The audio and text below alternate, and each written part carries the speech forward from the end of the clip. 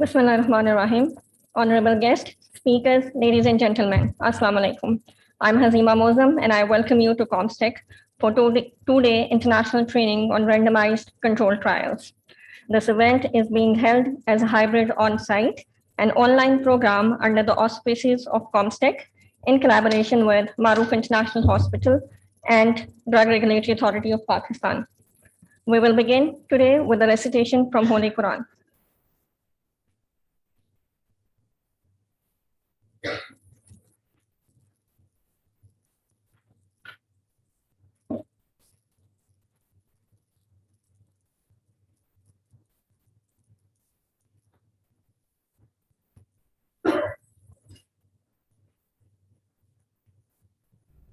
أعوذ بالله من الشيطان الرجيم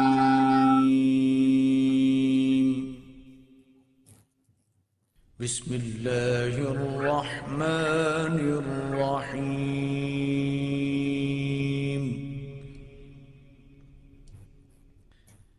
الرحمن علم القرآن خلق الإنسان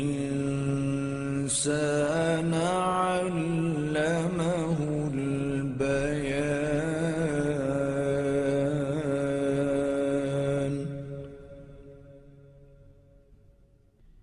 الشمس والقمر بحسبان والنجم والشجر يسجدان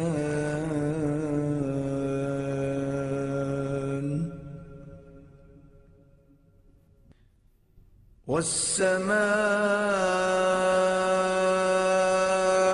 رفعها ووضع الميزان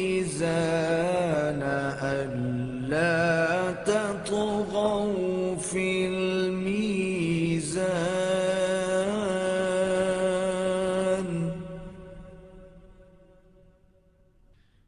وأقيموا الوزن بالقسط ولا تخسروا الميزان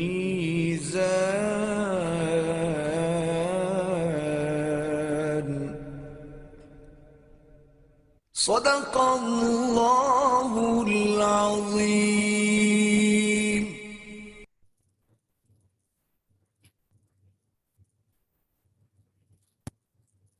Jazakallah. Ladies and gentlemen, this is an introductory training program for clinical healthcare professionals and scientists, where they will be trained on the key concept for performing clinical trials. This is an essential step in 20 years journey of a drug, biologic, or a vaccine from a preclinical studies to active clinical patient use. In this program, we have more than 540 registrants to date, and among them, about 50 are present here physically. And we have international participants from countries like Bangladesh, Egypt, Sri Lanka, Gambia, and Palestine. And among our virtual participants, we will be having participants from countries like UAE, Turkey, Azerbaijan, Uganda, Kenya, Afghanistan, USA, to name a few. We are very grateful to our valuable resource persons and participants for their participation and time for us, for taking out their time for this program. With this, I would request our lead facilitator for this program, Professor Dr. Mushtaba Qadri, who is the Chair of Research and Head of Nephrology, Maroof International Hospital, for his keynote address.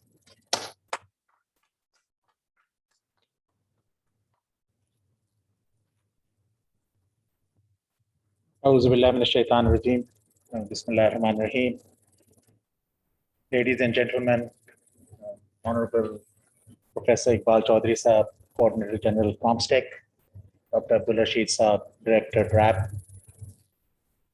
Chaudhry Harun Nasir Sahab, CEO Maroof International Hospital, Dr. Mir Abdul Wahid, Medical Director Maroof International Hospital, and all participants, worthy participants. Assalamu alaikum wa rahmatullahi wa barakatuh. Professor, आप यहाँ तशरीफ ला रही हैं,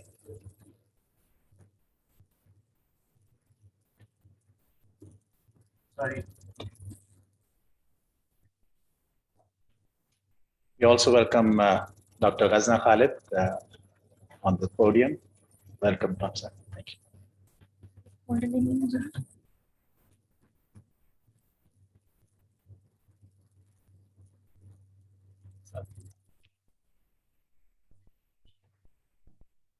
So, for those of you who are new to Islamabad,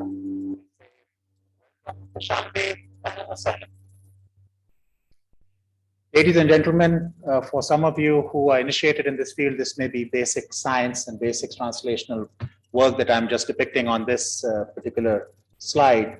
However, for some of you who may not be initiated, the journey of a molecule after extraction and characterization all the way through preclinical studies in bioinformatics, in silico studies, as well as in cell culture and animal studies, then has to be translated to human volunteers and subsequently to patients and the communities.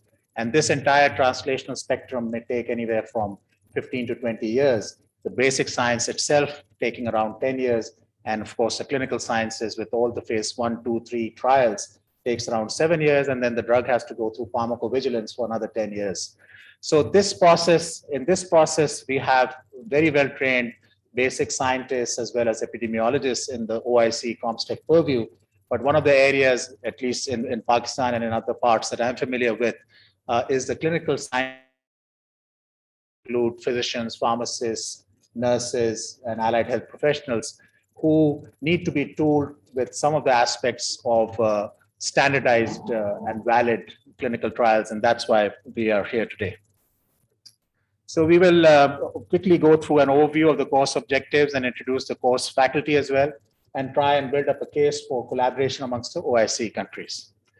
So may you live in interesting times. This is an unsubstantiated, unverified Chinese proverb often used, but what is verified is the Wuhan lab where we obviously had this COVID-19 emanate from, and subsequently the pandemic as of day before yesterday has claimed 4,697,099 lives.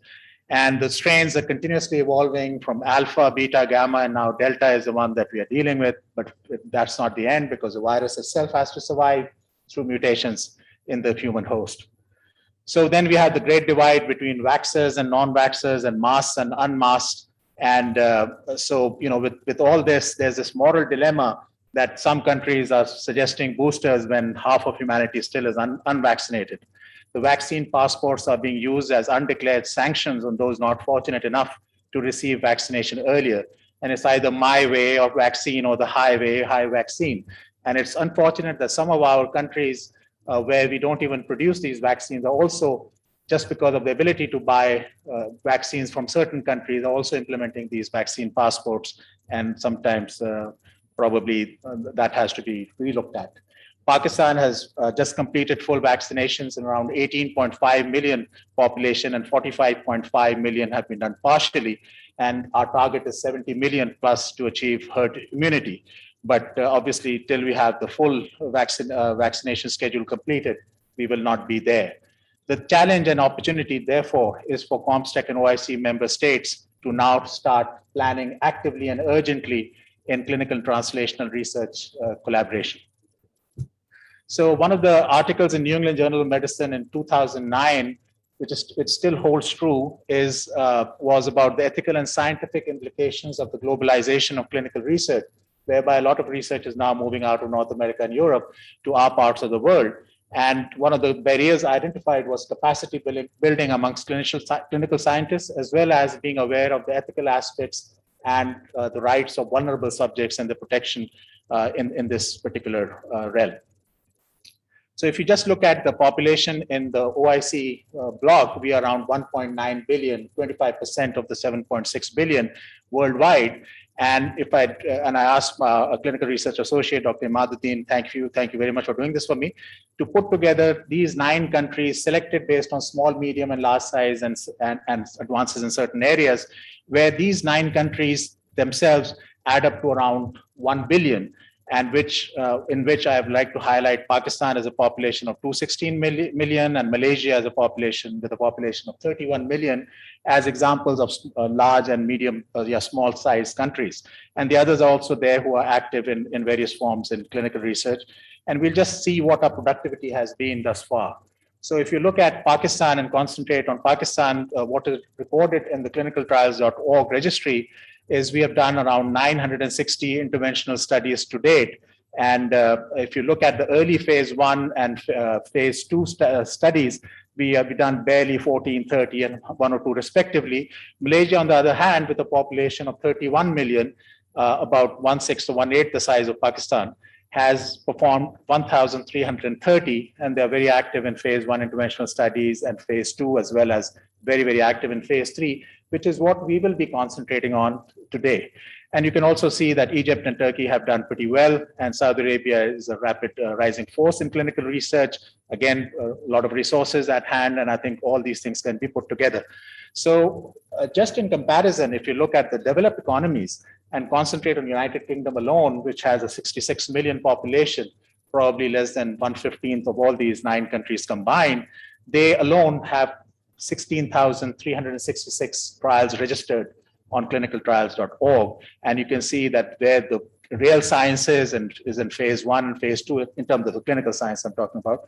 So again, they are way ahead with 2,954 and 4,150 studies registered.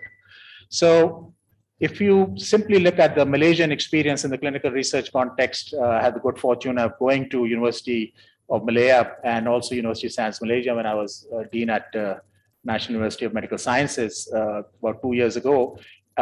We kind of studied the Malaysian population. We were fascinated that there were wonderful facilities, but we couldn't find the population there. So the population obviously is hiding as 1.6% of the entire population of the Muslim world. But they are very active in hem-onc, cardiology, infectious disease studies in terms of research sites. They're active in terms of clinical trial scenario with oncology, infectious diseases, and healthy volunteer studies right at the top.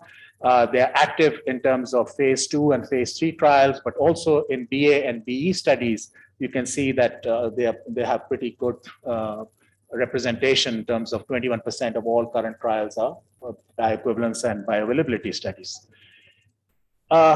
Multinational industry thus homes into these parts of the world, and they are very much there, all the big players, as you can see, right from the top to the bottom. And then you can also see that all the contract research organizations and clinical development companies also are homing in and conducting. All the big players are mentioned out there.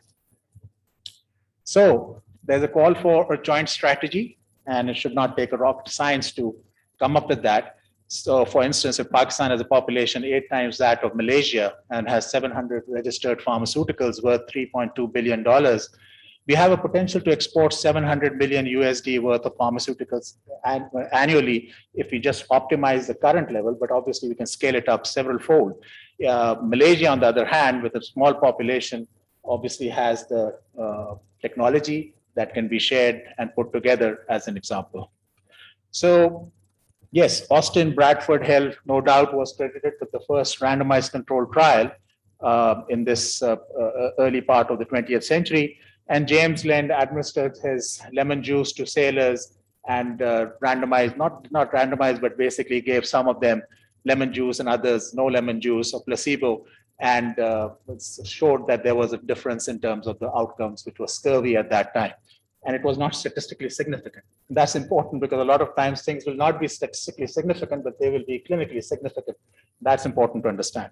But it was way back in the times of Ibn Sina and Al-Razi, who had already described the 7 principles of drug experimentation and the control groups. So it's about 1,000 years back. That's our legacy.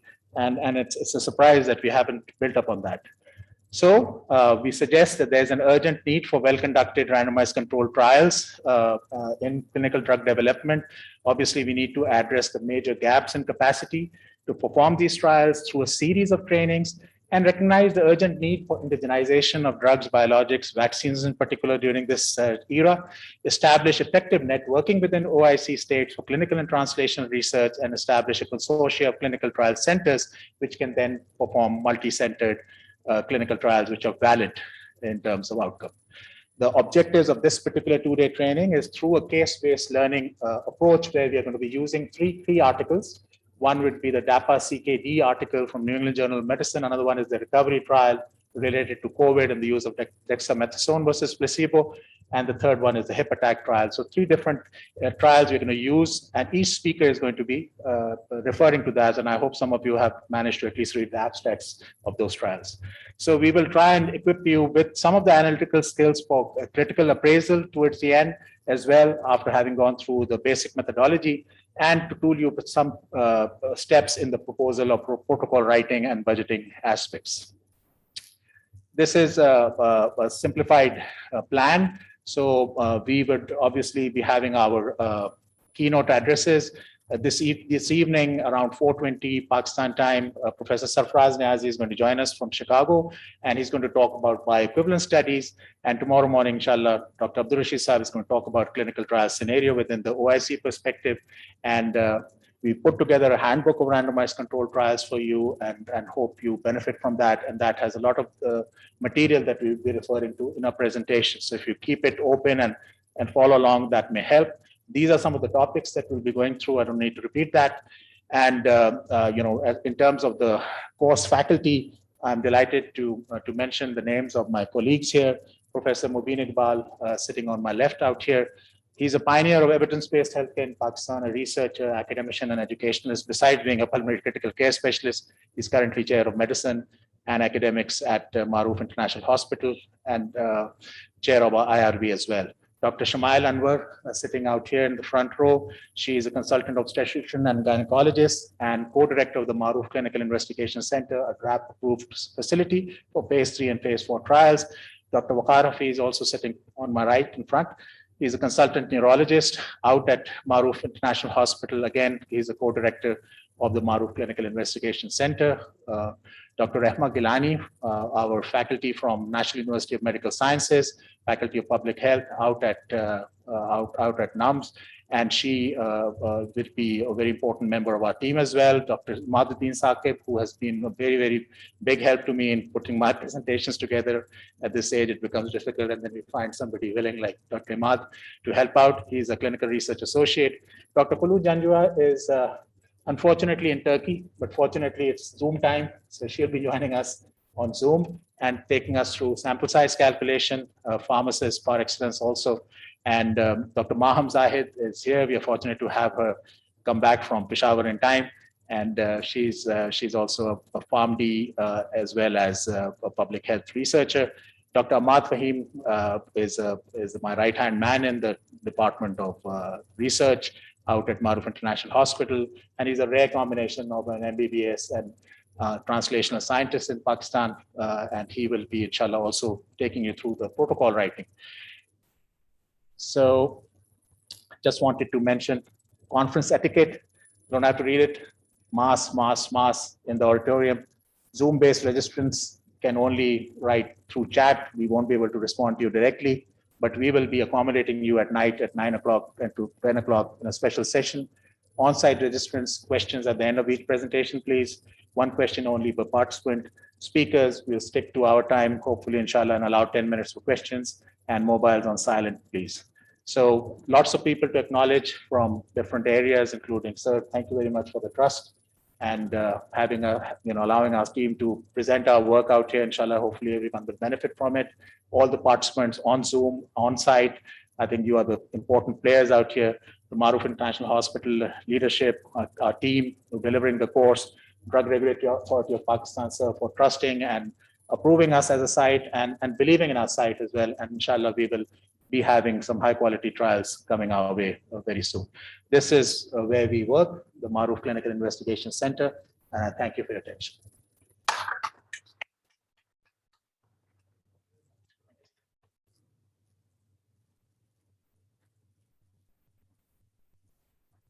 Thank you very much, sir.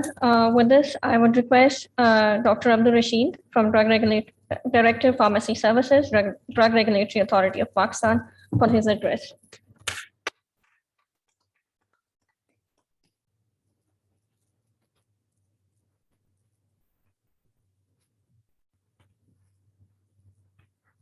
His Excellency Professor Dr. Chaudhry Mohammad Iqbal, Coordinator General, Comstech, Professor Dr. Mujtaba Qadri Sahab, CEO Al Maroof Hospital, Dr. Razna Khalid, foreign guests, and also the students. Ladies and gentlemen, Assalamu alaikum. It is an immense pleasure for me to be here in this August gathering on behalf of Drug Regulatory Authority Pakistan, and also being a chairman of clinical study in Pakistan. I welcome all you. As far as the situation of clinical trials in Pakistan is concerned, I will talk about clinical trials in Pakistan. We have started this activity from the beginning of this COVID because our committee was constituted. We have made the law and started functioning just before the COVID. Up till now, Drug Regulatory Authority of Pakistan has approved 75 clinical trials either in public sector or in private sector in 4 provinces of Pakistan. And up till now, we have approved 35 national and international clinical trials. And the situation is this, that if the clinical trials is going to be conducted in 5 European countries, then Pakistan is the 6th one, and whole the world is seeking towards Pakistan regarding clinical trials, because if any site, if they meet all the requirements, then we give the approval within 1 to 2 months. So this is a very short period of time. And if any principal investigator or any investor or any sponsor, he want to invest either in corona vaccines or in routine clinical study, he seeks the time that which country is giving in a short period of time. And Alhamdulillah, Pakistan is one of them. If one study is going to be conducted in America and Mexico, the third is the Pakistan, where study is carried out. And if there are 26 other countries, then Pakistan is the 27th country for clinical studies. And if the study is going to be conducted in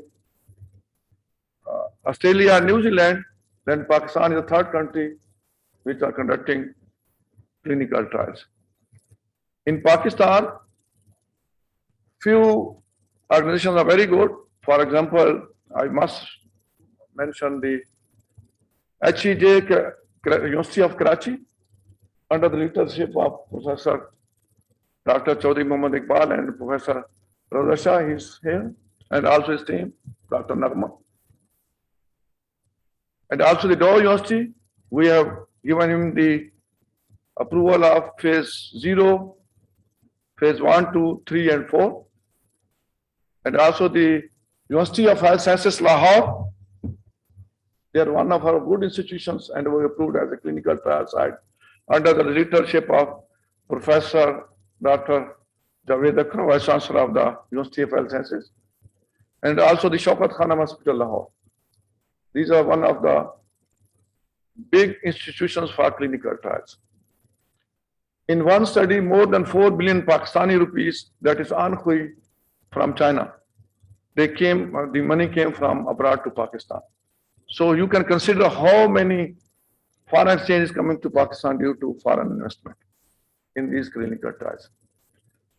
Being a chairman of the clinical study, I assure you that if you have complete documents approval from the Institution Review Board or National Bioethics Committee, then no time will be lost on the part of clinical study committee. I'm thankful to His Excellency Professor Dr. Chaudhry Mohammad Iqbal and also Professor Dr. Mujtaba Qadri for arranging the workshop on 2 days workshop on clinical trials. I was mentioning to Professor Saab that you are as per agenda, you are teaching about clinical trials from A to Z. So inshallah, in these 2 days, we'll learn a lot and also share the experiences.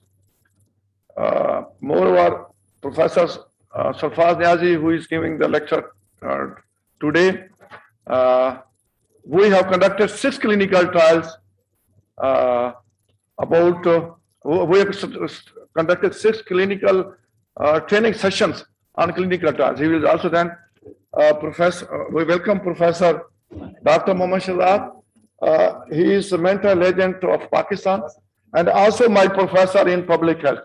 So we welcome this because Professor Shahzad is very busy today. He is also international workshop on public health in Health Services Academy. Now it is a university, and President of Pakistan is coming there. Professor Shahzad is a host of that big event. So with this, I thank all to you and thank you very much. Assalam. Thank you very much, sir.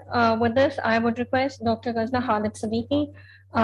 Dr. Ghazna Khalid Siddiqui is the member Prime Minister Task Force on COVID-19. Professor Doctor, I would like you to welcome Professor Dr. Ghazna Khalid Siddiqui for her address.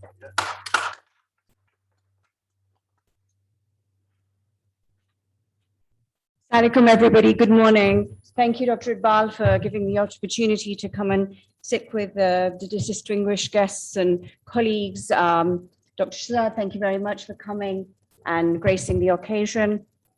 And I haven't had the opportunity to meet Dr. Qadri. I'll be very brief. I know Dr. Shahzad has a busy schedule and would like to talk and impart his valuable knowledge. Clinical trials is a gold mine. Pakistan is a gold mine for clinical research. I am a gynecologist by training, a gyne-oncologist, and I have done genetic research in Pakistan. It is the most exciting thing that one can do. Clinical translational research needs to be discovered. We need to be leaders within this field. We have the opportunity, because of our population size, to do genome-wide association studies. And we need to avail this opportunity, not just for the sake of research, but to give individualized, tailorized treatment modules for our patients. Dr. Asim and Dr. Iqbal alluded to the fact that we are going to be, or hopefully we can afford clinical trials units where we can lead in clinical research for OIC countries and tailor all the clinical trials unit working together how we have developed during the pandemic in a remote fashion. So the fact that we're under distances does not matter anymore. We can tailor make and make the recipes for the research within Pakistan and lead and guide our brothers and sisters in the OIC countries.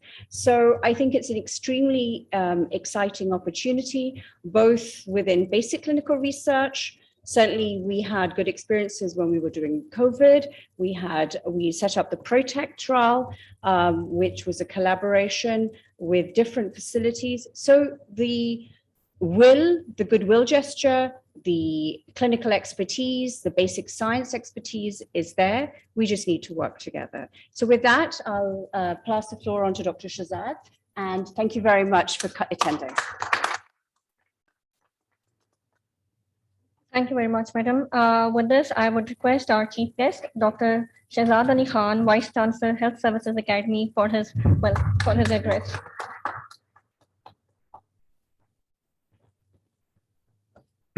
Thank you, Ghazna. Thank you, Iqbal Saab, Qadri Saab. Assalamu alaikum. Although it's a surprise entry, but I am a partner of comstech. You know, until recently, we signed an agreement, And I'm not coming from outside. Health Services Academy is a brother institute with Comstech, and we are thinking of doing a lot together. And coming here today is a sort of certification of our commitment that whenever Pakistan and Comstech and the science seekers they need, we will be there. It wasn't just the president coming at 11:30 or 12 today. We signed, Professor Iqbal, we signed 4 MOUs with leading Chinese organizations and universities. I think yesterday somebody shared this news in the news as well, and I'll share it with you. We are signing a lot of agreements with China because after this new geopolitical situation in this area with Afghanistan, Pakistan, neighboring countries and Central Asian republics, there is a need of development of health and education sector to much better level than currently whatever it is. And China has always been a great friend for Pakistan. So I approached some of them, and almost all of them they have consented to be partner in many things. It comes with digital health, it comes with traditional medicine, clinical trials, which is a topic for today. A lot of there is a lot of clinical trials already going on in Pakistan with the collaboration of China. So they have and all of them, in their speeches, they mentioned that the experience of clinical trials and research with Pakistan had been great. So it is a very good thing that Pakistan has done something good with an international partner. So we did that, and there are some other initiatives going on. Like Professor Iqbal will tell you that we are moving on to the least developed countries, Health Services Academy and Comstech. We will be going to these Francophone and other African nations for promotion of their public health systems, surveillance, clinical trials, researches, as well as we will be bringing in Pakistan from the developed Muslim world like Indonesia, Malaysia, Turkey. So it will be a like loop formation in which we give to those who need it, and we get from those who are better than us. And I think this idea was wonderful when Professor Iqbal told me that this is the idea. I said, why not? This is the way to develop among ourselves. Keep away all the politics and everything else. Just move with this notion of health and education development. We, on the other hand, Health Services Academy is another area of education. It's not just health, it's education institute. It is an institute of higher education. So whenever it comes to any type of education, we are, through the Act of Parliament, we have a huge mandate. I think in even animal sciences, traditional medicine, not just traditional medicine, animal sciences, biotechnology, biomedicine, pharmaceuticals. That's why Rashid Saab is working on several projects with Comstech and with Health Services Academy. I hope by the end of this year, I will be telling you a lot of things which have happened. And this MOU signing or collaboration in the name of paper signing is not what I mean. Today even, I told all my Chinese counterparts that I don't want just signing and keeping the paper on the side. I want immediately tell me what will I do on Monday. And similarly, when we signed, Professor Iqbal said, plan for October. After 1 week, I will ask my staff and you ask your staff. And I have brought my staff along, and I'll ask him to stay here and take the update from Comstech partners. So this is how things will improve. So all of us who are coming from different areas, different backgrounds in health. I know Maruf is here. I know Nums is here. I can see some of my junior fellows when I was working in coordination with Nums. So this is something which is very important. Then when you go back, start doing something which you have learned. If we don't do that, then we forget everything. So I have learned all in my life, and I'm still learning on every day. Every minute I learn something new. Is that whatever you have learned, you have to practice it. You have to share it. If we start this habit of learning and sharing with those around us, whether it is beneficial for them or not, but it will refresh our knowledge. So I thank Comstech, Ghazna, Rashid Saab, Iqbal Saab, Qadri Saab, all of you who are sitting here and all of you who are online. We, as a partner of Comstech, just take us as a part of Comstech. I take Iqbal Saab as my elder brother, and you can always, I don't know, maybe you are younger than me, but still, elder brother is by respect, I mean, you are my elder brother. But this is something you should feel that when you are in Comstech, HSA is just nearby. So whenever you come here, just come over to Health Services Academy, and I'll be myself and all my staff will be welcoming you. Just take the name of Comstech, that we are coming from Comstech, and everyone will greet you. Thank you very much. Okay.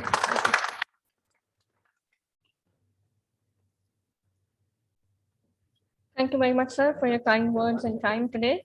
With this, I would request His Excellency, Professor Dr. Muhammad Iqbal Chaudhry, Coordinator General Comstech and Director ICCBS, for his address.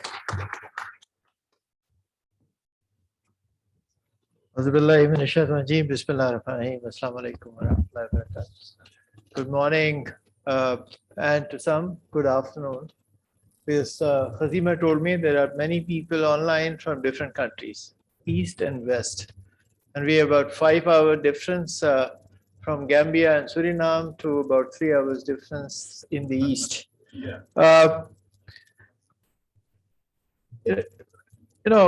Chief guest Professor Dr. Shahzad Ali Khan said that he may be younger than me. Let me tell you, sir, I am trying to find someone who is younger than me nowadays. So I'm certainly the oldest one, but I really appreciate your efforts, and I was absolutely delighted to meet you. For that, the credit goes to Professor Dr. Abdul Rashid. He is the person who really bring ideas and individuals. And this is a rare combination because, you can talk about ideas and do nothing, which is very common in our country. And of course, you can bring people who do nothing also. But Dr. Abdul Rashid has this tremendous capacity of bringing people with great perseverance and capacity to perform, and ideas which are meaningful and which can deliver. And that is where we met Professor Dr. Shahzad Ali Khan.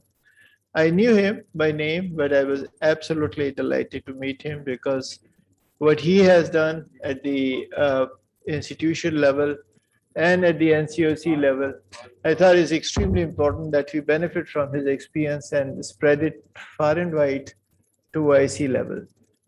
I was also very delighted to meet Professor Dr. Mushtaba Qadri, and of course, he is an absolutely phenomenal and excellent health professional with great knowledge about various aspects of it.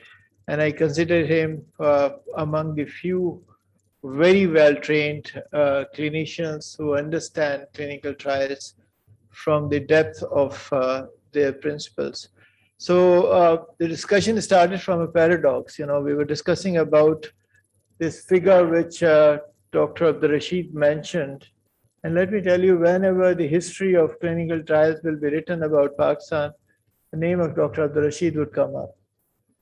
Because from zero money to several $1 billion coming into the Pakistan's economy through a technology intensive services, I think it was largely because of his fast action, his capacity to perform, and his great motivation. So this paradox, which we were discussing, that COVID has accelerated and gave us an opportunity to go into a discipline which was unknown to us, and that we have never done that kind of clinical trials before. And then we realized that these clinical trials are perhaps may not really be done in a manner they're supposed to be done. And if we really want to have this whole discipline to be strongly impregnated in Pakistan's economy and the service sector, as much as other good countries are trying to do, and want to have a sustainable business of clinical trials, we need to build capacity. We need to build capacity not only because we want to have this contractual research coming to Pakistan, but certainly also that we all consider that clinical trial capacity is imperative for your own drug discovery and development. Extremely important factor. Dr. Ghazna, I appreciate your efforts. She is an immensely energetic lady. She's the one who has brought people together with a mission. Her knowledge, her perseverance, her networking are absolutely phenomenal.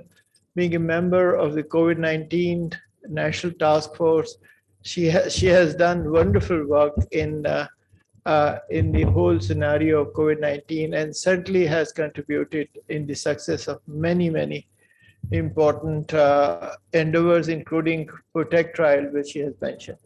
So a lot of good individuals are here, and of course, an outstanding team of Dr. Mushtaba Qadri. If there is a political party of Qadri Sahab, other than the other Qadri, you consider me as a permanent member. We are a disciple of yours because your mission is certainly an extremely important one. I wanted to, discuss from where Dr. Qadri has left the translational research. And of course, he mentioned that there are some very good institutions in Pakistan, including our own. My colleague, Professor Dr. Raza Shah is here.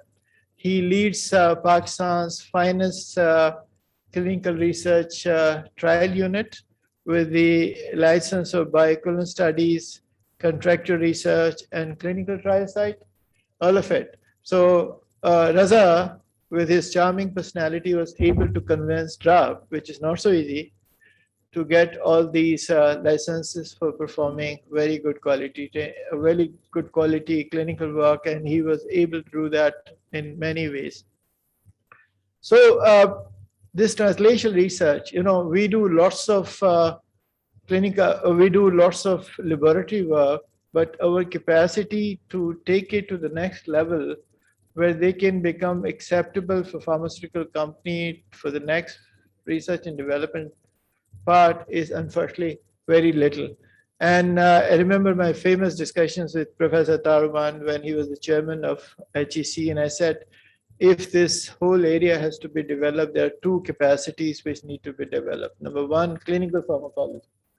Clinical pharmacology is a missing link. We unfortunately do not really have very good quality clinical pharmacology, which is the bridge between laboratory work and clinical work. That is missing. And on top of it, the capacity to conduct good quality clinical trials. Now, you don't need to spend $10 billion for new drug entities, synthetic medicines, single molecule. You certainly do not need to do it. If you want to do that, you don't have that kind of money available. So just forget it. That is for the entire OIC world. We have this tremendous knowledge of traditional medicines. And look into it, TCM, traditional Chinese medicine, with RCT, an extremely important aspect. With randomized controlled clinical trials, they were able to translate traditional Chinese medicine to evidence-based, scientifically proven, high-quality medicines, which are now exported to many countries of the world. And I often wonder, wherever I go in West, you go to any pharmacy shelf, you will find this Live 52. Live 52 actually fascinate me. I thought that initially I thought this only for the people who can live only 52 years of age. Later I discovered that it has 52 herbs. 52 herbs, but why they were able to place that Live 52 on the shelves of pharmacy of West, in Europe, in USA, in Canada, and other North American market, largely because clinical trials. So we have the capacity of conducting high quality clinical trials as good as anywhere else in the world. We don't need to worry about synthetic medicine, spending lots of money on random screening, doing molecular and cell biology, carrying out in silico studies. Of course, this is all very good in terms of scientific endeavors, but we can translate our own traditional medicines into evidence-based, high-quality medicines for the world market by using that capacity. To us, I consider this clinical trial capacity is an extremely important component of this drug security paradigm, a paradigm which ensures that every nation, big or small, is capable of producing their own drugs. So it's extremely important. Now we all understand why drugs are important. I don't need to actually tell you, but I am member of the executive committee of International Neglected Tropical Disease Network. I know that there are so many diseases which your knowledge is certainly better than me, but there are millions and millions of people are suffering from the diseases which are never on the canvas of pharmaceutical research. They don't want to spend money on schistosomiasis, leishmaniasis, leprosy, all these tropical diseases. This is absolutely non-starter for them because they are not economically feasible. And that is by design, because these poor people can't pay for these medicines, therefore there should not be any investment in neglected diseases. And there are so many orphan diseases, very rare diseases, hardly any research on it. Even on diseases which are universal in nature, such as diabetes or arthritis or dementia or other diseases, think of it. Where is the treatment? Where is the cure? I mean, the only thing which you learn in many cases is just how to manage it. And I give the example of IGT. I work in the field of metabolic disorders several years, and I was working on various animal models. And, at one point of time, I thought, why don't I see into the literature and try to find pre-diabetic, so-called IGT animal model. There was none.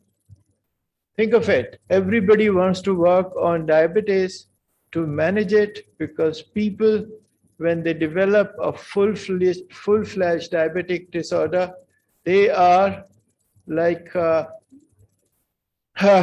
cash machine. क्या कहते हैं उसे? जिसमें आप card डालें भूल जाते हैं. ATM. You keep earning, and this is by design. Nobody wants to work on IGT. They don't work on pre-diabetic condition because they don't really want people to be treated so they become normal. They want to wait till they become fully diabetic and then they keep earning from them. You think of it, your diseases are actually managed, not treated. So there's so much of potential of developing drugs for tropical diseases, for neglected diseases, for diseases which remain untreated, and for that is extremely important that develop our own capacity of clinical trial. I consider that an absolutely fortunate time for us, a great opportunity for this country to move into clinical trials. We have now so many younger people already have some experience of conducting clinical trials. We need to enrich them, we need to give them capacity, we need to strengthen their competence, their institutional strength, and then take them to a stage where they should be able to conduct these clinical trials. Now, there are two projects which we have discussed. Yes, 1 minute. So discussed with Maruf International Hospital. One was that we would like to have health policy for 5 countries, which primarily means OIC member states, which primarily means that we would like to train them so they have their own public health policy formulated based on their ground realities and indigenous strength. Second, the proceeding of this training course would be published. So we would be publishing that as a joint document of Maruf and Comstech. Third is that we are thinking of having a virtual network of clinical trial sites. And that was a proposal of Dr. Ghazna also. This is what with Maruf. And I'm sure we'll be able to implement that in next 2-3 months. With, of course, this wonderful institution of Academy of Health Sciences, what we have decided that we would have this loop, which was discussed by Dr. Shahzad Ali Khan. We'll use the strength of this institution and would initiate a large fellowship program in which we'll be bringing people from the OIC countries to this excellent institution to learn from the best of what Pakistan can showcase in terms of its competency and institutional strength. This academy is now a member of the Comstech Consortium of Excellence also. At the end, I would like to introduce you to some of the scholars who came from this massive fellowship program, which Comstech has initiated. Comstech is offering 600 fellowships in 2 years. 500 for our Palestinian brothers and sisters, 25 for Afghan refugee scientists, our brothers who are displaced because of political reasons. And let me introduce Tushir from Bangladesh. Okay. You're from? Okay. Sure. Sure. Sure.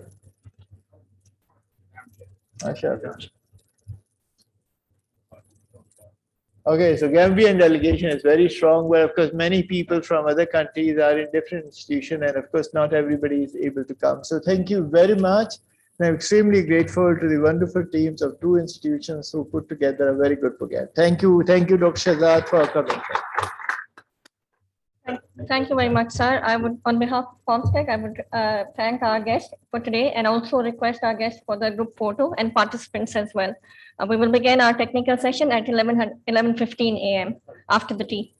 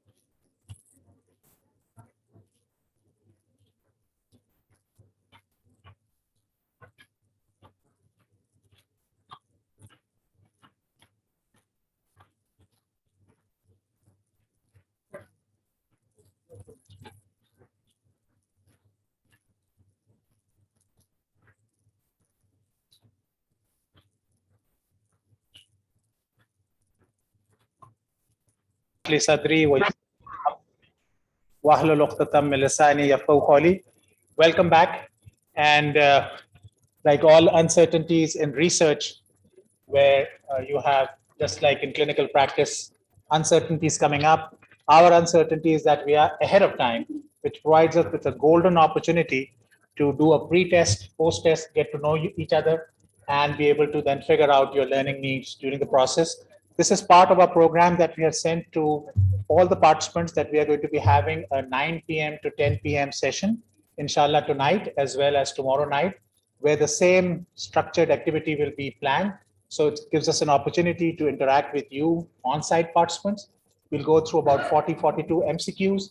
They are just basically formative type, and feel free to answer, feel free to make comments, feel free to demonstrate your baseline knowledge. And we are all learners out here. We'd love to learn from you.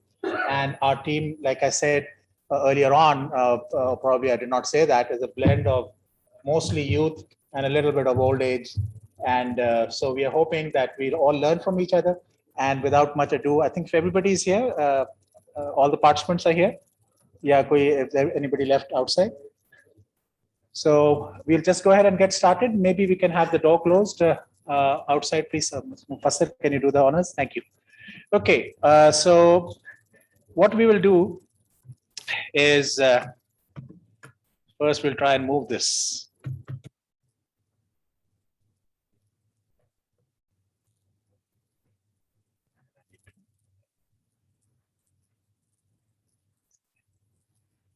Okay. So we are going to go through these items over the next 40 minutes and then be back on our schedule at 12 o'clock sharp, starting with ethics by Dr. Shamail, and the rest of the program will stay on schedule. So let's get an answer from this and feel free to make a comment. So usually a data safety monitoring board requires this analysis at selected points during a clinical trial to ensure patient safety and or drug efficacy. So anyone? Yes, please. Okay, fantastic. So if you know that you know, that's great.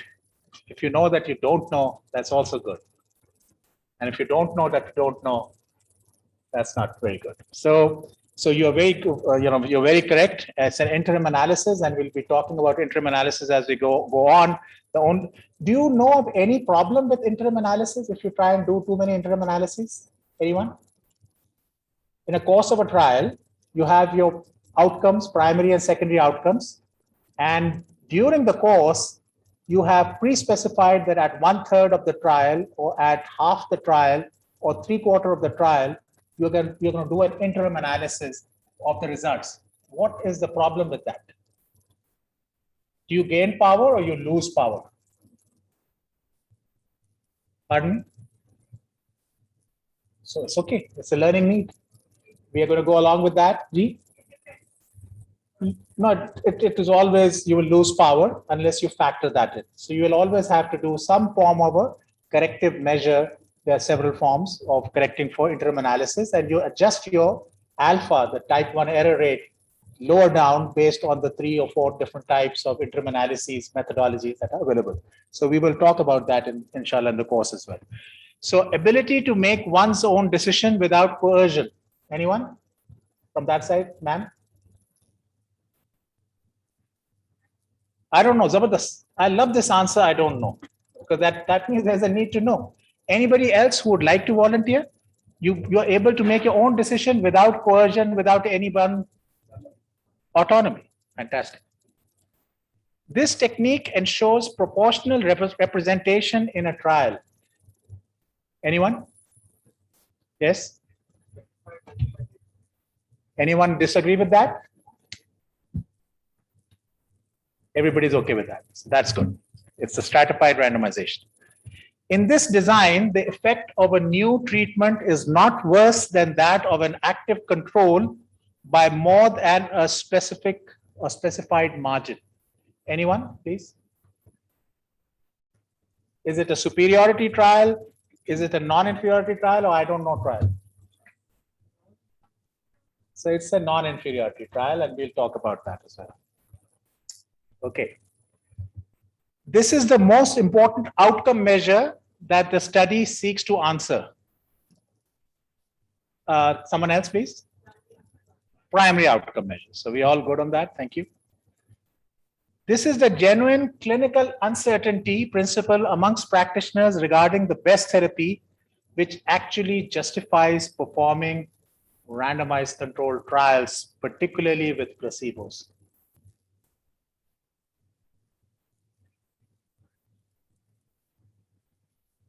Sir, what do you think? Pardon me?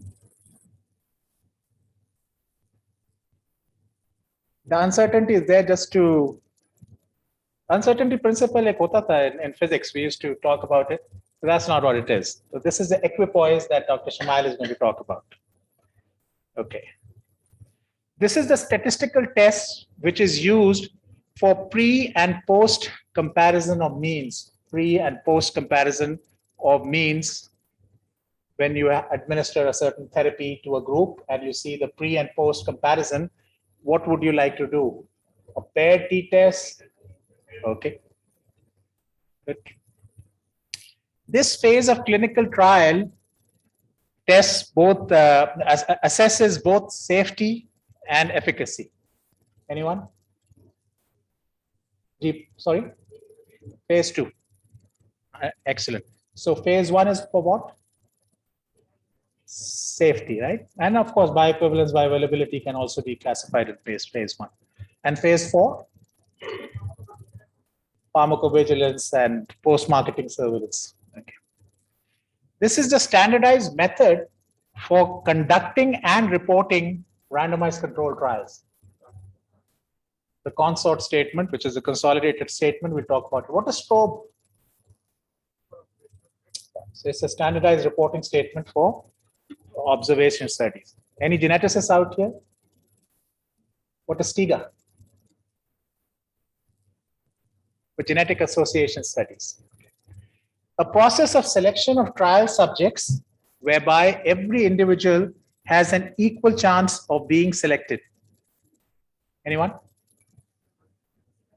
It's a simple randomization. These category of tests are preferably used when data is normally distributed. It's the parametric test, it's fine.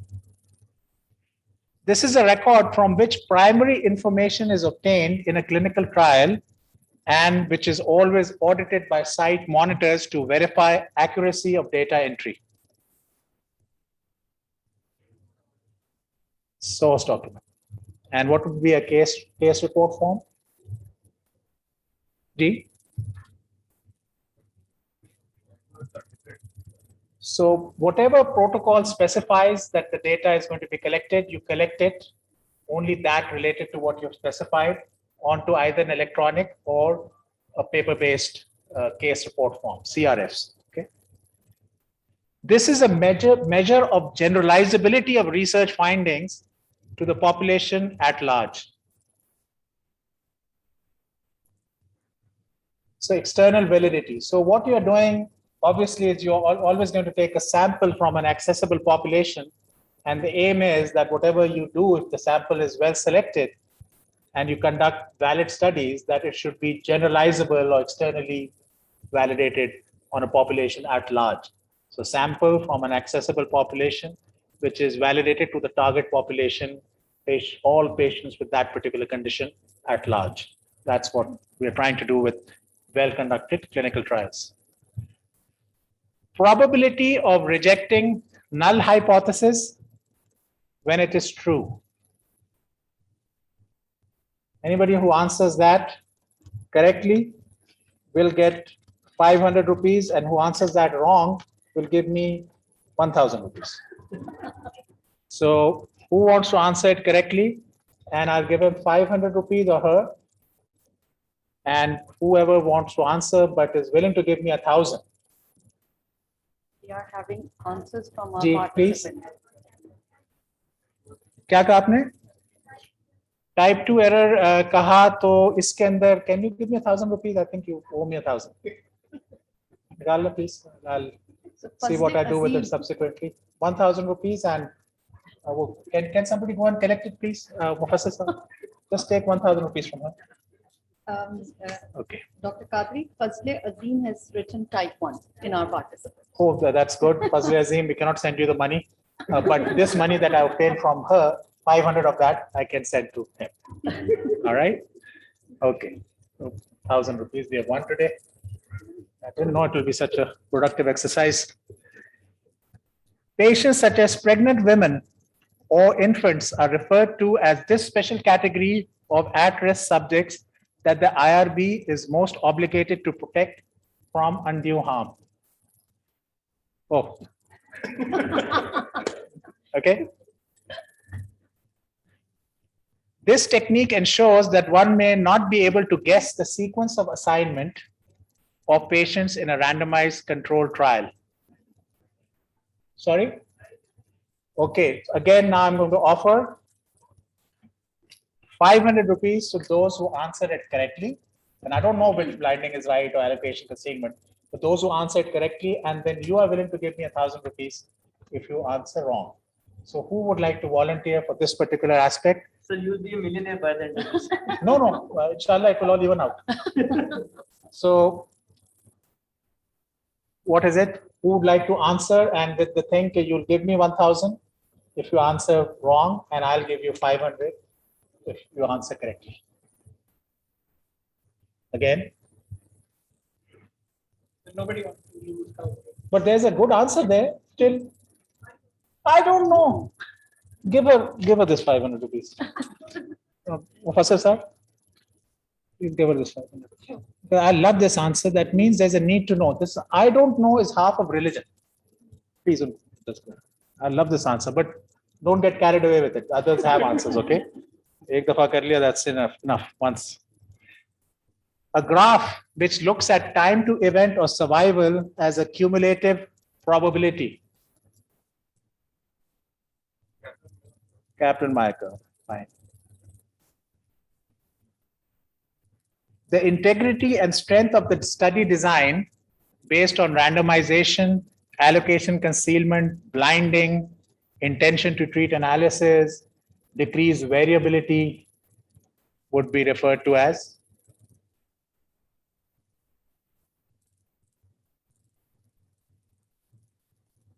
internal validity. If a study has a robust design and broad inclusion and narrow exclusion criteria, it is likely to be associated with, sorry?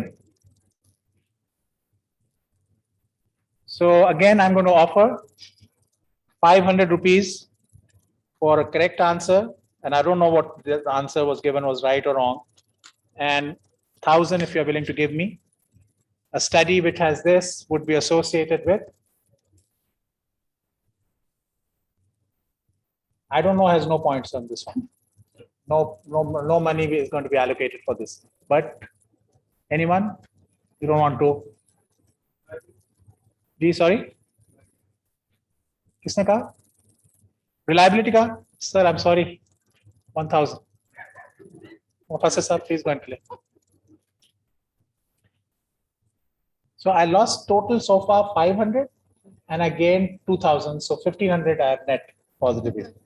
We can at least start a clinical trial consortium based on this seed money and offer grants from this. 1,000.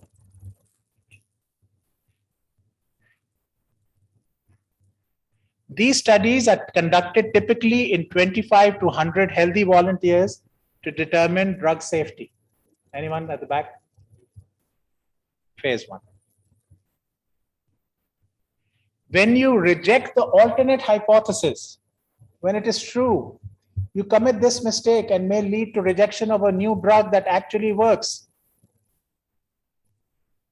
500, 1,000 question. Same 500, 1,000 question. 500, 1,000 question. Type 2 error. 500.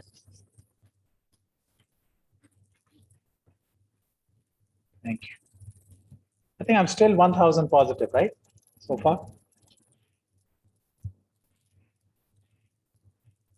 Aha. Reciprocal of absolute risk reduction gives this number, which reflects the minimum number of patients required to be treated to show benefit in one subject. Number needed to treat. Excellent. No marks for this. I just, I'm expecting you to know that, and that's great. This margin determines how comfortable you are that the sample mean and population mean both lie within this margin. Excellent. There are 20 elements of this signed document, including 8 mandatory ones, without which no human subject research should be undertaken. What's the answer? Informed consent. And you answered that because? Huh? Yeah, I wanted to make sure you're seeing the screen too. Good. Then you क्या कर दिया मात इसमें इस सवाल में? This represents the ability of a study to detect a change when it truly exists. So I'm not going to give you the choices. This study detects the ability of a study to detect a change when it truly exists. 500 rupees का सवाल. Sorry? Sensitivity can give me 1,000 rupees. You don't have 1,000? Can you, inshallah, bring it tomorrow morning? What's your name, ma'am? Dr. Kutsia? Iram? Dr. Iram owes us 1,000 rupees for tomorrow morning, inshallah. Power. Okay. These are post-marketing surveillance studies looking at approving a drug for expanded indications or for additional adverse drug reaction reporting. This would be, all got jumbled up, it's okay. Phase 4 trials. Maybe the next page would be better. These additional queries are hypothesis generating only, as studies are not powered to answer these. So whenever you have MCQs administered in any exams, they put in some sample questions. So are these sample questions or are these secondary questions, or is it, I don't know, learning issue?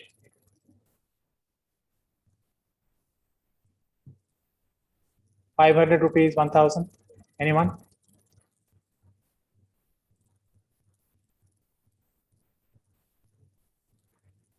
Secondary questions. ₹500.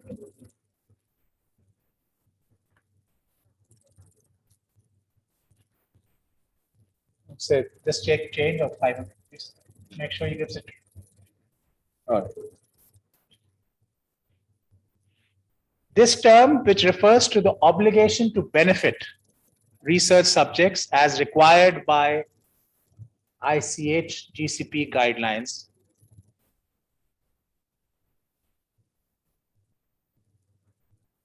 $500 gave you? No, this question is for, you want it for 500, 1,000, or anyone who wants to answer, or you want it as a 500,000 swap? You just answer it. Obligation to benefit. Beneficence. This is a very badly constructed MCQ where you give away the answers and a hint right there. Okay. So this was obviously for without ₹500. It was a sample question. Aha. Opaque sealed envelopes are employed to ensure this step is performed in a randomized controlled trial. 500,000, or you want to just answer it and enough of the money transactions? I'll offer 500. So anyone? And 1,000 swap, of course. You want to skip this? So the answer is, again, allocation concealment. This is a useful mnemonic to formulate a search strategy in PubMed clinical queries.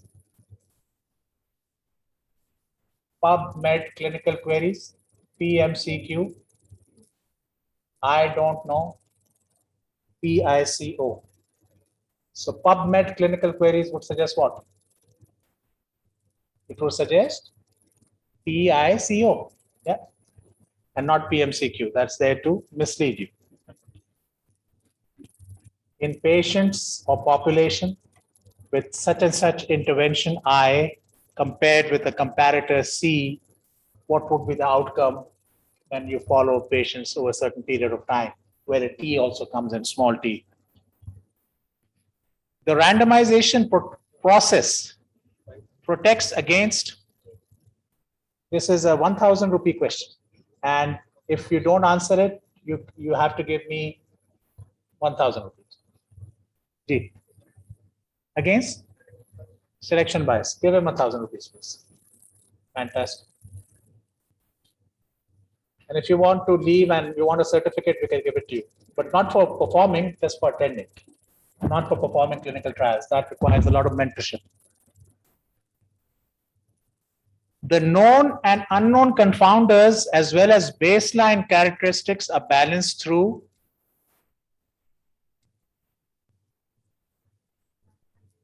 the randomization process. Performance detection and analytical bias may be protected against through. Now I have no money, but I'm going to gamble. Oh, you have money. Oh, I have. So performance detection and analytical bias may be protected against through. So this is a 500 swap. You can give me 500 if you answer wrong, and I can give you this last 500 that my wife gave me. That's it. I don't have any more money in my wallet right now. For the end of the month, the pocket money is finished, he said. Huh?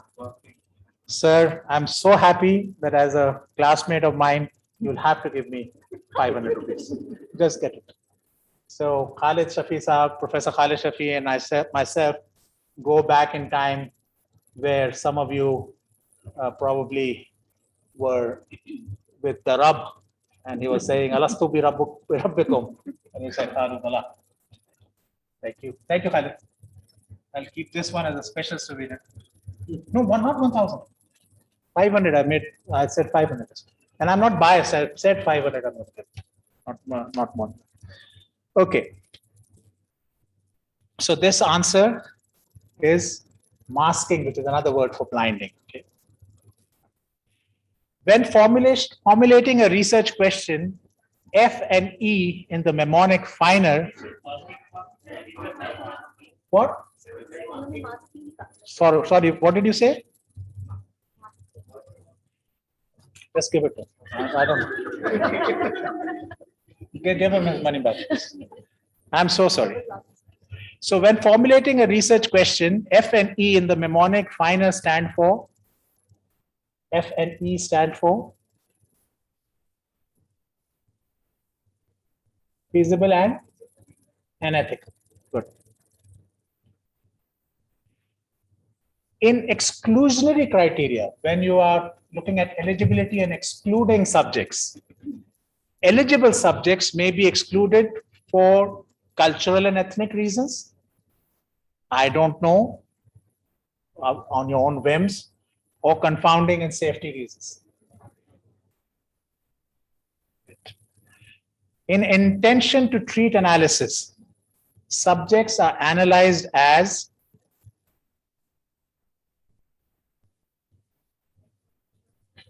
per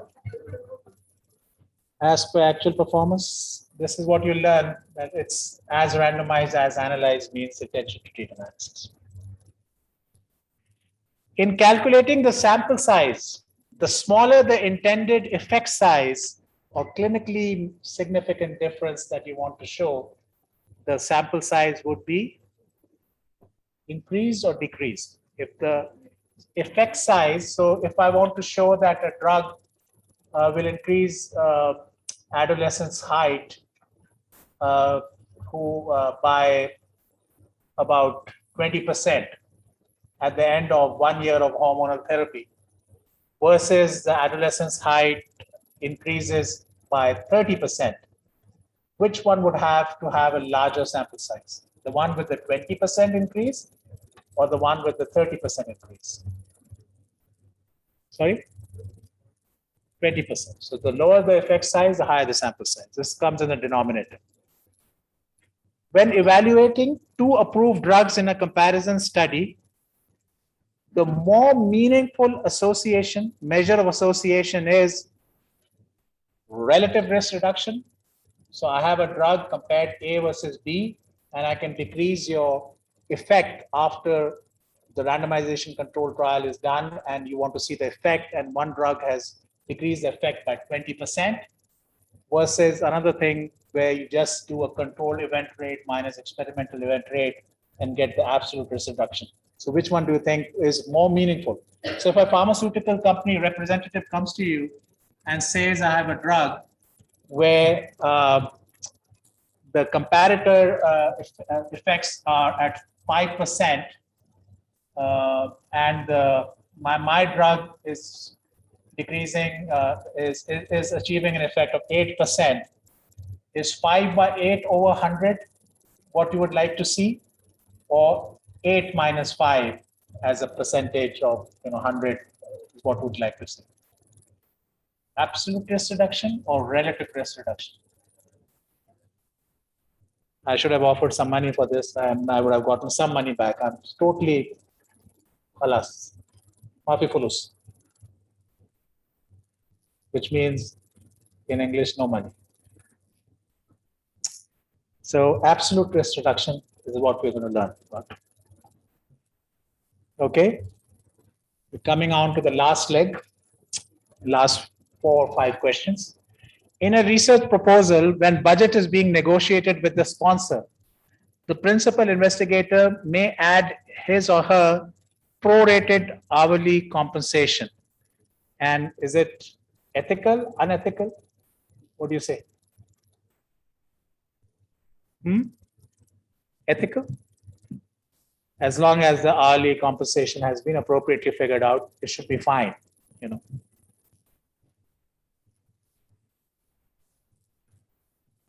He lived from 865 to 925 AD.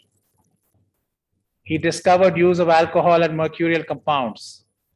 first described smallpox, use of control groups in research, father of pediatrics by a lot of treatises, developed the first foundation of modern hospitals.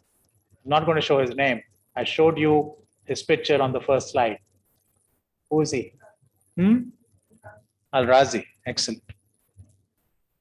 All I have here is a mask, the KN95.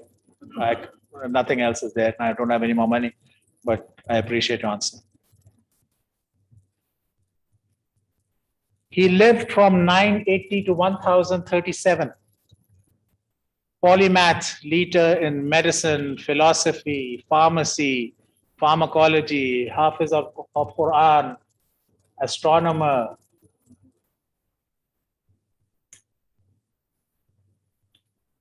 Who was William Osler, by the way? He was the father of modern medicine. Not a big giant himself. And that was Ibn Sina. He conducted the first reported clinical trial in 1747, giving different regimens to sailors to prevent scurvy, one of which included lemon juice. And although some patients or some sailors benefited, but the results were not statistically significant. Who was this gentleman on whose name the International Clinical Trials Day is celebrated in May? I think May 19th or 20th every year. Who is this gentleman? Ibn al-Haytham, Al-Biruni, James Lind. James Lind. Okay. So we will come to the end of this session. Thank you very much for your patience. And we have around 10 minutes to introduce yourselves and what are your quick learning objectives. We'll just quickly go from Khalid Shafi Saab.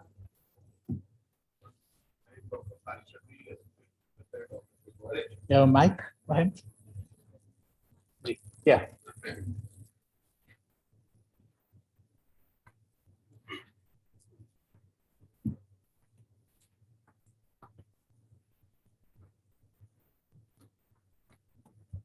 This is selection bias. So I recognized him as my ex-classmate, and subconsciously, I just saw him. Hello. Felt comfortable asking him. And sir. Assalamualaikum ji. I am Dr. Khalid Shafi, Associate Professor, Dover Medical College. I am pediatrician and Secretary General, Pakistan Pediatric Association. Fantastic to have you. Thank you so much. Ma'am. Assalamu alaikum. I am Dr. Rabiha Batul. I am a resident at Zainab Panjwani Medical Hospital, Karachi. Welcome, ma'am.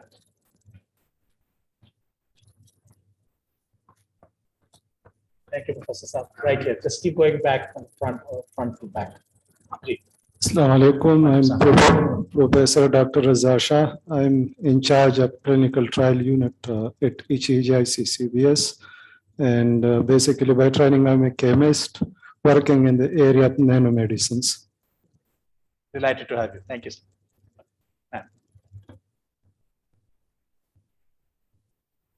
Assalamu alaikum everyone. I'm Sadia Burjis from CBSCR. I work with Dr. Raza, and there I'm a research associate. Basically, I'm a pharmacist. Fantastic to have you. Thank you. Assalamu alaikum. I am Huma Tawheed and I'm worked with Dr. Raza, and I'm quality manager in CBSCR ICCBS Karachi University. Thank you, ma'am. Thank you for attending. Assalamu alaikum everyone. I'm Samreen Fatma. I'm also working with Dr. Raza Shah, and I'm working in clinical trial unit. And over there, I am an assistant manager clinic. Excellent. Thank you. Assalamu alaikum everyone. My name is Rashad Ayaida. I'm from University of Lahore. I have done bachelor in pharmacy from University of Lahore, and now I'm doing research in pharmaceutics from the same university. Thank you. Welcome. Hello, sir. Assalamu alaikum. I'm Mehdi Hassan Tushar. I'm from Bangladesh. As a comstech fellow, I represent here. In Bangladesh, I'm a lecturer of pharmacology department. My university name is Bangladesh University of Health Sciences. Wonderful to have you. Thank you. Assalamu alaikum. Dr. Abdullah Bajan. I'm a medical doctor, clinical microbiologist, lecturer at the University of the Gambia, and also work at the Edward Francis Small Teaching Hospital. Welcome. Thank you. Thank you. Assalamu alaikum warahmatullah. Manal Muhammad from Egypt. I am a principal investigator in Medical Research Division at National Research Center. I'm here as a hosting reference of University of Lahore. Thank you. Thank you so much for attending. Assalamu alaikum. I am Baba K. Fofana from the Gambia, Medical School, UTG, University of the Gambia, and I also work with the Edward Francis Small Teaching Hospital as a medical microbiology lecturer. I am here as a fellow for comstech at the University of Lahore. Wonderful to have you. Assalamu alaikum. My name is Amfal Baji from the University of the Gambia, a faculty member. Though I don't have any medical background, I am attached to Comsat University. I'm here on a research fellowship program. My research topic is security issues in Internet of Vehicles. Thank you for attending. Welcome. Assalamu alaikum. I'm Dr. Huma Farid. I'm an associate professor in operative dentistry from Margil Institute of Health Sciences, Rawalpindi. Welcome.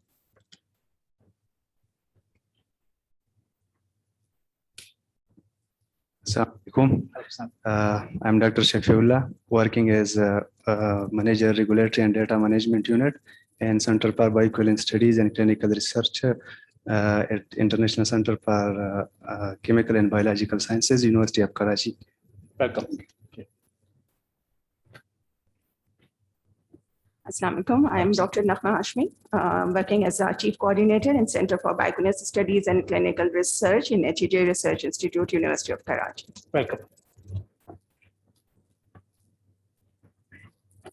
Assalamu alaikum. I am Dr. Umar and I am a resident physical medicine and rehabilitation at Armed Forces Institute of Rehabilitation Medicine. Welcome. I am Dr. Muhammad Tawab Khalil, and I'm also a resident in physical medicine and rehabilitation from Armed Forces Institute of Rehabilitation Medicine. Welcome. Assalamu alaikum. I'm Dr. Hisham. I'm a National Infectious Control Consultant at NIH. Welcome. Assalamu alaikum ji. I am Dr. Abil Raza. I'm an assistant professor at DBS NUMS, National University of Medical Sciences. Assalamu alaikum everyone. I'm Dr. Rabia Riyasat. Basically, I am a nanobiotechnologist and I am working as assistant professor in Women's University Sawabi in microbiology department. Welcome. Thank you. Assalamu alaikum everyone. I am Kuruzalan. I am doing PhD from Comstek University and I am working as research assistant in Shafat Amir University, Islamabad. Welcome. My name is Dr. Zuha Sajid and I'm working as a medical officer in Shafa Clinical Research Center. Welcome. Assalamu alaikum. My name is Dr. Neelam. I am working at Shifa Hospital as a research center. Welcome. Assalamu alaikum. I am Dr. Hassan Imtiaz. I'm also working as a medical officer in clinical research at Shifa Clinical Research Center. Welcome.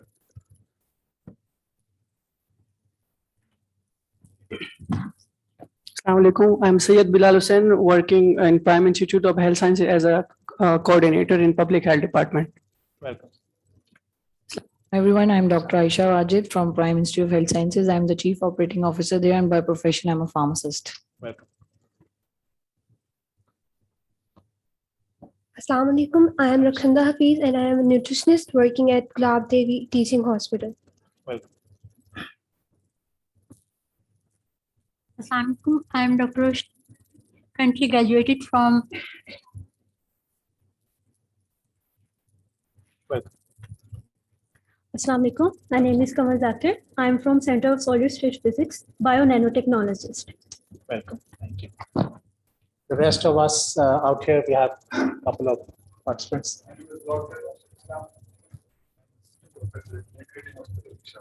I'm working with biochemistry and nanomedicine in the field as a researcher. Welcome. Thank you.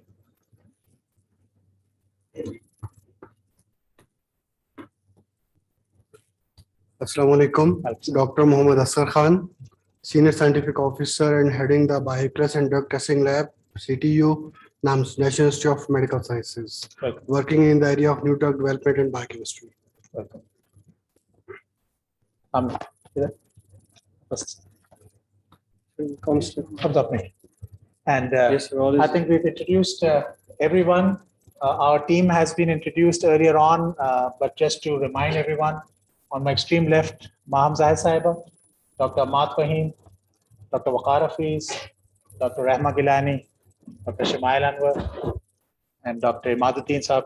So we are here, and Kulu Jandra will be online, and Professor Mubin Iqbal, you're going to see him again, inshallah, tomorrow. So we come to this end of this session. Those of you who lost any money today, you've not lost anything. You were just part of an exercise, learning exercise. Inshallah, I will ask my wife to replenish the 2,000, 3,000 rupees. And please come and take whatever amount you contributed, 500 or 1,000, tomorrow morning, inshallah. Okay. But today I don't have any change, and I don't have time to go to an ATM machine right now. And if I go, I may not come back. So I think, just bear with me. Tomorrow morning, make sure you get all your money back. But there was somebody who owed us money who said they'll bring it tomorrow. Don't bring it. Don't bring it. Okay. Thank you very much. So we end this session. And inshallah, our next speaker will be introduced by Dr. Waqar Hafiz. Over to Dr. Waqar. Thank you very much.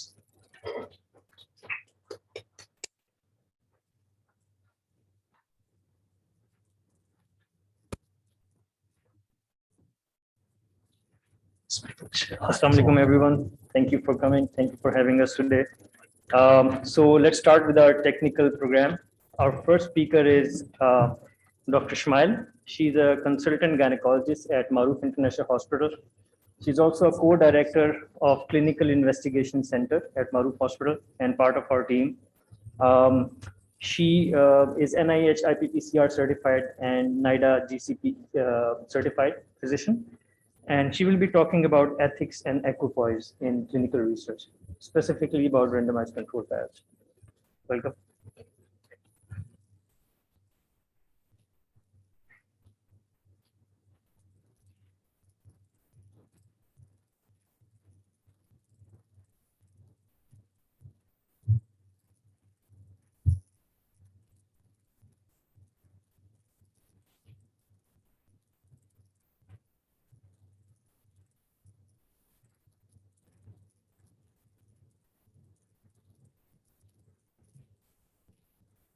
So thank you very much, Dr. Waqar Hafiz. Bismillahirrahmanirrahim. A very warm welcome to all of the participants. And it's amazing to know that a lot of people have come from different parts of the world, have joined us for this training program. I really hope that you enjoy being a part of this training program and have a great learning experience out of it. So, okay. So we're going to begin this training program with an integral part of clinical research, which is ethics. And in the next 30 minutes, I'm going to be talking to you about the key ethical considerations in the conduct of randomized controlled trials. I will also shed some light on the ethics of placebo-controlled trials. I would discuss the importance of having clinical equipoise in the context of randomized controlled trials.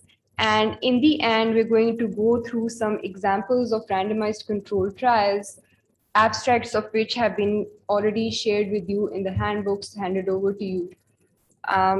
So before we can start this talk, I would like to ask you all a simple question.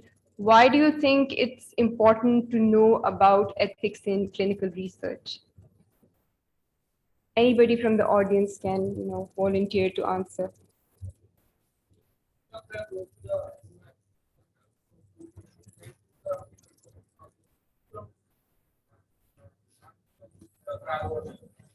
Yes, yes, excellent. So the goal of clinical research is basically to generate new, meaningful answers to questions about human health and illnesses. And the aim is not to benefit the participants or the individuals who are part of a clinical trial. That's very important to keep in mind, right? So, although, some participants do get some benefit out of being part of the clinical trial, that's not what the main aim is. So these people who are the means of gathering new knowledge, they are at inherent risk of being potentially exploited by the researchers. And that's what the ethics in research mainly aims at addressing. So a little bit about the historical aspects of ethics. The ethical guidelines that we have in place today were primarily a response to the abuses of research participants back in the days. During the World War II in the Nazi Germany, some of the doctors conducted the most dreadful human experiments on the war prisoners, of course, without their willful consent. Which led to the development of a still very influential code of ethics, which is known as the Nuremberg Code. Now, the Nuremberg Code mainly has 10 important principles. Following are the 10 important points of the Nuremberg Code, and it mainly emphasizes on the importance of having a willful, fully informed consent from research subjects at the outset of a clinical trial. It also emphasizes on the importance of having a research question that answers, the answer to which benefits the society at large. Again, it emphasizes on the fact that the risks associated with clinical trials should always, the benefits should always outweigh the risks that are associated with clinical trials. The subjects should always be able to end their participation in a clinical trial at any point of time, whenever they feel like doing that. They should have that will. And last but not the least, the investigators have an ethical obligation to terminate clinical trials if any serious injury or death occurs during the course of a clinical trial. So some 15 years later, following the Nuremberg Code, the World Medical Association developed another set of guidelines to protect and safeguard human subjects in research. And this was called the Declaration of Helsinki. This comprised of 32 key principles. Again, the main focus was on the importance of having a voluntary informed consent from the research subjects, protecting their confidentiality at every point of clinical trial, having a stringent process for data monitoring and safety, protection of the vulnerable population if they are being recruited in clinical trials, and development of a clinical protocol that has to be thoroughly reviewed by the institutional review boards. The Declaration of Helsinki is basically a living document. It was first published in the year 1964, and then subsequently it was last revised in the year 2013. The Declaration of Helsinki also formed the important basis of the International Conference on Harmonization Good Clinical Practice Guidelines that we have in place today, which is widely being followed by countries throughout the world as a standard ethical and scientific guideline, which is to be followed by all the countries who conduct clinical trials.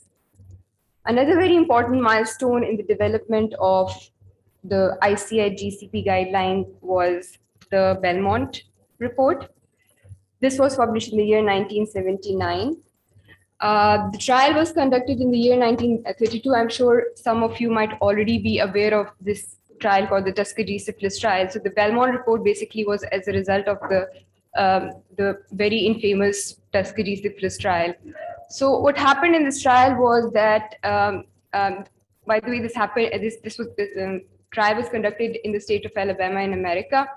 What happened was that they recruited people from the rural Black population into this trial, and the aim was to study a disease called syphilis in these individuals. Now, the biggest concern in this trial was that the study population only included the non-white minority, and they were to study a disease which was in no way confined to this particular group of people, because syphilis was a disease which was very common in the whites as well and in other races as well.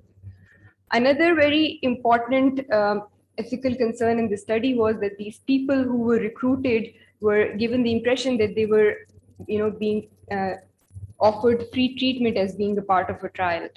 So Unfortunately, this trial carried on for 40 long years, and despite the discovery of penicillin, which is the treatment of syphilis, they were denied the treatment, and ultimately it led to deaths of 24 people and lifelong disabilities in a lot of them. So as a result of the Tuskegee syphilis trial, the Belmont report was developed, and the Belmont report has got 3 core principles. The first one, as already discussed by Dr. Kadri, is autonomy, which means that respect of the persons, or in other words, you have to take an informed, fully informed, willful consent from individuals before they are recruited in the trial. The second one is beneficence, which means that the researchers have an obligation to protect the participants from deliberate harm and provide maximum benefit to them.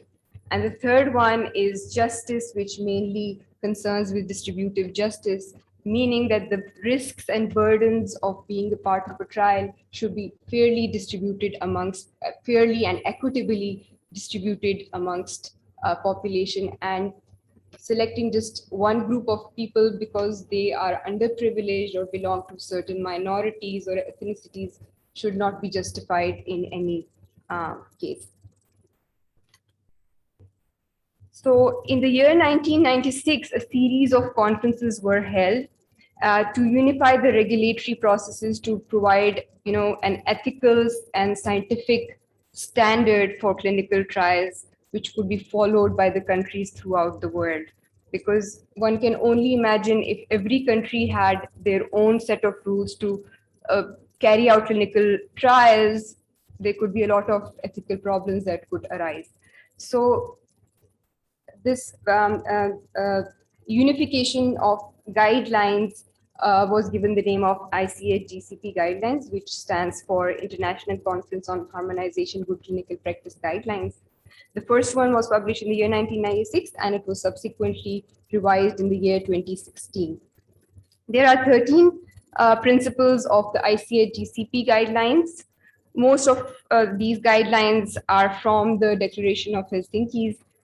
Again, ethical principles of the Declaration of Helsinki has to be followed. The benefits should always justify the risks. They should, the confidentiality of the individuals should always be protected. The research protocols should undergo a thorough review by the institutional review boards. Whenever you're recruiting patients in a clinical trial, the treatment that is to be given should always be by a qualified medical practitioner, and the products that are being used in clinical trials should be in compliance with the good manufacturing practices. And last but not the least, having a good quality assurance a procedure in place, which should monitor every aspect of a clinical trial. Now, the GCP training certification is a different course altogether. I'm not going to be going into the details of that. There are several online good clinical practice courses. One is being offered by the NIH NIDA Clinical Network. It's free to public. Any person who is in non-clinical trial is required to have this certification. It has got 12 modules in it, which is in compliance with the ICH-GCP and WHO GCP guidelines. Has to be validated every 3 years, and it's free. Anybody who is interested can just go online and get this certification.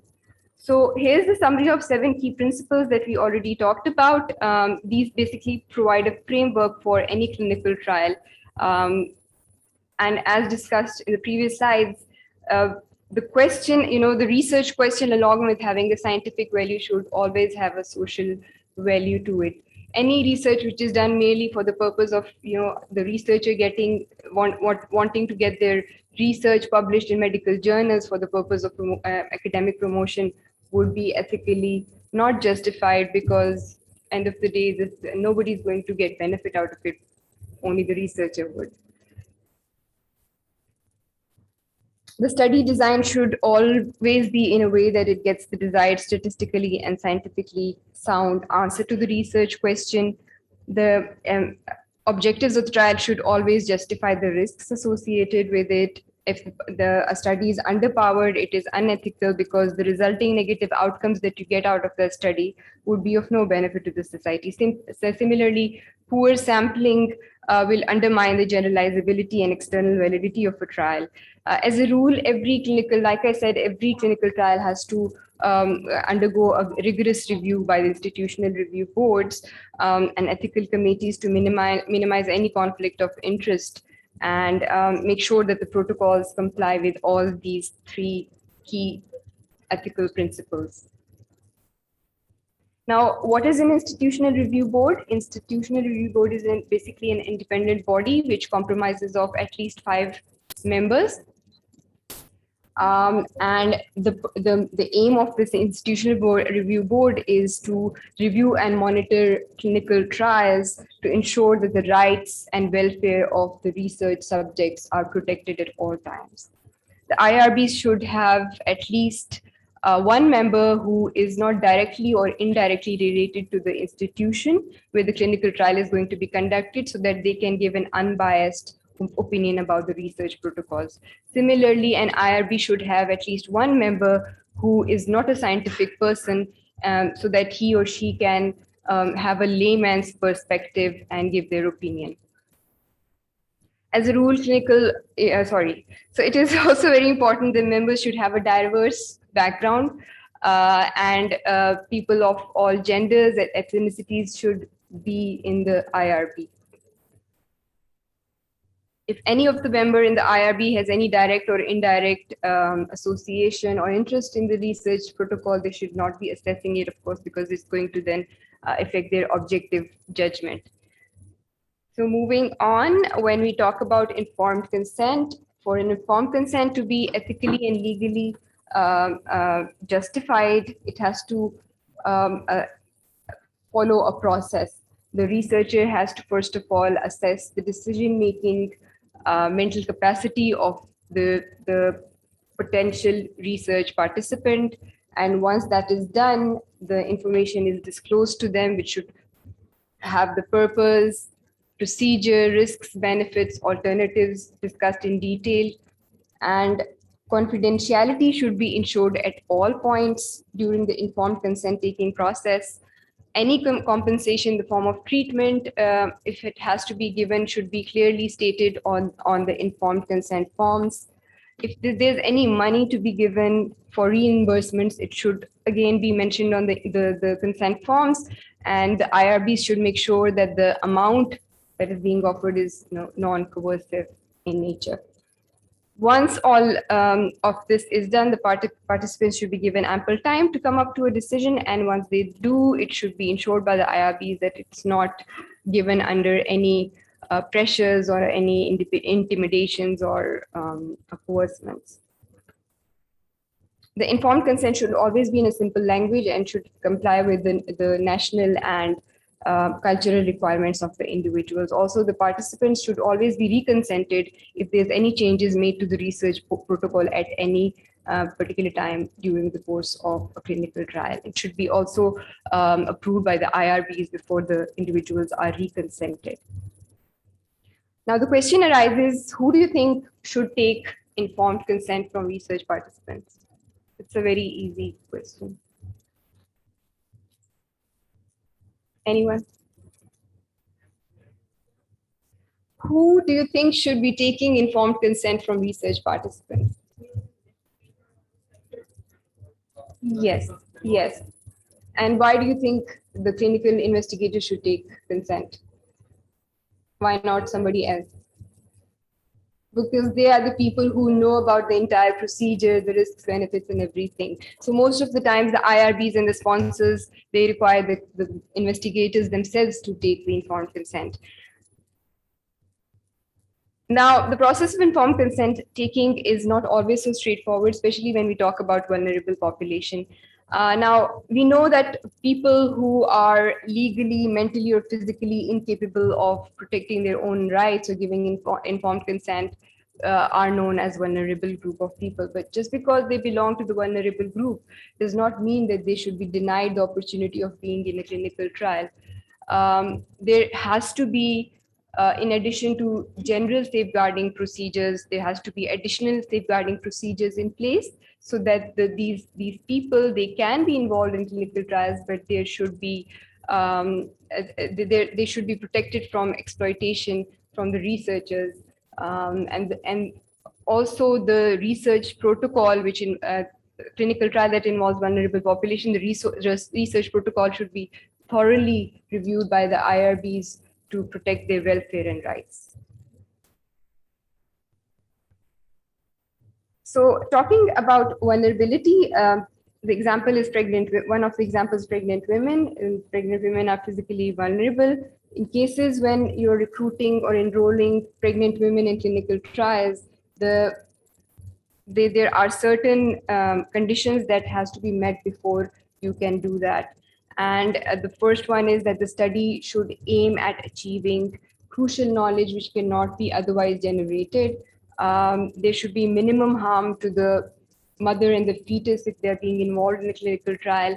And thirdly, and most importantly, the trial which is to be conducted should already be done in non-pregnant population, and any unforeseeable harms should be discussed in detail with the mother as well as the father of the unborn child. So it is very important that informed consent is taken from the mother as well as the father of the unborn child.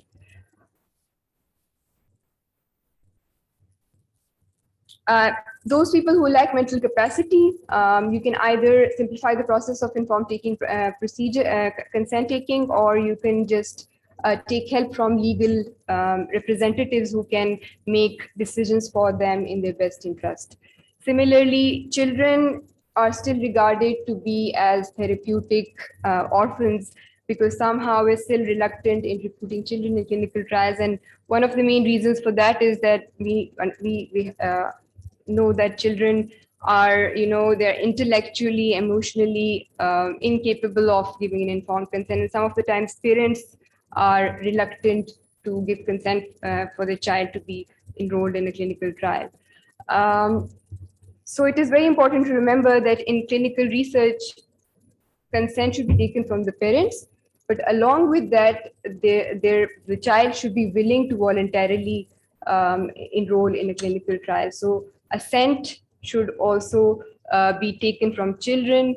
Procedure of assent should be simplified according to how the child can understand. It should have pictures, illustrations in it to make them understand in a better way.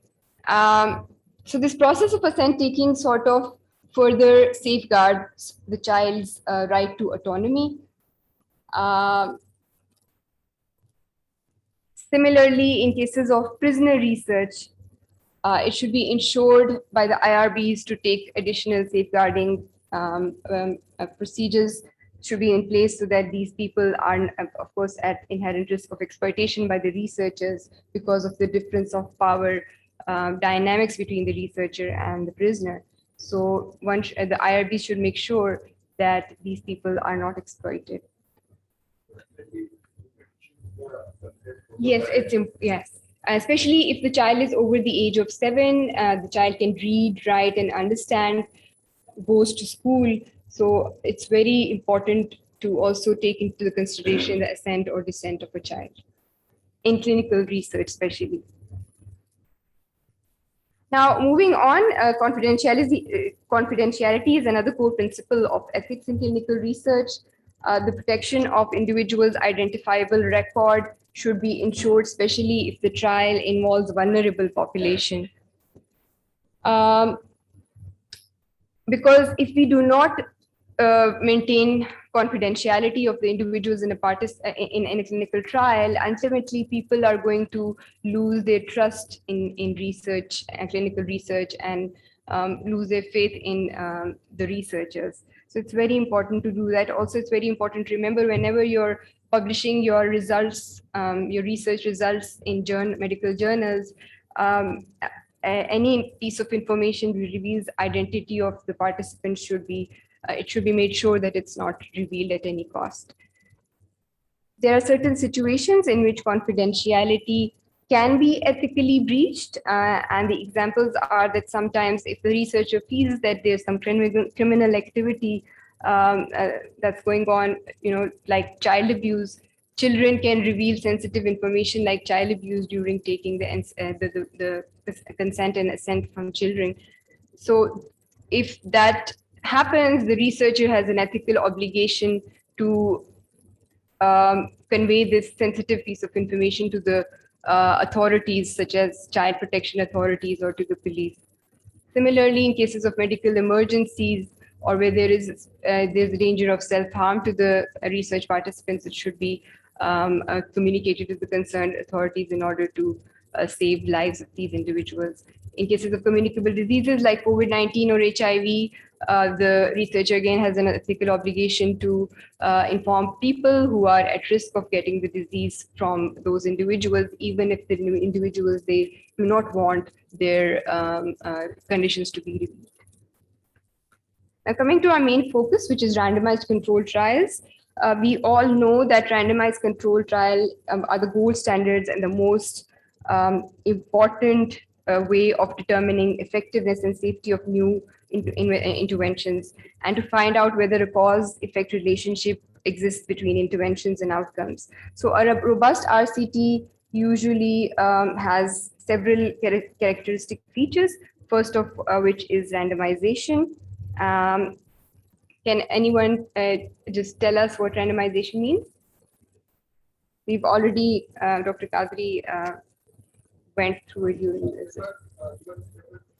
Yeah, so randomization is the process in which the research participants are assigned to treatment and control groups with an element of chance.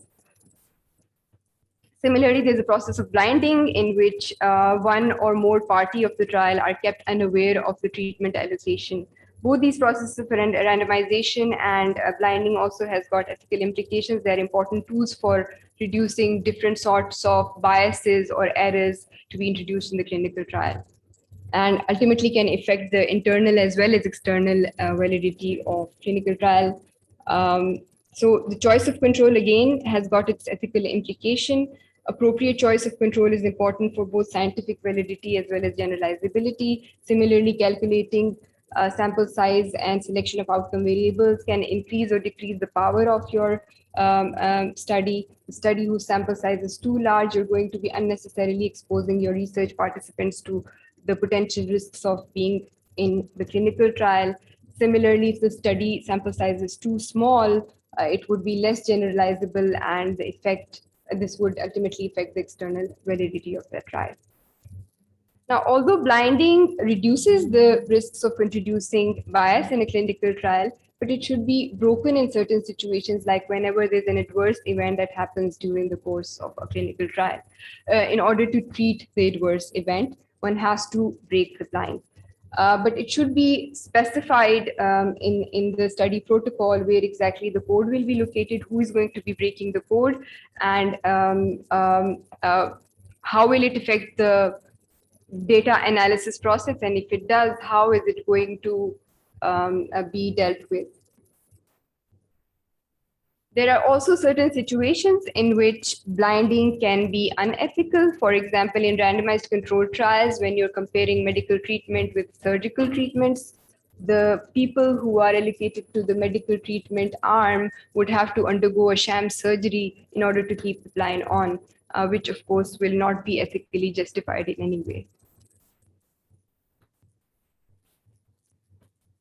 So there are certain conditions in which has to be met before you conduct a placebo-controlled trial. There has to be compelling scientific as well as methodological reasons to conduct placebo-controlled trials. Most importantly, the care that the control group who receives placebo drug should not substantially deviate from the care typically provided in clinical practice. Now, coming to the term clinical equipoise in the conduct of randomized controlled trials means that there is a genuine state of uncertainty amongst the community of medical experts about the relative therapeutic merits of every arm of a clinical trial. So for a randomized controlled trial, the process of randomization to control and random experimental group can only be justified when there is evidence that one intervention is better than the other in terms of its efficacy and safety. To better understand the concept, let's suppose we're looking at a randomized control trial where two different groups are being compared. The control group is given the current standard treatment of care, and the other one, the experimental group, receives the new interventional drug. Now, in this situation, the investigator is going to be, in this situation, to have a clinical equipoise, the experimental group also should have the standard of care given along with the investigational drug to have a balance between the two groups.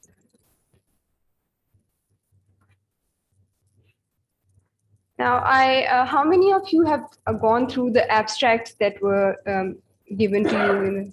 Okay, that's good because you'll be able to then understand what we talk about. This is an example of the DEPA-CKD trial, which was published in the New England Journal of Medicine in the year 2020.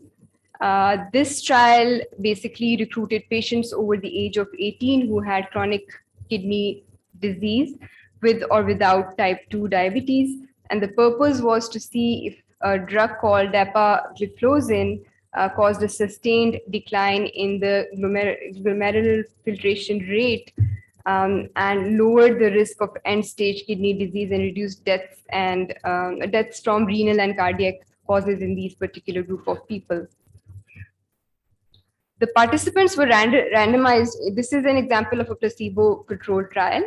The participants were randomized into a placebo arm and the control arm. Both the groups received a background therapy of ACE inhibitors or angiotensin angiotensin receptor inhibitors, which are the only classes of medicines that have been shown to be effective in reducing the decline in kidney function in diabetic patients.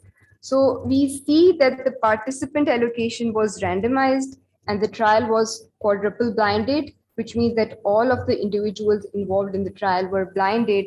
Only the independent data monitoring committees were the ones who knew about the allocation. This trial had a prior ethical approval taken from central as well as local ethical committees. So because this trial was randomized, allocation was concealed, they had reduced the risk of introducing selection and performance bias. There was a very low risk of introducing that. Before the trial procedures were commenced, an informed written consent was taken from all of the participants. 4 interventions were balanced in both groups. That is the standard, which is ACE inhibitor or angiotensin receptor 2 blockers, were given to both the groups. Placebo control was justified in this case because there was a genuine uncertainty amongst the practicing nephrologists whether the dapagliflozin had any role in preventing the progression of CKD or reducing deaths due to cardiovascular and renal causes.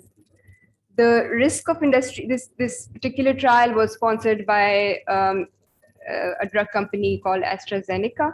The risk of industry-induced bias was reduced by formulating a committee which had 9 academic members who were not related to the sponsors and who were responsible for the design, oversight, and monitoring the results of the trial. And there were only 2 members who were the employees of the sponsor, but they had no role in the design or with the results and the analysis of the data. The safety of the participants were overseen by an independent monitoring committee, and once 408 primary outcome events were recorded and a clear efficacy of dapagliflozin was determined, the study was asked by the independent Data Safety and Monitoring Committee to be concluded. So the analysis was conducted by the sponsors, but it was replicated by independent academic group at a university medical center. Overall, the trial methodology was robust. It had a strong internal and external validity. And of course, it was ethically justified to conduct this trial. Do we have time to go through this? Okay. So here's an example of another randomized control trial. The trial was called Recovery Trial. This is an example of a pragmatic randomized control trial. And this was carried out on a more heterogeneous patient population to estimate the effectiveness of dexamethasone oral or IV, to estimate the effectiveness, to see whether the COVID-19 patients, the progression of COVID, the disease from COVID-19 patients to respiratory failure and death was reduced by the dexamethasone within 20 days period or not. So since this was an open label trial, there was an inherent risk of introducing selection and performance bias, because the clinicians, other people involved in the trial, as well as the patients, knew which treatment was being administered to them. Eligible and consenting patients were assigned to receiving either the usual standard of care alone or the usual standard of care plus oral or IV dexamethasone. Clinical equipoise in this particular case was present because there was a genuine uncertainty regarding the effectiveness of glucocorticoids in reducing mortality and clinical outcomes in COVID-19 patients. A written informed consent was taken from the participants, and in those unable to consent, advanced directives that clearly mentioned their wishes were taken into consideration. The trial proposal was approved by the Drug Regulation Authority of UK, which is known as the Medical and Health Product Regulatory Agency, and the research protocol was in compliance with the ICH GCP guidelines. Since this was an adaptive trial, initially it included all the hospitalized adults over the age of 18, but later on they also included children and pregnant women and breastfeeding mothers as well. So the sample size was refined as the trial progressed. A revised consent it was made sure that a revised consent form was used. Some of the treatments which were less effective were abandoned, which may have led to introducing some statistical bias. Also, a very important question over here arises because this trial did not include pregnant women in the beginning of the trial. As a gynecologist, my concern is that because dexamethasone is a drug which is commonly being given to pregnant women who goes into preterm labor for fetal lung maturity, and we know that the drug has a good, it's safe in using in pregnant women. So the only concern here was that we don't know really why did they not include pregnant women in the beginning of the trial. So on that note, I would like to conclude my talk, and we'll open the floor for questions. Thank you, Dr. Shmail. So we have about 5 to 7 minutes. We will take one question from the floor here, and one perhaps Dr. Rahma can repeat from any of the Zoom participants. Anyone from the floor, please? Any question regarding the ethical aspects of randomized controlled trials? Yeah, please.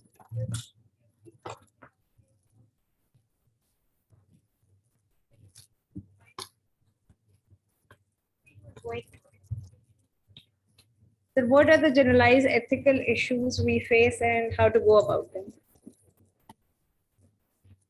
So can you repeat the question on the mic, please? Every country has their own religious and social norms. So when we are talking about consortium projects, so there will be many ethical issues we have to deal in the clinical trials. So what are the generalized ethical issues we encounter doing this research and how to go about them?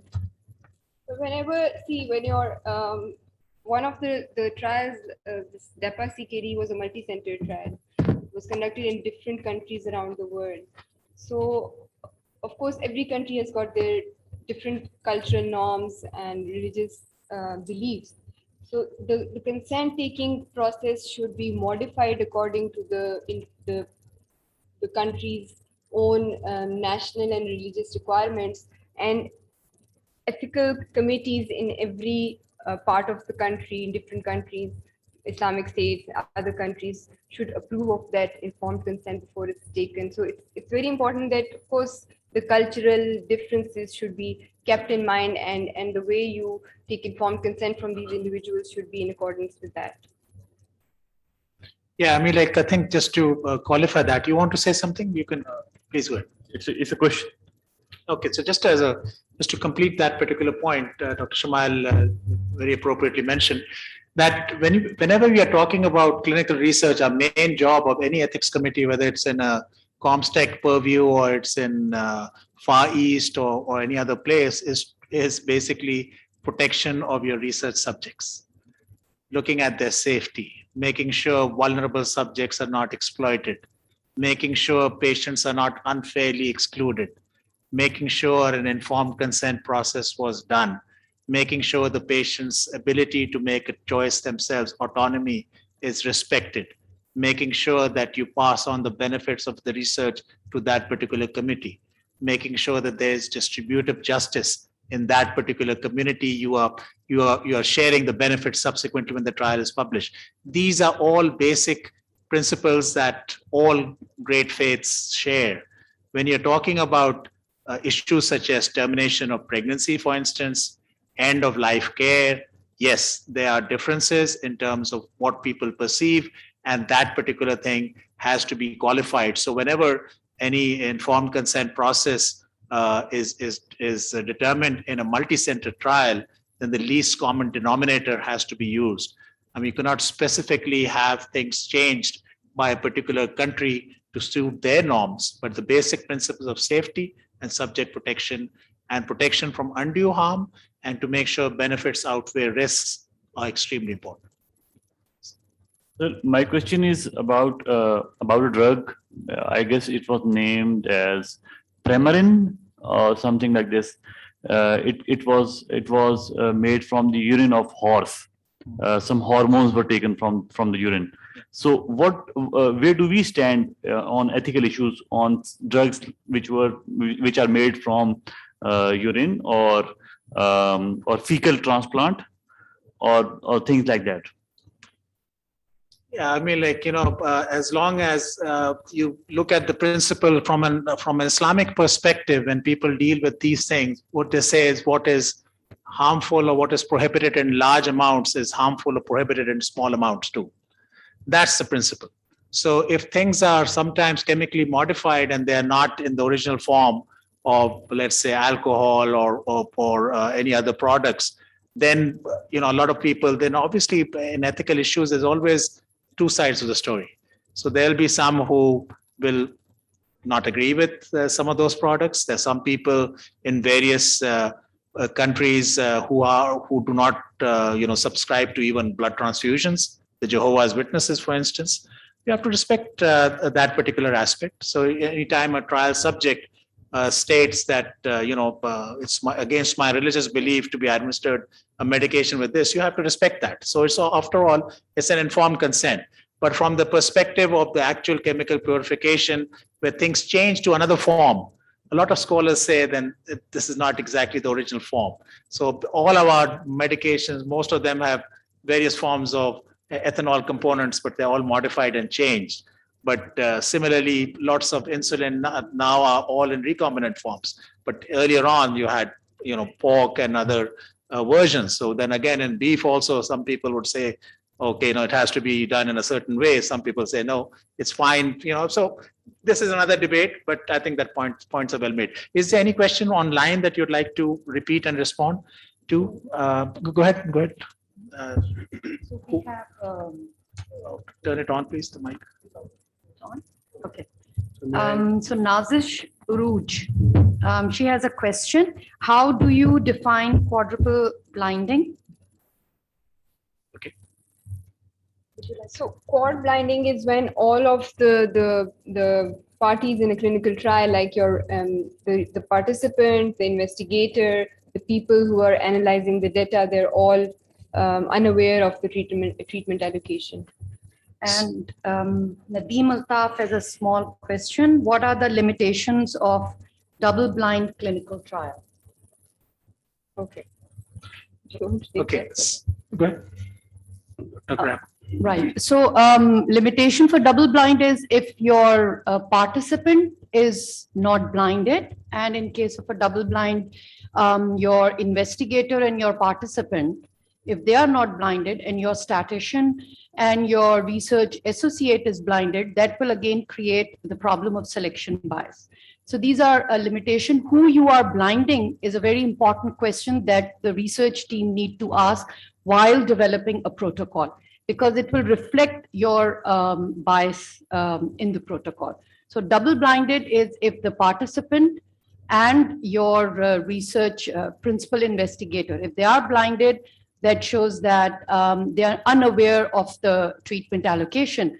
However, if your statistician and your research associate are the only one who are blinded, and neither your eligible participant nor the PI, and they are aware, that could create biases in the study. Yeah, so just to put it all in perspective, you have various forms of biases which are systematic error that we introduce into any research protocol. And the whole idea behind randomization is to protect against the various forms of bias, starting with randomization, protecting against selection bias, then blinding, where the investigator is blinded and the outcome assessor is blinded. So you protect against detection bias. The ones who are participating, they are blinded. You protect against performance bias. The statistician is blinded. You protect against analytical bias.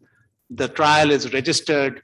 You protect against reporting bias. So and then of course, you want to make sure that the journal accepts it and not just publishes positive results, so that publication bias. So all forms of systematic error that you introduce, you have to protect against this by having integrity and that internal validity that we'll talk about. So thank you so much, Dr. Shamail. God bless you. Jazakumullah khair. And now Dr. Waqar Hafiz, consultant neurologist, Diplomat American Board of Psychiatry and Neurology, also co-director of Maroof Clinical Investigation Center, and who's also a certified clinical research professional. He's going to take you through how to ask a research question, how to formulate a research question. So where does that research question arise, and what goes behind it, and how has it got to be made something which is in an answerable form. So Dr. Waqar Hafiz, thank you very much, all the participants, and hope inshallah we will continue with a couple of questions from our side and a couple from the audience's side in Zoom. And if we leave 10 minutes after the presentations, then we may be able to take about 6 or 7 questions. Thank you so much, everyone. Thank you, Dr. Shamail. Thank you very much, everyone, for coming and giving us the opportunity to spread this knowledge and help the community and our fellow countries understand this randomized control trial and its basic concepts. So I'll be talking about the first and foremost part of randomized control trial, which is forming a research question. This is where all the research begins. If you don't have a well-formulated research question, you cannot do a research. What are you going to answer if you're doing the research if you don't have a question? So something about myself, I'm a neurologist by profession. I did my neurology residency from Wayne State University, Detroit, Michigan. And I'm an American board certified psychiatrist and a neurologist, and currently neurologist at Maroof Hospital and also co-director at Clinical Investigation Unit.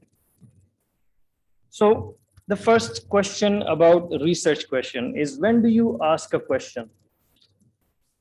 We ask a question in everyday life, things like going to a shopkeeper, buying something from them and asking why is it so expensive, taking care of a patient, and the patient is asking us questions and we're trying to answer those questions based on our background knowledge. And then studying for board exam, that's where a lot of questions come into mind. And then these questions can be in the form of how, why, what if, and what, And then when we have these questions, we always go back to our books, online resources, our teachers, our mentors, and ask those questions, try to find out the answer to those questions. Similarly, a lot of us are from medical background. A lot of you are microbiologists, some pharmacists, some doctors. We go through our medical school and learn about a lot of stuff. human anatomy, physiology, biochemistry, pharmacology. And this 5 years of training, 3 years of training, 2 years of training forms a basic background knowledge. And then with that background knowledge, you become a pharmacist, you become a microbiologist, you become a doctor. And then you start practicing in your clinics, in your labs, in your pharmacies. And that becomes a background knowledge. And as you're practicing, you're gaining experience. That new experience becomes a background knowledge for you. And with each passing minute or passing hour or passing year that you're gaining that background knowledge, more questions pop into your mind. These are specifically called foreground questions. And then when you have these foreground questions, you again go back to the resources, which are online resources, which are books, which is PubMed, up to date, your seniors, your colleagues, and you try to find answer to those new questions that you have in mind. So, and similarly, you've come to this conference to find answers to your questions. What are your questions? Your questions can pertain to what is a randomized controlled trial. So this conference will give you a background knowledge about randomized controlled trials. And then to further that, you may have to research more to form a new foreground questions. And if you don't find any answer to those questions, that's when you start your research. So the more background knowledge you have about a particular field, the more specific foreground question you can have. As a neurologist, I will start with examples of what is a stroke. And this is something that we train and learn during our residency in neurology. This is a very basics of neurology. And this is established background knowledge facts. So what is a stroke? What causes a stroke? How can we prevent a stroke?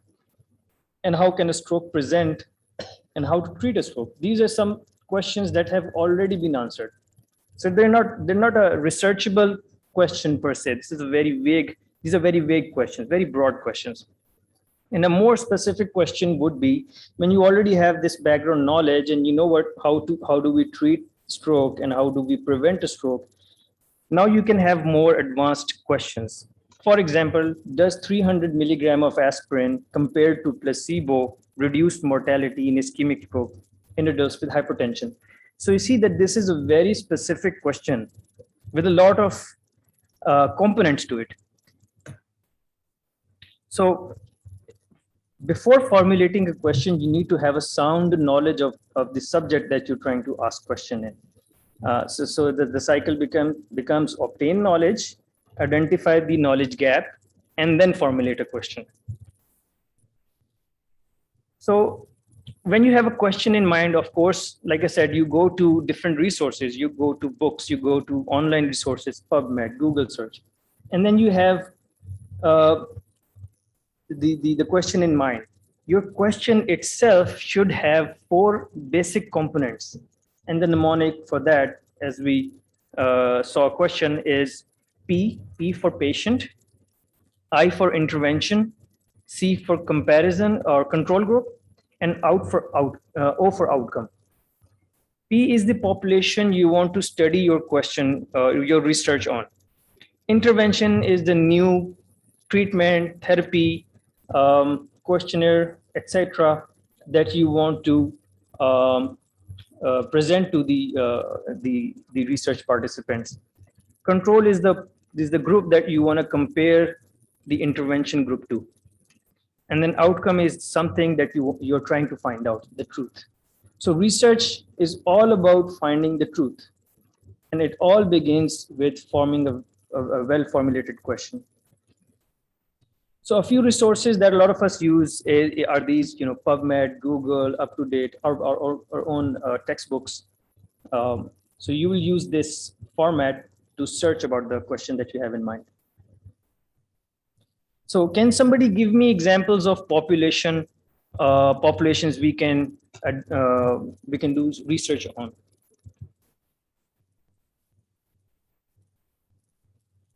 Please.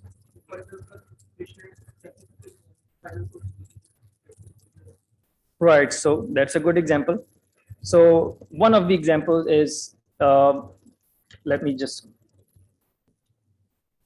yeah. So that's a good answer. Population is a specific group of patients or group of people that you want to study your research on. In this example that I gave just in the last slide, the population is adults with ischemic stroke who have hypertension. This is a very specific population. You can have adults with just ischemic stroke. You can have adults with ischemic stroke who have diabetes. In this example, I have given example of adults who have ischemic stroke who have hypertension. So it's a very specific population. And what is the intervention that we're doing? 300 milligram aspirin. And the comparison group is the placebo. And the outcome, reduced mortality, straightforward.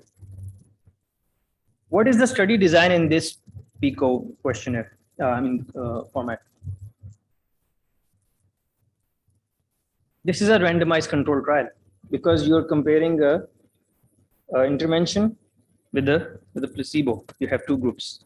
Now you can be more specific. You can say, well, I don't want to do it on placebo because it's already proven that aspirin works. So you might want to compare two different doses, 300 versus 75 milligrams.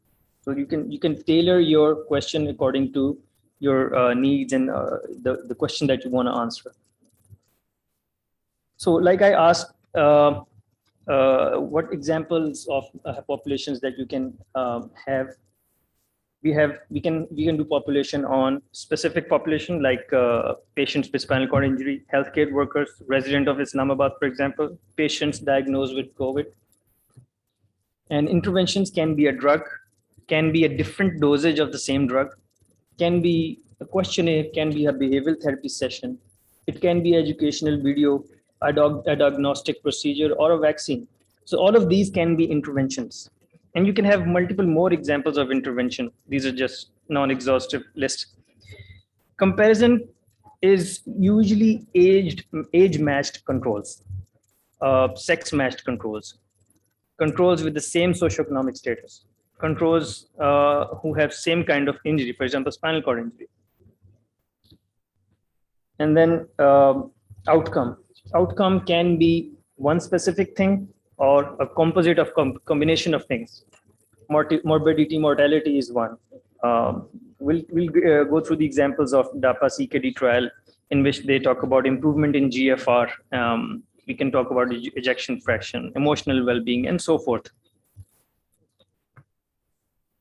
This is a brief outline of these study designs.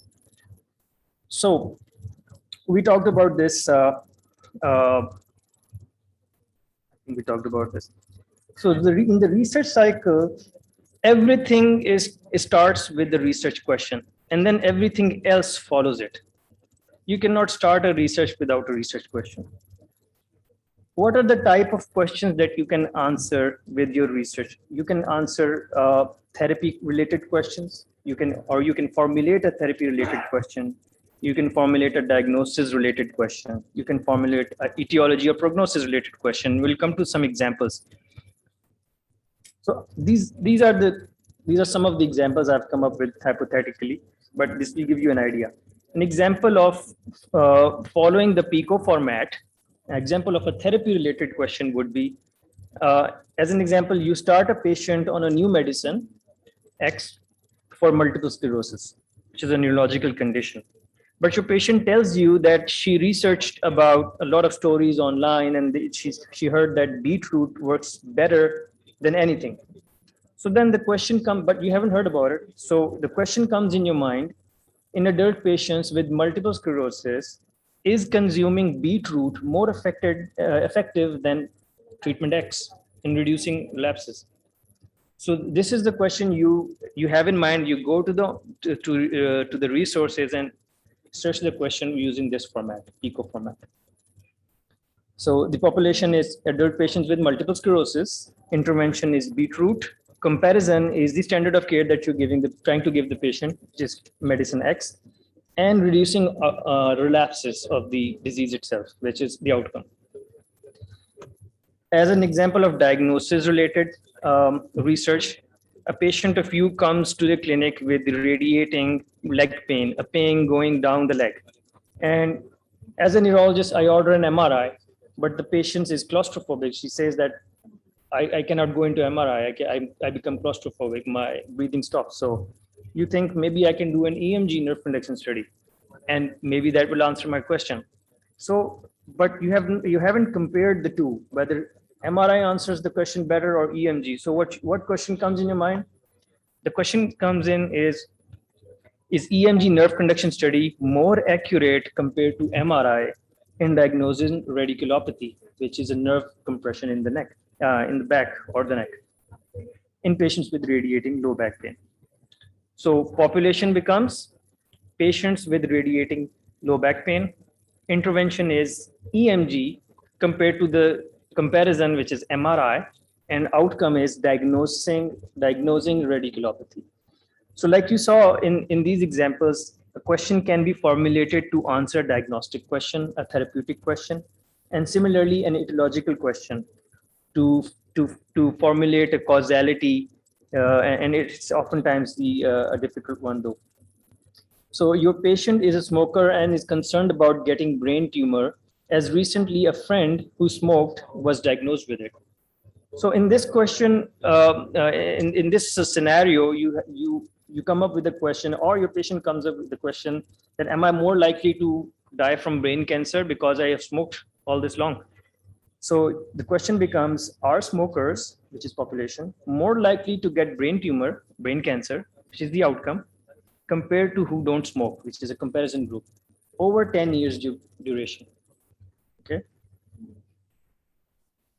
And so as the last example of, take an example of prognosis, your patient with a history of dementia who has a strong family history wants to know if vitamin B complex, taking vitamin B complex would prevent him from developing dementia. So the question it comes in, does daily vitamin supplementation, which is intervention, for 10 years, which is the time duration, prevent development of dementia, which is the outcome, in patients greater than 60 years of age with strong family history of dementia? So that is a very specific population group. Patients greater than 60 with strong family history of dementia, compared to those who don't take it. So this study, you can guess it from the question itself, that this study is going to take a lot of time, maybe 10 years to complete it. So all of these things you have to factor in, think before you go on to the next step of the research cycle, which can be which we'll talk about in the next sessions. So the best type of study that can answer most of your questions is for therapy, diagnosis, and etiology is randomized control trial. For prognosis is usually case control and cohort studies. Disclaimer: it's extremely important to discuss your research question with a knowledgeable person in the same field, your research peers, your mentors, your senior teachers, professors, before you start on this journey. So we talked about PICO. Now we'll talk about finer. These are the two mnemonics you should always keep in mind for formulating a research question for your study. These are the only two things that you need to know. We talked about PICO. Now we'll talk about finer. Finer stands for F for feasible, I for interesting, N for novel, E for ethical, and R for relevant. What does feasibility mean? What does feasible mean? Can anybody tell me?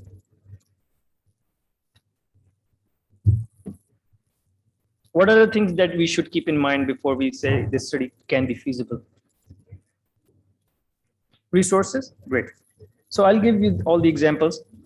So you should have sufficient resources, and by resources we can mean sufficient time, sufficient funds, sufficiently trained staff that can participate or help you with the research, and appropriate study design is equally important considering the feasibility of the study.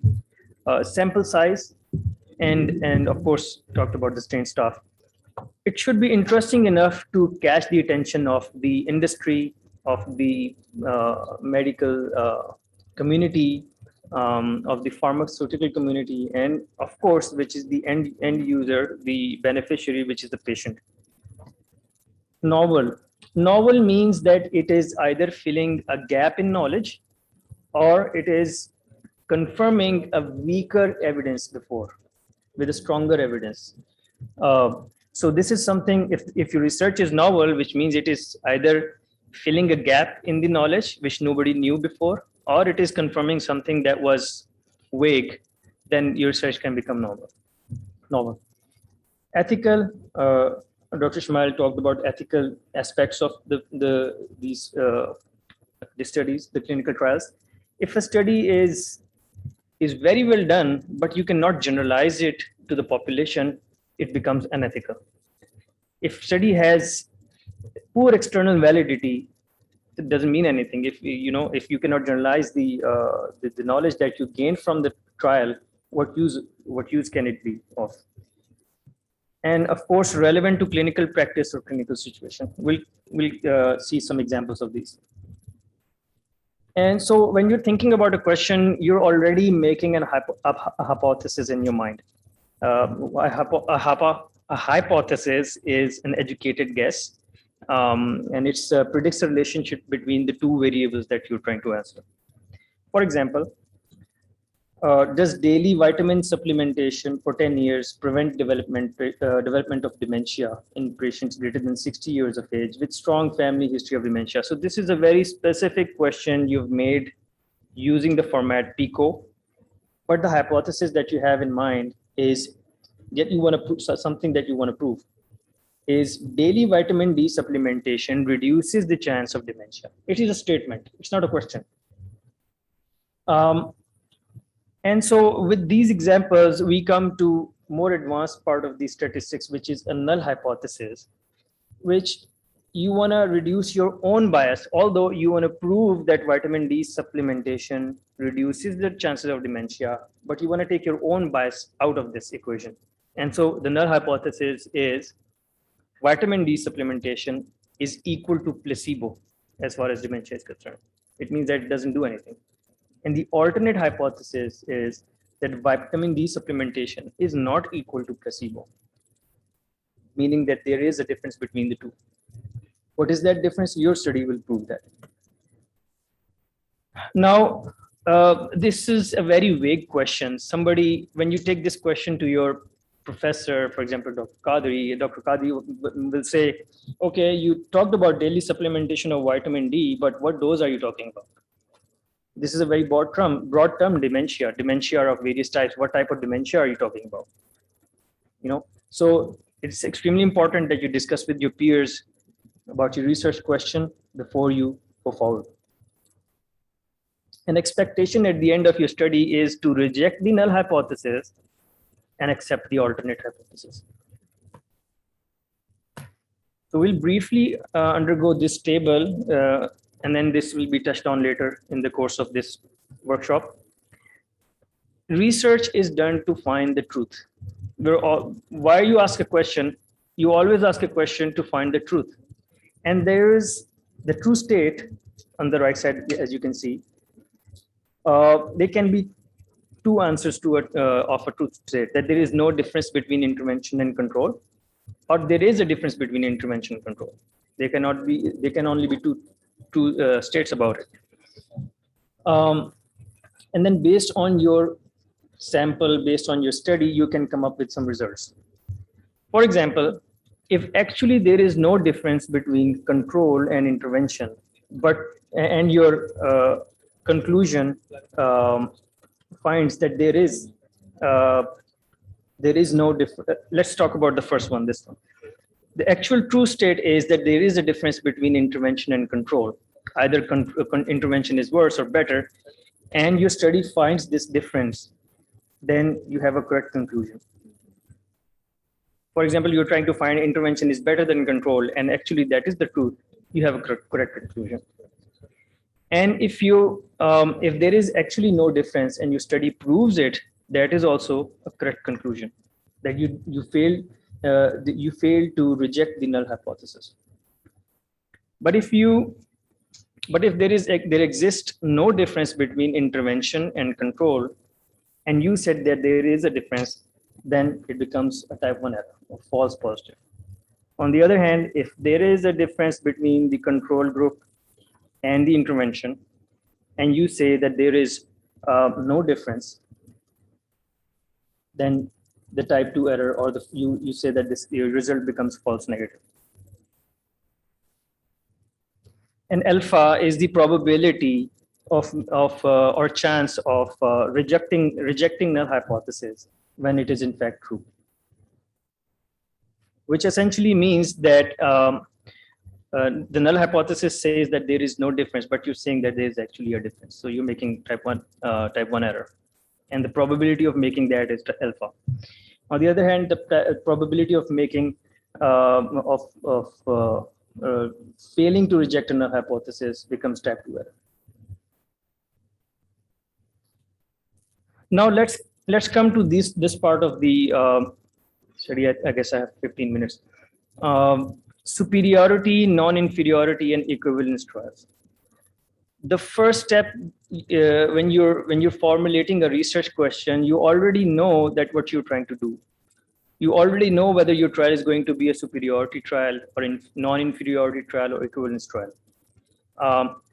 Say, for example, you take an example of a medicine that reduces headache from 10 out of 10. The patient complains, I have 10 out of 10 headache. It's the worst headache I have. And you're claiming that the new drug will improve it to 0 out of 10, while the standard of care improves it to 5 out of 10. You're already trying to claim that this is going to be a superiority trial. And if you say that the new drug is as equal as the old drug, but is more onset of action is early, is cheaper, then maybe you're looking at non-inferiority trial. And if you're saying that the new drug, again, as a similar example, the new drug is not better or not even worse than the standard of care, you can say that we're looking at the equivalence trial. So if you look at this this graph here, delta is difference between the different treatments. Delta 0 means line of no difference, which is this line. And usually the value of line of no difference is 1. If your sample size, if your confidence interval crosses the line of no difference, you cannot claim that it is significant, because you see that the confidence interval is crossing the line of no difference, meaning that the actual value can lie anywhere from here to here, which means that your value could be here. Similarly, this sample, this confidence interval is crossing the line of no difference, and so the actual value can be here, or actual value can be here. So if a confidence interval is crossing this line of no difference, you cannot, the analysis or the conclusion can be inconclusive. But if you see this, the confidence interval is lining on this side of the line of no difference, and the whole confidence interval is lining here, you can claim superiority. You can say that the new drug that we introduced improved the performance or improve the headache by this factor, and therefore we say that this is superior. Similarly, if it's falling to this side, you can say that it's inferior, and give you example of inconclusive data as well. And then we have non-inferiority trials. Non-inferiority trials, there is another margin you guys can see here, that there is delta minus delta here. And so if we see these confidence intervals, any confidence interval that crosses the line of no difference becomes inconclusive. But now we're talking about non-inferiority trials. First, I will make a point how this non-inferiority margin is formed. Say, for example, this is 0 and this is minus delta. This is headache 10 out of 10, and this is headache 5 out of 10. So if any value falls to the right side of the delta minus, then you can say that this is non-inferior. But anything that falls below this line of minus delta is inferior. The line of minus delta is decided by subject experts. They can decide, okay, well, if a headache if a medicine reduces headache from 5 out of 10 to 3 out of 10, we will accept it. So that 3 out of 10 margin is up to the subject experts, or oftentimes the patients themselves, for you to put it over there. Because if the patient says, okay, I can accept the 3 out of 10 headache, but not 5 out of 10, that's where you will put the minus delta. Anything, so this sample is not inconclusive because we're looking at non-inferiority trial, but this sample becomes inconclusive because it crosses the margin of non-inferiority trial. Anything on this side is non-inferior, anything this side is inferior, and anything crossing this would be inconclusive. Now we'll talk about equivalence trials. Now you have two margins, minus delta plus delta. Something that is not worse, not even better than the standard of care. So anything that falls between these two lines will be equivalent. Anything that falls on this side will be superior, and on this side will be inferior. And anything that crosses the lines will be, especially these two lines, will be inconclusive. Now, coming back to the research question, we already talked about this, that when you're formulating a question, you already know what type of clinical trial format you're gonna follow. So let's give you examples of DAPA and chronic kidney disease. The background knowledge. So initially we talked about background knowledge. The background knowledge with this study was that ACE inhibitors and angiotensin receptor blockers can reduce the GFR in patients with diabetes, but yeah. But that study was only done on diabetics. You cannot generalize that study to a broader population. Now, and also, so dapagliflozin was found to have a good outcome in those patients as well, according to trials done in cardiology. So this question was formed keeping that background knowledge in mind. Background knowledge from cardiology and background knowledge from these CKD trials. So the question that came was participants with an estimated GFR rate between 25 to 75 per minute per 1.73 meter square of body surface area, and urinary albumin to creatinine ratio of 200 to 5,000. So very specific population of chronic kidney disease patients to receive dapagliflozin, which is intervention, or placebo, which is standard of care. And the outcome is sustained decline in estimated GFR of at least 50%.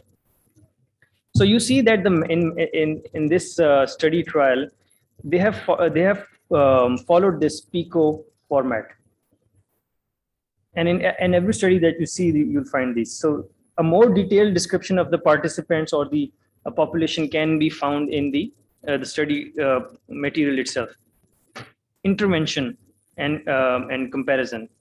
As we talked about, the intervention was randomly assigned patients to receive dapagliflozin or matching placebo. Matching means it looks exactly the same. Fixed randomization schedule. So we know that the intervention is dapagliflozin 10 milligrams and a comparison is placebo. And the outcomes, like I said, there can be primary outcomes, secondary outcomes, and then composite outcomes. We'll have a detailed discussion of these later in the course. Again, coming to the finer part of it, was the study feasible? Did it have sufficient time? Yes, it was done over a couple of years. And then was the staff trained? Yes. Was it funded? Yes, it was funded by AstraZeneca. And was it an appropriate study design? It was a randomized control trial. Yes. Was the adequate sample size Did it have an adequate sample size? Yes. So in a pre-calculated power calculation, it was they came out with this number that if we have more than 4,000 people, we'll have enough power to find the difference between the study arms. We'll have a 90% power. And then, of course, they had a trained staff. How was it interesting? It was interesting because a lot of subspecialties of medicine and general internists are involved in decision making about these patients. Internists, nephrologists, cardiologists, and even endocrinologists. So it is interesting to them, and of course interesting to patients because they're kind of reversing the CKD. So novel, was it novel? Yes, the previous studies did not were not more generalizable. This is even more generalizable than the previous studies that were conducted. And ethical, because it was AstraZeneca funded, one might think that it's industry funded and may have ethical, maybe ethically not viable, if you will. But we knew that they had 9 different sites, and 2 of the sites were in AstraZeneca, and the 7 of them were independent of these ethical sites. And was it relevant? Yes, it was relevant because we see a lot of diabetics, we see a lot of CKD patients on a daily basis, and they need these groundbreaking treatments. So what is the null hypothesis in this DAPA CKD trial? Can anybody guess?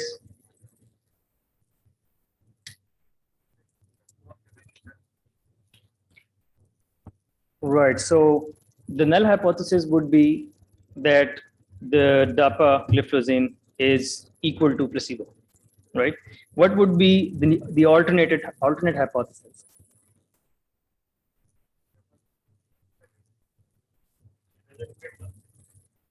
The answer would be dapagliflozin is not equal to placebo. It can be better, it can be worse, but the alternate hypothesis is it's not equal to placebo. And your hypothesis was it reduces GFR by 50%. So the second example is dexamethasone in COVID patients. So this is rather came out. This trial came out in a pandemic, and it was basic point of this trial was to save lives, right? So the primary outcome that they looked for this trial is mortality, a 28-day mortality. So if you see the patient population is patients who were hospitalized with COVID-19, intervention was IV or oral dexamethasone at the dose of 6 milligram once daily. And comparison group was usual care, which everybody else was doing, what they thought was right. And then, but it was standardized. And then the outcome was 28-day mortality. How many people died within 30 days? The background of this, the background knowledge for this study was the mortality of COVID was coming out to be around 2.5 to 3%, 3.5%. At some places it was up to 6 or 7%, and also depend on different things. The point was to reduce it to a value that was acceptable as a superiority trial. So, and again, it was feasible.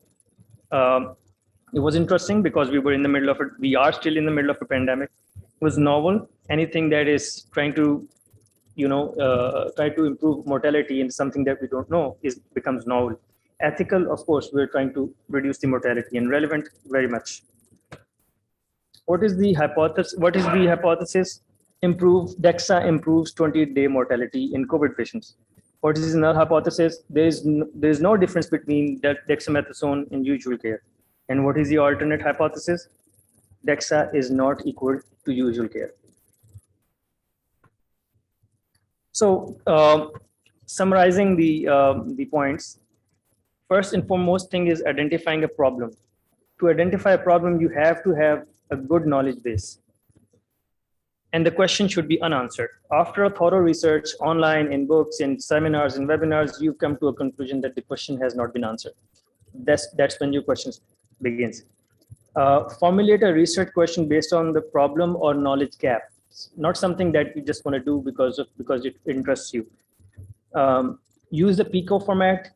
Keep finer in your mind once you have formulated the question. and make a hypothesis based on your question. You already do that when you have formulated a question. And before you start your research, you should keep in mind whether this would be a non-inferiority, equivalence, or superiority trial. By the way, it doesn't have to be all of these non-inferiority, superiority, and equivalence trials. You can just do a research trial to find a difference. Thank you. Any questions? Thank you, Dr. Waqar. So we can take one question from online. Dr. Rahma, would you like to repeat any question? A couple of questions. One is,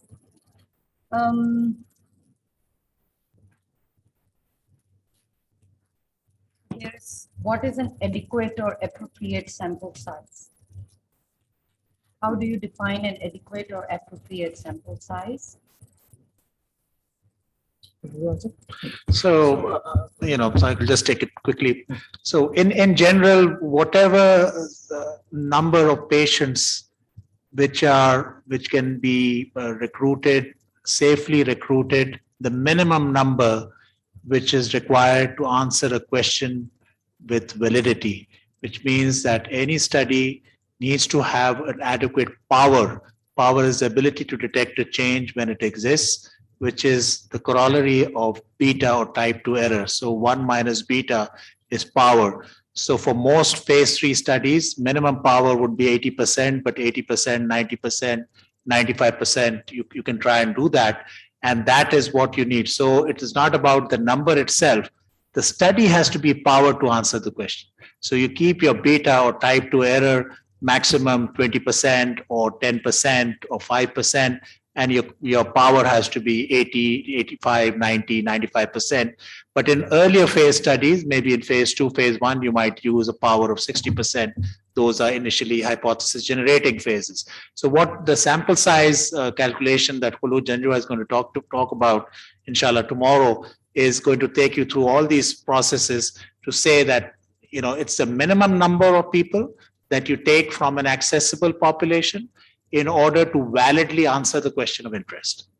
Minimum number of people. And that itself is an ethical issue. That if you are underpowered or you don't figure out for the dropouts, you will have a type 2 error or false negative. So you are unnecessarily subjecting even that number of people to any risk associated with the intervention.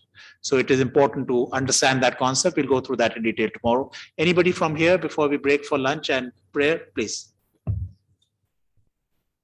You can just, yeah.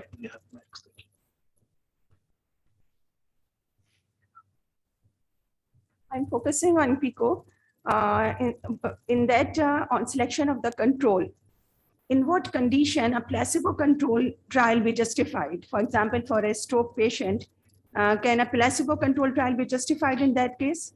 A placebo control trial depends on the standard of care. If you already have, for example, tissue plasminogen activator for a TPA patient, for a stroke patient, which is the standard of care, you cannot do a trial on that population who already have this available with them. For example, we have a country where you don't have TPA available, and you have, for example, streptokinase available, and you know that streptokinase can work in dissolving the clot. You could potentially do a trial on streptokinase in that population who don't have TPA available at all. So in that case, you have to have a well-informed consent to the patients that although the standard of care is TPA, which is available in all over the world, but this is the place where it's not available. And potentially we know from previous studies that, for example, streptokinase has worked. In that case, you can use that medicine with the placebo control trial. Yeah, just to complete the story. So in general, if you don't have any standard of care, if there's a genuine uncertainty in the group of practicing clinicians about whether something actually works or not, then it is totally justifiable to have a placebo as the control.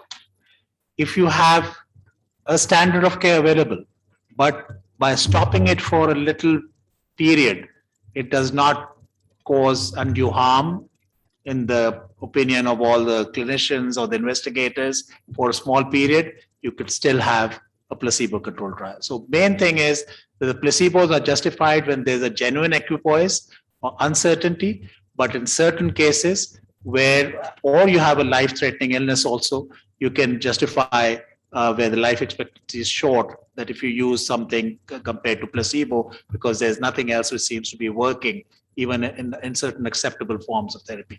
So the main concept to try and answer that is you can always, because in order to approve a drug, you need 2 superiority trials compared with placebo to approve any new drug. So any new drug that comes in like that. But then when you have a standard of care available, then you have to have standard of care versus standard of care plus new medication. That is how the comparison will be. So the placebo-controlled trials with all these vaccines that came to Pakistan, for instance, in the last few months, initially it was totally justifiable at the beginning of the pandemic, where we had nothing that we knew what was working or not. So you could have patients randomized to placebo versus patients randomized to the new vaccines that were tested in our population, because that is how science grew.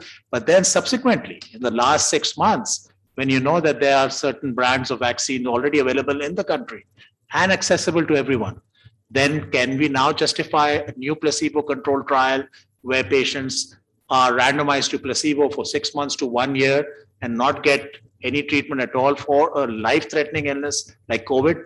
Obviously not. So see, this is how the reasoning has to be by the ethical committee. So I think we are now ready for lunch and prayer. And inshallah, at 2:20 sharp, we will reconvene in this hall. Thank you very much. I think prayer hall is also downstairs, but we can have lunch first perhaps, and prayers for the separate arrangements. And I think they'll be informing you outside where they are. Thank you very much. Thank you for your attendance.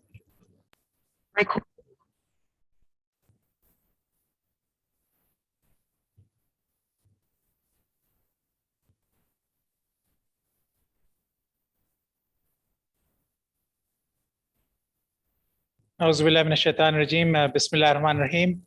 Hope everyone can hear me online as well. And is the mic on here? You can hear me at the back? Okay. So one of the things we had requested everyone a week ago was to familiarize yourself with these 3 articles. And even as we speak now, if you simply read the abstract of those 3 articles at the back, then at least you have some idea. If you just read what was the study question, what was the primary and secondary outcome measure, who was the subjects in which the study was done, and what were the outcomes of interest specifically. That is all we need really to go through this particular session that I'm going to do now. But it will also be good enough if you concentrate on the methodology on how the randomization was done to then go through the subsequent talk by Dr. Rehma Gilani on randomization and its pitfalls. And then it will also link with allocation, concealment, and blinding. So if you just simply read the methods, even in the article that is there in the handout, you might be able to follow what we do. But like you say in Urdu, der hai durust hai. Hopefully that will work. But in a flipped classroom format, we normally would like people to just come prepared as adult learners, and then we can build on that. So with that little bit of a nasiha, if you will, I'll just go through this particular session where we need to decide that once the research question has been formulated through a lot of effort and carefully formulated, then every research question has a specific design that would be best suited to answer that particular research question.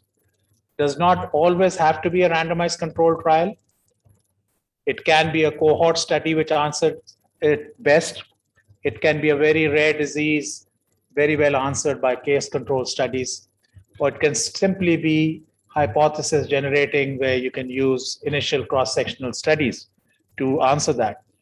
But by the time you're thinking of a randomized controlled trial, you obviously want to demonstrate causation, and you want to show that if all factors are equal through process of randomization, that any difference in outcome in two limbs that Dr. Waqar showed us several different questions in a PICO format in patients with such and such, would this intervention compared with that intervention lead to an improvement in outcome, or lead to an equivalent outcome, or lead to at least a non-inferior outcome?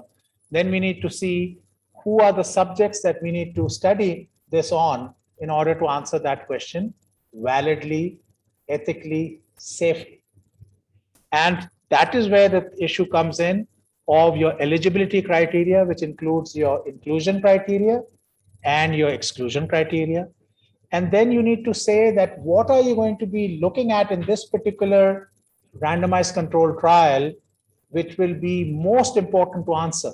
The primary research question of interest and the primary outcome measure, what kind of tools you will use to answer the questions within that primary outcome measure.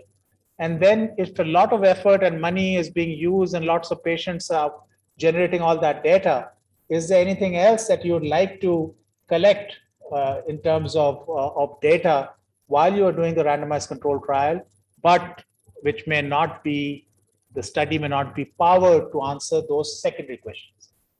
So we are going to talk about 4 concepts here: whom to include and why to answer a question in a randomized control trial, whom to exclude and why, and what kinds of primary outcome, what kind of primary questions have, and what kind of measures you use to answer a primary question.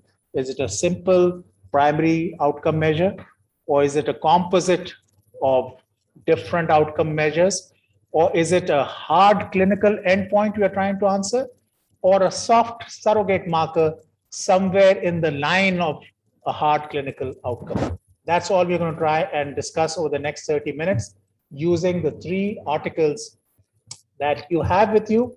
Not sure if you have had a chance to look at it, but assuming that 99.99% people usually don't look at these articles and the 0.1% are not entirely truthful. So that is the assumption. That's the null hypothesis, that nobody online and on-site has looked at those questions. But you can easily prove me wrong by smartly answering some of the queries that we have, which is the alternate hypothesis. Okay, so just to go with whom to include. So if you look at this cartoon on the right, you see these people in an, let's say, outpatient center or a busy tertiary care hospital. And you have, and these are the people who come in on a regular basis. These are people who come into that outpatient center for that particular condition on a daily basis. Maybe there are 3,000 patients a day coming in for cardiology related problems in that particular tertiary care hospital, or 1,000 patients coming in for that on a daily basis.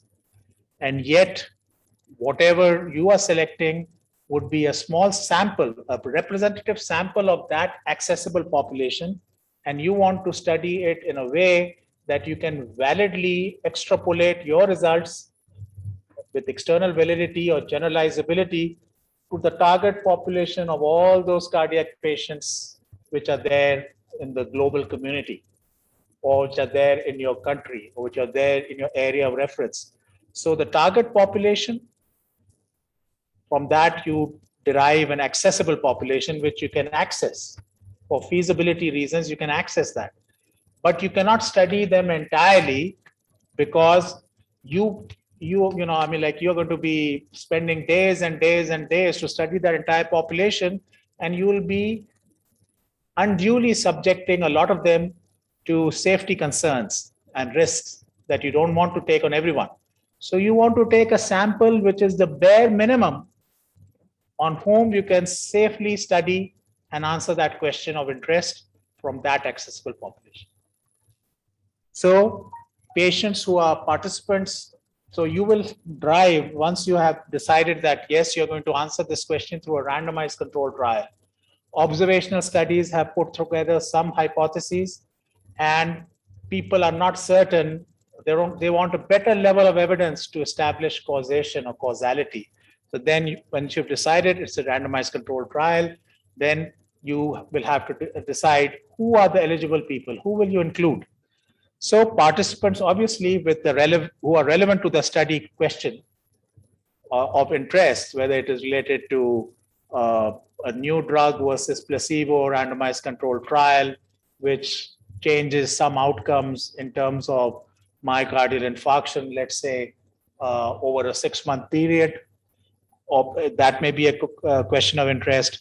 Any disease or condition which you are studying specifically from within that population, with a certain age group or background, both genders, one gender, area of residence, and recent hospitalization, these can all be included in the inclusion criteria.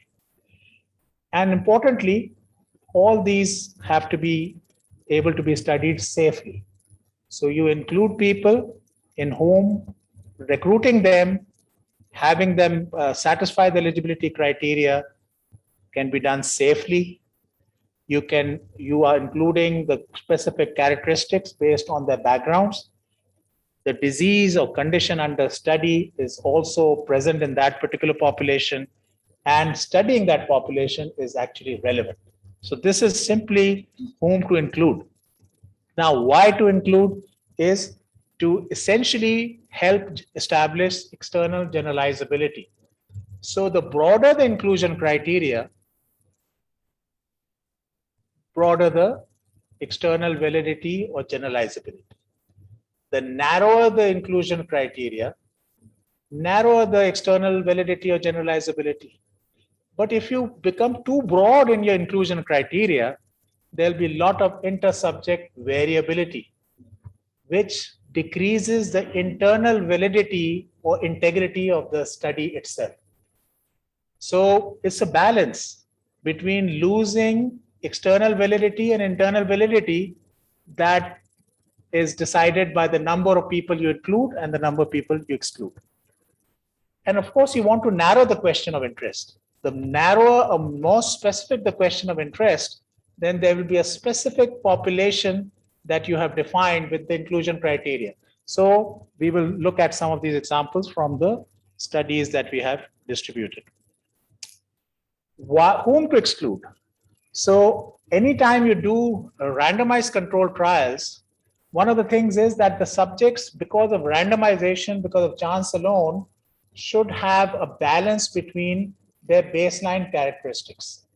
So in the baseline characteristics, there are certain patients, by randomization alone that Dr. Rahma is going to talk about, will be on, if you take the population large enough, if they are taking some specific medication, maybe let's say you're randomizing 200 people, 100 will go to active LEM, 100 to placebo. But even within those two groups, maybe 3 or 4 of them are taking a beta blocker, a medication which is good to slow the heart rate and decrease the workload, and also good blood pressure medication. But you also notice that the treatment of that you're trying to use in your study as an active principle may interact with beta blockers. So you may want to exclude those patients who will have an interactive effects and compromise safety as well. So that is one reason. The other thing is that there are certain factors which are called confounders. Any definition for confounder as opposed to bias? We talked about bias being a systematic error that the investigator makes while designing a study and that you want to remove at different areas. But what are confounders? Anyone? So factors which are not in the line of an independent and dependent variable, but independently affect either the independent variable or the dependent variable and lead to a falsified outcome of interest or falsified effect of the outcome of interest. And another thing is like your baseline characteristics like age and gender, which you cannot change, that will also be what is known as effect modifiers. So because of these effect modifiers or confounders, normally by randomization, they can be balanced in both the groups. But there are certain confounders that the researcher knows, even if you try your best to balance them, they may not get balanced. That's why if there are very well known confounders which will affect your outcome of interest, you will exclude them. So inclusion criteria and exclusion criteria exactly the same, except that those who satisfy the inclusion criteria but have these confounders or have these effect modifiers or have these safety concerns will be excluded. So they're all eligible. It's not that those who are included will be excluded. Those who are not included will be excluded. It's not like that. Or those who will be excluded will be included. No, they're all eligible, but the ones who are included satisfy the inclusion criteria. The ones that are excluded also satisfy it, but have these additional problems, so you exclude them. Okay, so you can't just go to a different population and say, okay, I'm not taking these people. No, it's not like that. They are also the same population of interest from that accessible population, except that they have these other issues. Why exclude? So like I said, these sometimes people are on co-interventions. There are other medications which can actually interfere and interact with the study medication under in the clinical trial. You want to enhance the participants' safety. So safety concerns, you say that no, and these people, randomizing them to placebo versus this medication, which has been shown in observational studies to cause peripheral vascular disease or to cause some kind of gangrene in certain people, we should not take patients with underlying peripheral vascular disease. The reason I'm saying is this is dapagliflozin, this drug that was used in CKD, in chronic kidney disease, as well as in heart disease, is like a wonder drug in the last 5 years. It's an SGLT2 inhibitor, it's some kind of an inhibitor which actually leads to salt wasting and some glucose also coming out in the urine, which improves your glucose control, which leads to salt wasting.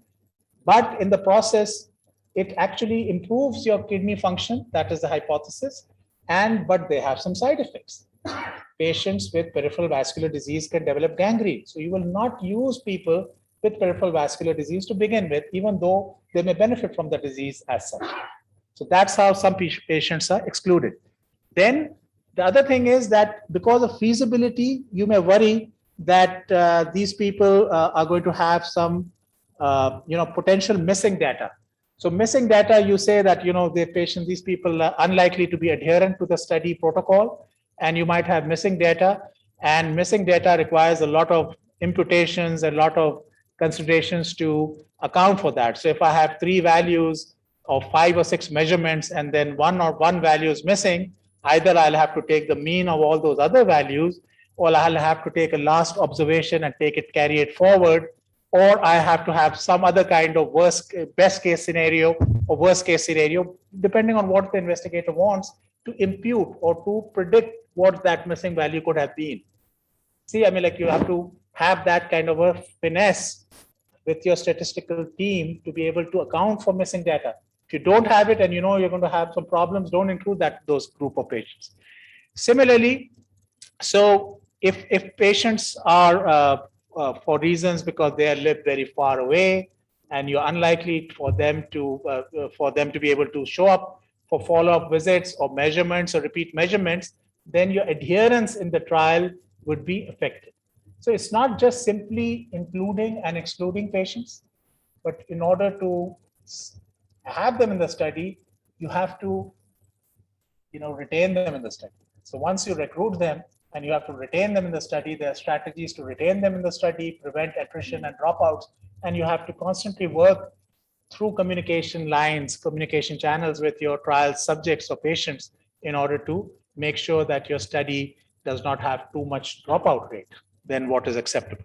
And again, for ethical reasons, if you think that, so in this particular case, when the recovery trial was done, initially patients were excluded because the IRB in these countries thought that including pregnant women with COVID and giving them dexamethasone, somehow somebody thought, don't give any medications to the pregnant women if they are in their first trimester, let's say, or something like that. But then when there was a life-threatening issue, obviously they should have been included. Initially, they were excluded. But then somebody pointed out after 4 to 6 months, we are losing a lot of young pregnant women with COVID. And, so they were excluded and they did not get the fair benefits of the trial. So they actually Data Safety Monitoring Board, not Data Safety, Data Safety Monitoring Board probably also pointed out higher mortality in that group. And then, the investigators were pointed out and then they included it as a protocol amendment. So inclusion and exclusion criteria are based on some defined characteristics. Now, when you are looking at outcome measures, what you want to use in order to answer the question of interest. So once you have developed a research question, what are the measures or measurements that will objectively tell you that something works and objectively tell you that it does not work to answer the primary question of interest? What are those measures which will objectively tell you something will work and something will not work? So the measures themselves need to have validity, which means what? Validity. What's the concept of validity? If a measure is valid, what do we mean by that?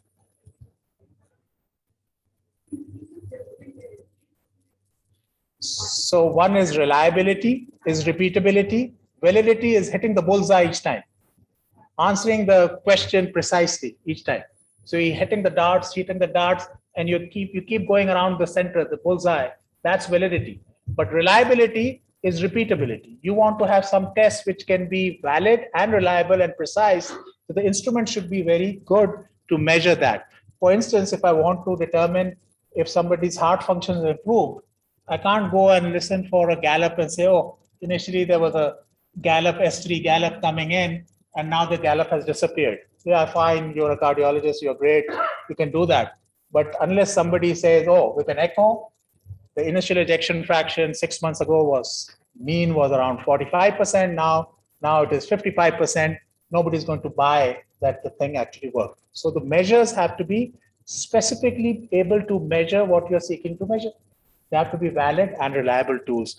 And if there's a small change in the clinical condition, those measures should recognize that. So the tools should be sensitive to change. So the measures need to be of precision. Then when you're talking about primary outcome measures, so the main question the study seeks and is powered to answer, those are your primary outcome measures. Usually every study has a hypothesis. And unless you can study the entire population at large, which is impossible, feasibility issues would be there, it will cost a lot. You can simply either prove or disprove the null hypothesis. There's no absolute answer to any research question. You will always make a type 1 error or type 2 error because you're not studying the entire population at large. It's not feasible to study the entire target population. You can only study the small sample which is available in that accessible population sitting in the middle row out here. So I can only study these 10 people here out of these 80, 60 people here. I can't study the 150 people sitting out here. So every time you answer a question, you're simply proving or disproving the null hypothesis. That's why in a question, always the hypothesis, as pointed out by Dr. Waqar, is important to go through that exercise. What is my null hypothesis? What is the alternate one? So in this particular concept, there was a question online earlier on, somebody had asked about the power of the study. And we have said that it's an ability to detect a change when it exists. So the sample size, which will be discussed inshallah tomorrow, the sample size is determined as the safest sample size, smallest sample size that is powered to answer the study. And that people will say, okay, it was well powered and I got a positive result. But if the sample size is less than what is optimal, you are not powered, you will make a type 2 error or data would be large. So the primary question, you always have to calculate the sample size based on the primary outcome measure. The secondary ones are just ancillary. If you get a positive result, great, wonderful. It's a good hypothesis generating question. that will be then used for a subsequent study by another investigator or your team members subsequently. But the primary question is all powered for that. Secondary questions may not be powered. So if you get a positive result, wonderful. If you get a negative result, you don't know, you made a type 2 error. So you may have to power those secondary questions again as a primary study to answer that outcome of interest. So primary outcome measure, usually one. Obviously, it should be of clinical significance. If it does not benefit the patient or the population at large, what is it good for? You know, if you can't have clinical significance, even if I can show statistical significance, means nothing. If something is not clinically significant or beneficial to your population at large, showing statistical significance, if you make the study large enough, you can make anything look statistically significant. But will it be clinically significant is what we have to ask us. So all the definitions of these need to be looked at from prior guidelines or standard clinical definitions. Don't make up your own new definition of an outcome measure, because then the public who's looking at the literature or the academicians or the practitioners will get all confused. So use standardized measures that have already been reported. Use your outcome measures from one of those measures. And then, of course, once you do that, they have to be specified before the study is done, not as a fishing expedition later on. That, okay, now we've done about 6 to 8 months of this, and somebody thinks that this group is doing better. Let's ask this additional question. No, it has to be a priori, right, before you start doing the study. So typically, one or two important hard clinical endpoints. So somebody could talk about mortality. Now that's a serious hard endpoint. Mortality reduction, mortality benefits you're showing, great. You're showing myocardial infarction reductions, incidence of myocardial infarction reduction, great, very serious issue.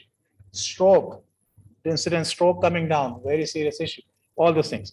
But then sometimes it may not be possible during the study to look at the very hard clinical endpoint.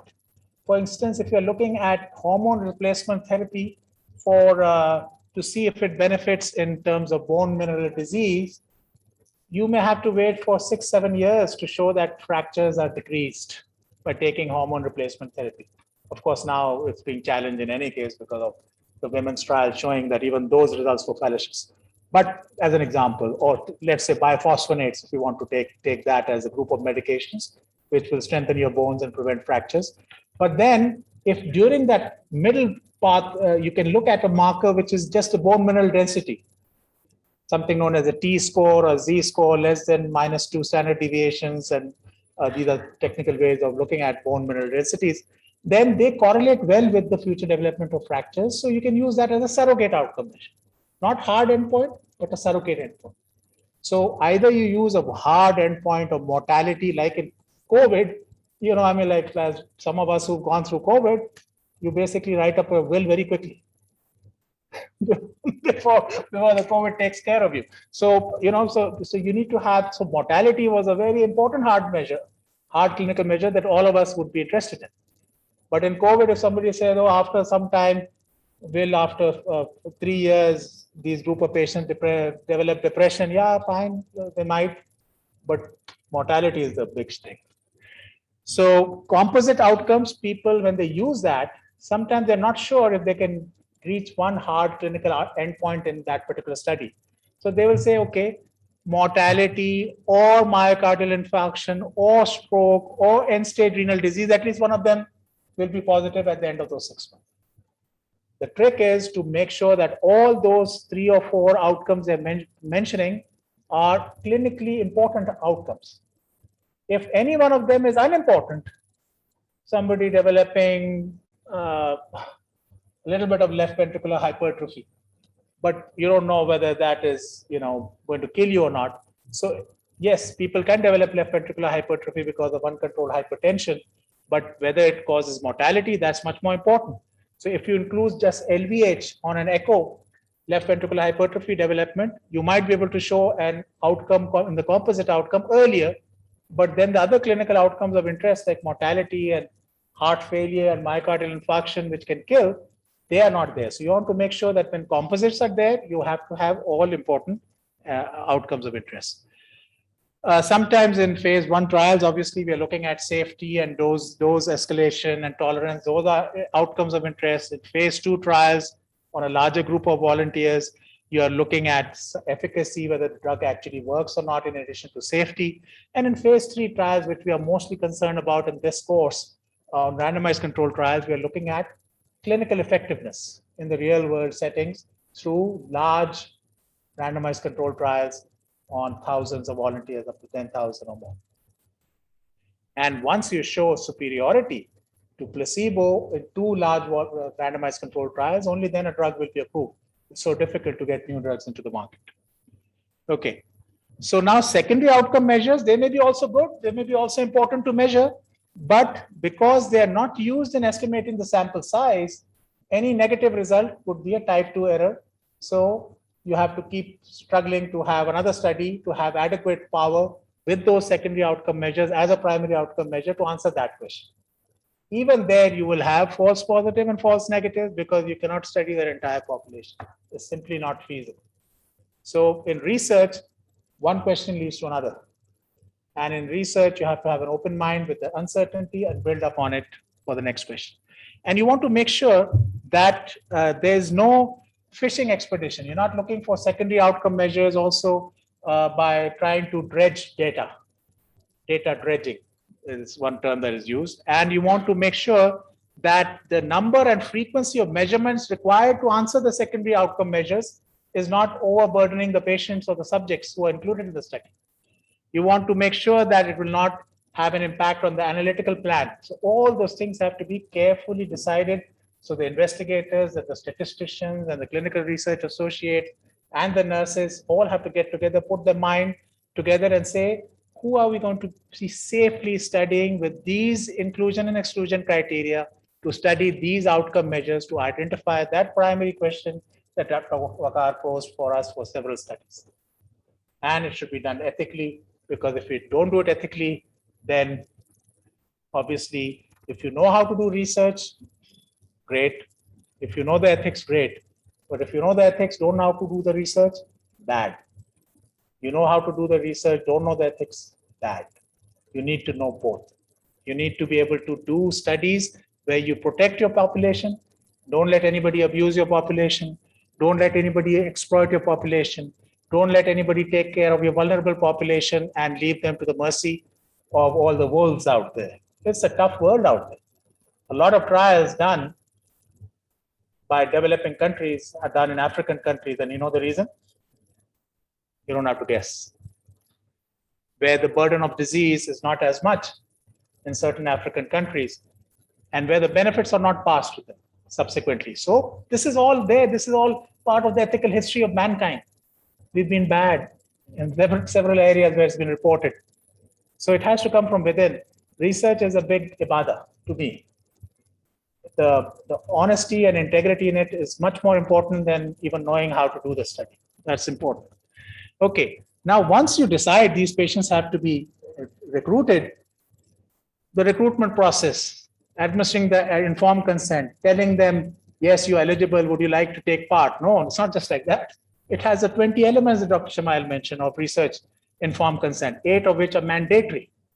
Whom to include, whom not to include, what are the benefits, what are the risks, what are the alternatives, what are their risks, what is the data confidentiality, what are your rights and responsibilities, can you drop out at any time, what is your compensation, what is your prorated compensation, who has access to your data, can we tell you more about the study subsequently. This all has to be discussed. It's a process, it's not a form, informed consent.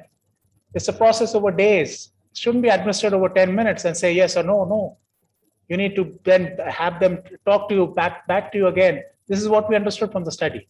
Make sure you are your patients, your subjects, advocates. They are the ones who are putting their lives at stake so that mankind can benefit. So you can't just use them as guinea pigs. I'm sorry to use that word. So, okay. So, and then to retain them in the trial and to make sure they follow the protocols. You're telling them, please come in on day 3, day 7, day 9, day 28, day 35, day 60, day 80. You want to make sure that you give them a reminder that please, this is the day, oh, one day before, anything which is a little bit of a violation of that protocol, minor protocol violations, is acceptable sometimes. But major protocol violations are not acceptable because then the integrity of the study is at stake. Other patients who are putting their lives at stake, you are making their data look bad by accepting a few people and by being tardy in your follow-up and making sure that the patients are following their protocols. That's the most important part. So just coming in the last few minutes to the dapagliflozin study, I've marked so many things out here that I think I'll just go straight to the inclusion criteria. So they used adults over 18 with or without type 2 diabetes. Very much of interest to most of us. Big group of over 18 people with and without diabetes. With a kidney function which is between 25 to 75. That's where you define your chronic kidney disease from stage 2 to stage 4, more or less. Stage 2 is 60 to 90 and stage 4 is about 15 to 30 GFR. So big, broad range of patients right in the middle of the spectrum with and without diabetes, with a proteinuria of around 200 to 5,000 milligrams a day based on this ratio. And all of them having been on ACE inhibitors or AR2 blockers, which are standards of care to delay progression of chronic kidney disease. And if they were unable to take them, a documented reason for why they couldn't take them. Then randomized and included in the study where you use the dapagliflozin versus placebo in addition to the standard of care in both groups. Who did they exclude? Type 1 diabetes. Oh, did we discriminate? No. Patients with dapagliflozin can develop diabetic type 1s can develop diabetic ketoacidosis. Big risk factor. Anybody who has some other forms of immunosuppressant, diseases where you have altered immunology, let's say lupus nephritis or this other forms of vasculitis, and are on immunotherapy, will also confound the results. So you have to exclude them. So the target population of interest in this study, my commentary on that would be that this was well defined to include the chronic kidney disease population of interest to general practitioners, internists, and nephrologists or cardiologists. They use standardized clinical measures for chronic kidney disease, the GFR, the protein albumin to creatinine ratio. Participants were excluded for safety reasons, as in type 1 diabetes appropriately. They were excluded for reasons of confounding, like the use of immunotherapy. How about the outcome measures? They used the primary outcome measure, which was a composite of either the first occurrence of any of the following, which is a decline in GFR, 50% estimated decline in GFR, or the onset of end-stage kidney disease requiring dialysis or close to that, or death from renal or cardiovascular causes. But all of them were important measures. They're all important clinically to clinicians who are taking care of diabetics with this disease. The secondary outcome measures were also major outcome measures, composite outcome measures of different forms of sustained decline in GFR as opposed to 50% decline. So there's a subtle difference. Composite cardiovascular outcome, defined as this, death from any cause. And then, of course, collecting the adverse event data and adverse drug reactions is part of all secondary outcome measures, unless you are doing a safety study where adverse events and adverse drug reactions are the primary outcome. But in this kind of studies, we usually put them in secondary outcomes. If they are positive, fine. If they're negative, doesn't mean they're safe, because you could make a type 2 error. And again, this is the long-term pharmacological vigilance and surveillance subsequently, which picks up these kind of problems. So the composite outcome included all clinically important outcomes of interest. There were subtle differences in secondary outcome measures. I don't want to go through that. Let's look at quickly dexamethasone in hospitalized patients. They included all hospitalized patients suspected of having either clinical suspicion or actual COVID. No medical history that might, in the opinion of the physician, put them at risk if they were to participate. Initially, they thought dexamethasone to pregnant women was a risk. So for whatever reason, it wasn't. At least 18 years of age, but then they said, oh, even young people are dying of COVID. Why did we exclude them unfairly? So vulnerable population, yes, they were, the youngsters. But it was their problem too. We have babies dying of COVID too. So this was a problem. This was such a big pandemic and pressure that the investigators didn't think it through, but then they subsequently corrected it. Initially, they excluded pregnant and breastfeeding women until they started finding out that they were dying of COVID with intact fetuses. So what good is that? Dexamethasone unavailable to the hospital. Okay, some people did not have, they had prednisolone. So they used that, so it would confound the results. Very similar, but they didn't have it. So they excluded that. Patients, now this is interesting. They excluded patients in whom there was a definite indication for dexamethasone or definite contraindication. So when there was no equipoise, it was certain that dexamethasone should be given, or it was certain that dexamethasone would hurt, they excluded that population. This is where that equipoise came in. So it appears that the pandemic had influenced appropriate planning and pre-specified inclusion criteria and protocol modifications had to be done. Each protocol amendment requires IRB approval, brings in an element of selection bias, and exclusion is based on absence of genuine uncertainty or equipoise in terms of clear indications of contraindications to dexamethasone. This was a very usefully used reason, and exclusion based on feasibility issues that there was no dexamethasone available. The primary outcome measures was important to all of us. All-cause mortality at 28 days. Will the patient survive or not? Most of us were dying within 7 days, 3 days, 10 days, 15 days when they were dying, with mortality sometimes 4%, 3%, 5%, and further analysis was specified at 6 months. The secondary outcome measures were time until discharge. Were they discharged early or not? And what about mechanical ventilation? Could that be delayed or not? What about requirement for dialysis and requirement and other cardiac arrhythmias? Could dexamethasone delay that? So here the all-cause mortality was obviously a hard endpoint they used. There was global interest with this deadly COVID pandemic. The multiple secondary outcomes were assessed, but not all of them were powered for. So we had some negative results. We still don't know what the answer would be for that. This third one, I'm going to leave it for your own study. I want you to look at the inclusion criteria. I want you to look at the exclusion criteria. They're all there in your handout, in my talk as well, and there in your handout. And I want you to think about whether the inclusion criteria were narrow or broad, whether the exclusion criteria were narrow or broad, and what were the reasons for exclusion. So answer me that, inshallah, tomorrow morning, and there will be no money. I'll return the money for all those I took today. I think total maybe what, 3,000, 5,000, 8,000. I don't know how many I took, but I lost all of mine, my 3,000. So reasons for exclusion. So you tell me that tomorrow, inshallah, and then subsequently we will go through these outcome measures with you. So these were for the outcome measures. Why were composite outcomes used? Answer all this. So I put this as a self-assessment, the HEPATAC trial. I want you to read the abstract or part of the methodology tonight. Think about it and come up with some answers. Try to answer these questions that I put in for you as an exercise.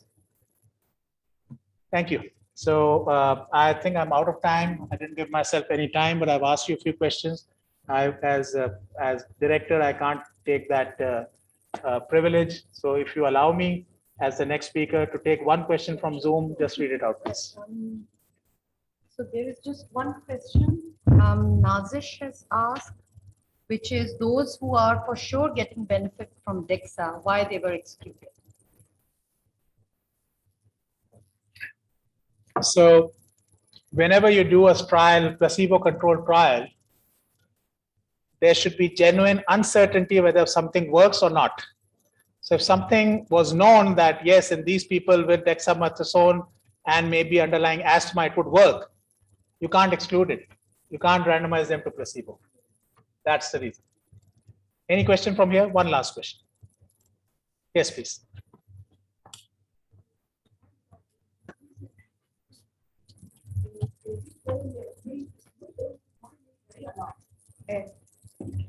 Exclusion and inclusion criteria not mimic the real life. Maybe in the real life, the outcome differ. I have one example of FDA when apply DAS, direct acting antivirals, make exclusion criteria just HCV patients, exclude HBV patients. So when apply this medication in the real life, they found free up of hepatitis B viral after suppression of HCV. Something like that, this inclusion, I appreciate it's important to be in consideration, but not mimic the real life. Thank you. This is a very important point that our sister is making here, that there is something which works in real life. And that's why the pragmatic trials have become very, very popular now. So you do not have very, very strict inclusion exclusion criteria. You may not even have blinding, and you see how these things work in real life in real patients. So a lot of randomized controlled trials, strict ones with all this quality control, are now giving way to these pragmatic trials so that you can answer these questions in real life. So like we said, you will always have reasons for exclusion because of confounding, because of safety, but then some real patients who could have benefited were not given some things in a particular trial. But in real life, with pragmatic trials, they're supposed to reproduce real life scenario, and that's where the answers would be. So thank you very much for being patient with us, and inshallah, we'll continue right along. Dr. Rehma Gilani, proud to say, was part of my clinical research team when I was at the National University of Medical Sciences, and she has a master's in public health, and she's a gynecologist as well. She has a certification in principles and practice of clinical research from Harvard. So she has far more qualifications than I have to teach and talk about research. And I'm sure you'll benefit from her presentation on randomization. Dr. Rehma, thank you.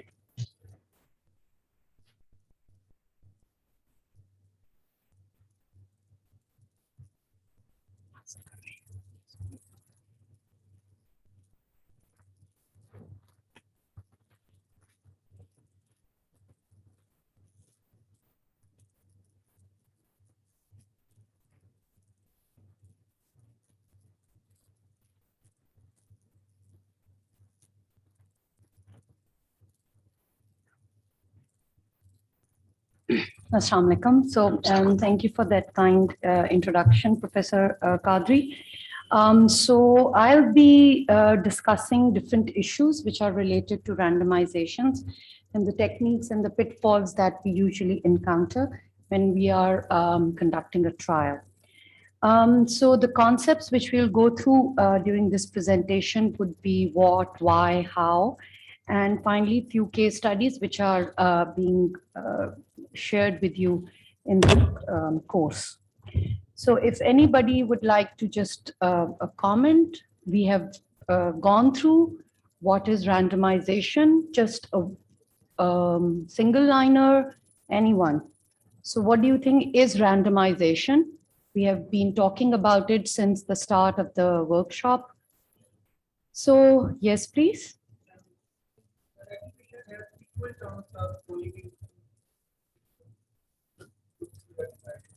Brilliant. So everyone has an equal chance of going in any of the treatment that we have, treatment or the control that we are offered in our trial.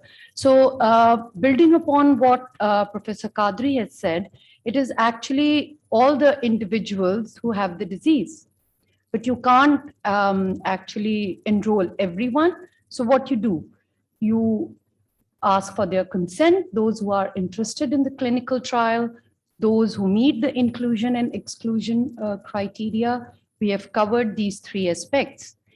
And then those who consent. Professor Shumail has very rightly put, those who consent play a very important part, and it must be re-emphasized.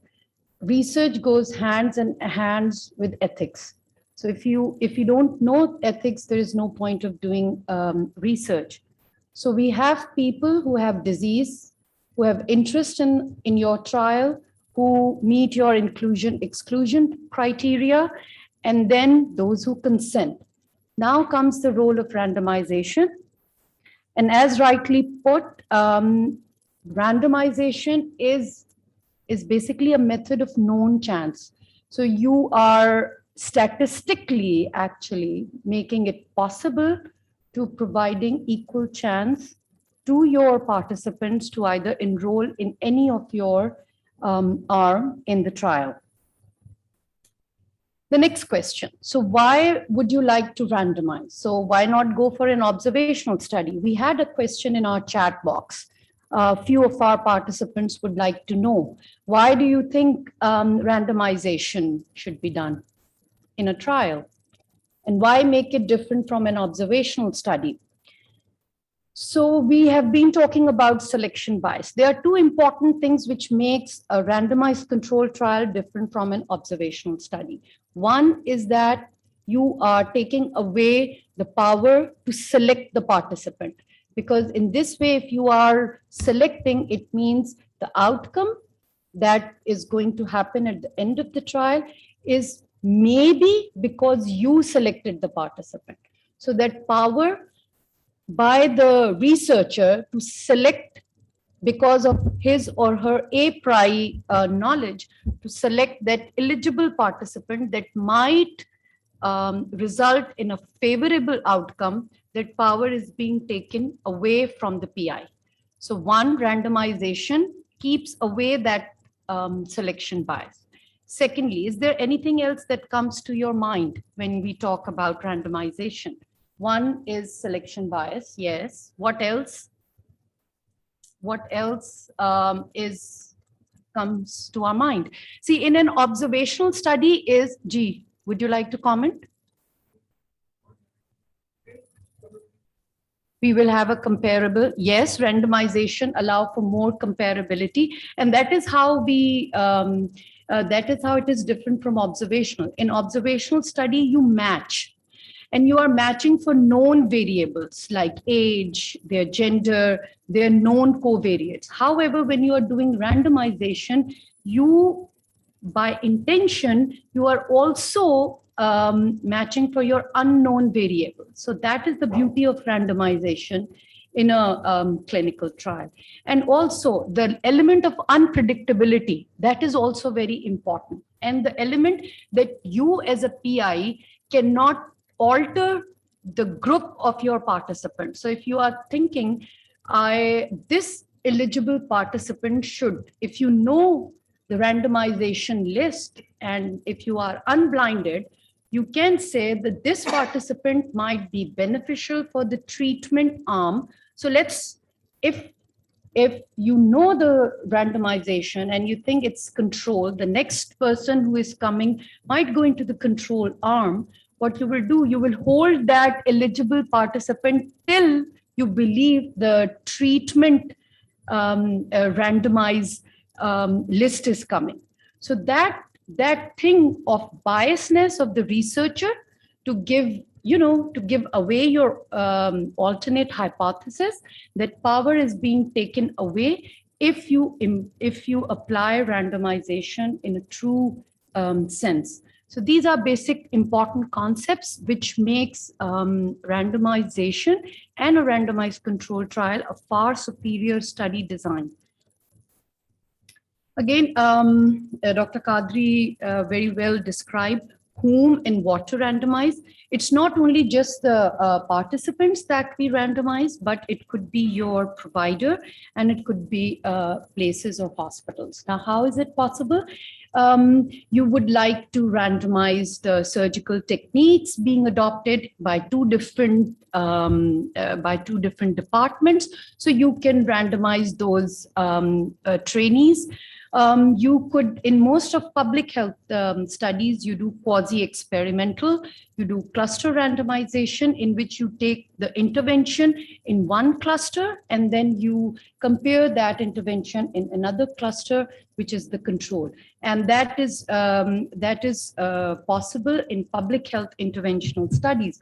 Also, sometimes it is unethical to do randomization on the basis of the individual level. So we go for the intervention at cluster level. Now, there are different types of randomization, simple, promuted block, stratified, cluster, and adaptive randomization. So we'll take one at a time.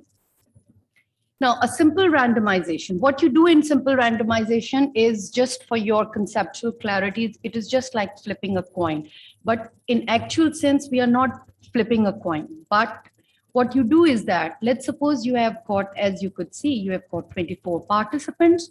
You generate a sequence of 24 random numbers from 0 to 9. Why? You have got two arms, a control. And this is a very basic concept. Clinical trial could be 2 arms, 3 arms, parallel trial. So there are further layers of it. But for the simplicity, we'll just start that we have got 2 arms. One is the treatment and another is a control arm. You generate a randomization list, which is completely random, and then you generate random numbers. Now, how you generate random numbers? It is through a statistical package. In these times, we don't do anything by our hands. It is through a software process. So what you do is that you generate a sequence of 24 random numbers because you have got 24 participants. And then this random sequence results in distribution of the subjects, either into the treatment or into the control arm. To make it more so that you could understand it, it's a small animation which we have taken from our IPPCR course. Here you could see the number of the participants, and let's suppose we are randomizing it through simple randomization. So there is a male, he goes into the treatment B. Let's suppose we are comparing treatment A with treatment B. Another participant comes in and there is another randomization sequence. He is also going in treatment B, and so on and so forth. As and when patient comes, only then you are randomizing them. This sequence is being made and locked in your statistical package. You as an PI or your research associate and whoever, ideally whoever is a participant in that trial is not aware of that list. We all are blinded to it. And then so on and so forth, all these participants are being randomized. Can you see the difference? Can you comment on the difference in simple randomization?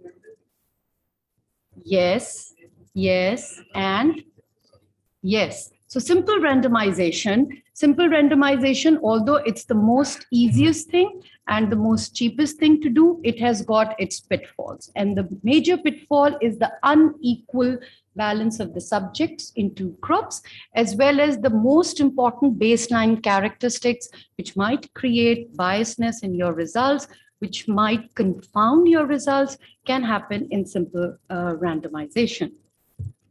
In dexamethasone study, we have seen that they have done randomization with the 2-to-1 ratio. The question here for practical purposes is, while you are reading an article, be it a dexamethasone, how would you know that whether the study has done randomization in a proper manner or not? For this, you have to look at the table 1 of any article of RCT. In a table 1, you would see the distribution of the baseline characteristics. And here in this table of dexamethasone study, the recovery trial, you will see that they are beautifully balanced. You won't find an imbalance in the baseline characteristics. So that is the first thing you have to look while you are critically appraising an RCT. Moving on to blocked randomization. So in blocked randomization, we have seen that simple randomization has got 2 issues. One is unequal distribution. Number 2, the baseline characteristics and covariates are not balanced appropriately. So what to do? The next step is you could go for blocked randomization. What we do is that we make blocks. We make blocks of either 4 or 6. Let's say we are making block of 4. And then in these blocks of 4, you have got 6 possible combinations in which the control and the treatment can come in your 24 participants. Again, you generate a randomization list, and as and when patient comes, you are randomizing them on the basis of that randomization list. Now, here, you could just observe one thing which was not present in our previous randomization. To make it more clear, we move on to the permuted block. I would like you to park that one observation which you have picked from that previous slide. And then I'm moving on to this permuted, and we will go back to that observation. So in blocked randomization, what are we doing? We are we are providing blocks of 4 as well as blocks of 6. The question is why? So let's look at the presentation. You can have blocks of 4 and 6. One, there could be 26 possibilities. The first 6 possibilities is for the block of 4. The next 20 possibilities are the block of 6. As you generate a randomization list, your subjects will be randomized according to that block distribution, which are permuted. Permuted means either you are getting you or anyone else is not aware whether a block of 4 will come or a block of 6 will come. That is known as permuted block randomization. You could also, a block randomization, why block randomization and why we are doing permuted block randomization. I would like you to observe this slide once more, and then I move on to this slide, which I hopefully would answer these two major observations. We'll get back to our same example, and we'll start that you have got a block of 4. And this is block randomization. So we start, and you have got 6 different possible combinations. So we start with the first block, which is BAAB, and then we move on to the next block and the next block. And at last, all of your participants are being randomized in both the treatments. Can you observe a difference?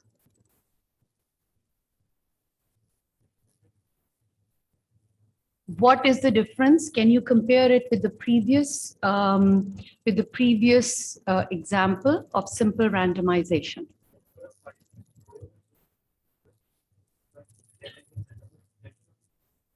Brilliant, brilliant. So here you could see that in simple randomization, although you have randomized them through a statistical process, there was an unequal number of people, as well as you had difference in your baseline covariates. However, in a block randomization, what you have done is that you have distributed them in equal number. However, the gender issue still exists. Here comes the issue of permuted block randomization. Why we do it? Because if I am aware that I have a block randomization of 4, I could guess the last randomized, the last participant to be randomized in a group. So if I know the combination is BAA, and if I know I would immediately know that the last part, whoever is now walking into my clinic will go into treatment B.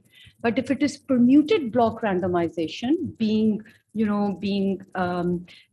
is 4 followed by, you don't know, is it followed by 6 or followed by 4? So it could be 4, 4, 6, then 4, then 6, then 4. So it is all, you are always in a state of guessing. So randomization prevents, one, predictability. Second, it prevents that your allocation concealment is intact. Third, it prevents that you as a researcher should not switch the participant. It prevents you from selecting the eligible participant. How you implement it is that it depends upon your arms, and it depends upon your a priori knowledge. It depends upon a lot of factors, the ratio that we choose. So it could be 1:1. You could see the block sizes.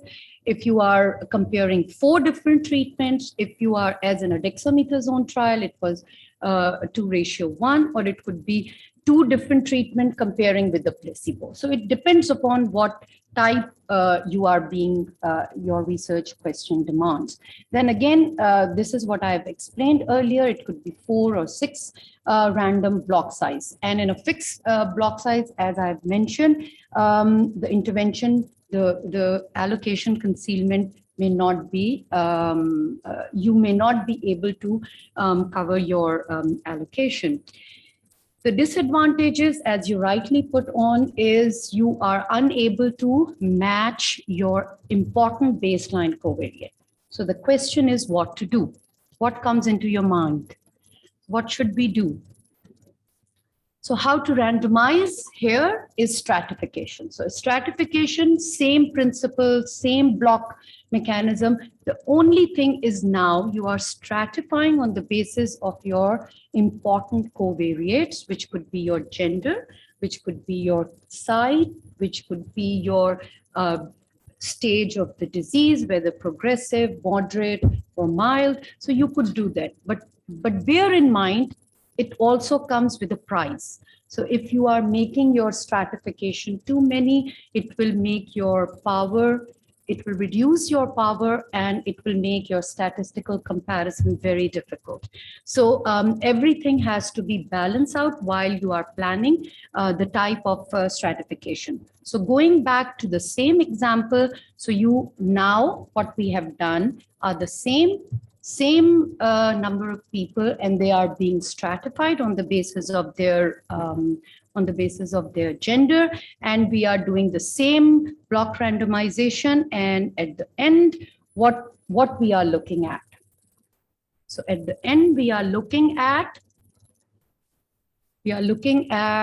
population, which is not only equal in numbers, but they are also being comparable in terms of their important covariates. The reason being, you have stratified them on the basis of their gender, and then in that particular gender, you have exposed them to both your treatment A as well as your treatment B. So how you perform it, you have to have your randomization in your strata. That is the key. It is not that you generate a single randomization list or a single random number series. As mentioned, the more cells you create in your stratification, your statistical power reduces, and it makes you difficult to do your clinical interpretations. We all have been discussing the DAPA one in CKD and chronic renal diseases. You could see in the trial procedure that there was randomization was done in patients, balanced block to ensure an approximate 1-to-1 ratio of the two regimes. So this was block randomization with 1-to-1 ratio. How can you say that this randomization was appropriately done is by looking at their table 1, which shows the socio-demographic characteristics, and you could see the age, and you could see their ethnicity, and so on and so forth. You compare, and that's the beauty of the randomization, that the percentage which is written in is exactly the same.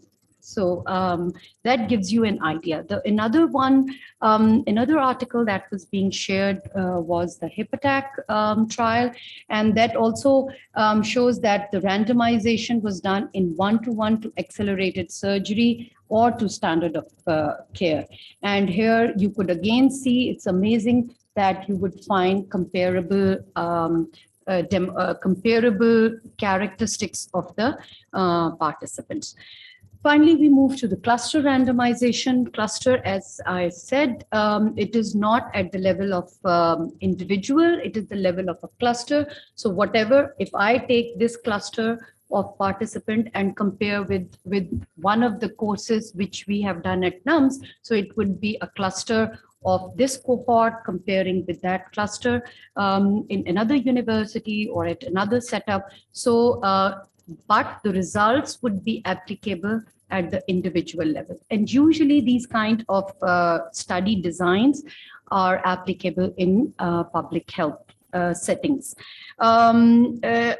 There are issues related to cluster randomization because of the contamination, as well as there is an important statistical point that we have to keep in mind while we are planning for cluster randomization, which is cluster coefficient, that these clusters should have matching participants.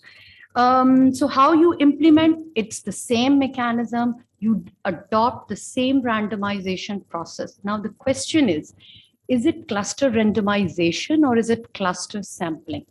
These are two different concepts. Sampling is how you reach to that cohort that is to be enrolled in your trial. While cluster randomization is different from sampling, where you are generating a randomization list for that particular cluster. So it's an important concept to understand. It's a feasible one. Sometimes it is not applicable in certain trials. So cluster randomization helps you out. Intra-cluster correlation coefficient, that's the most important concept while you are planning for cluster randomization. So briefly, I'll just say, so any thoughts? What is randomization and predictability? Do we have, do you think there is a connection, or are they're synonymous, or they are opposite? Any thoughts?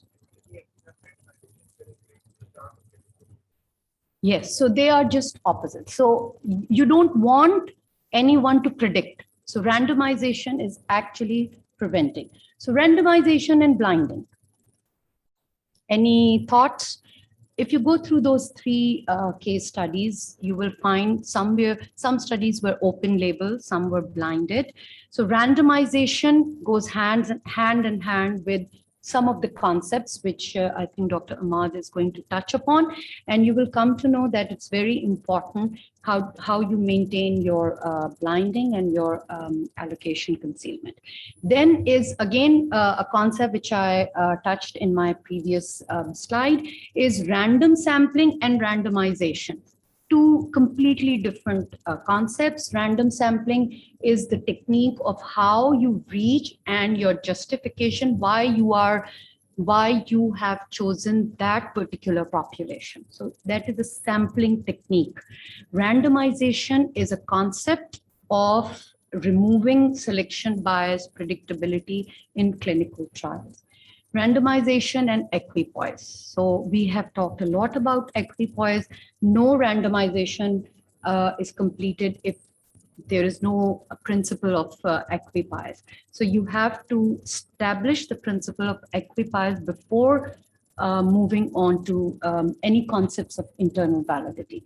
And then randomization and intention to treat. Dr. Mahamzad is going to touch upon intention to treat.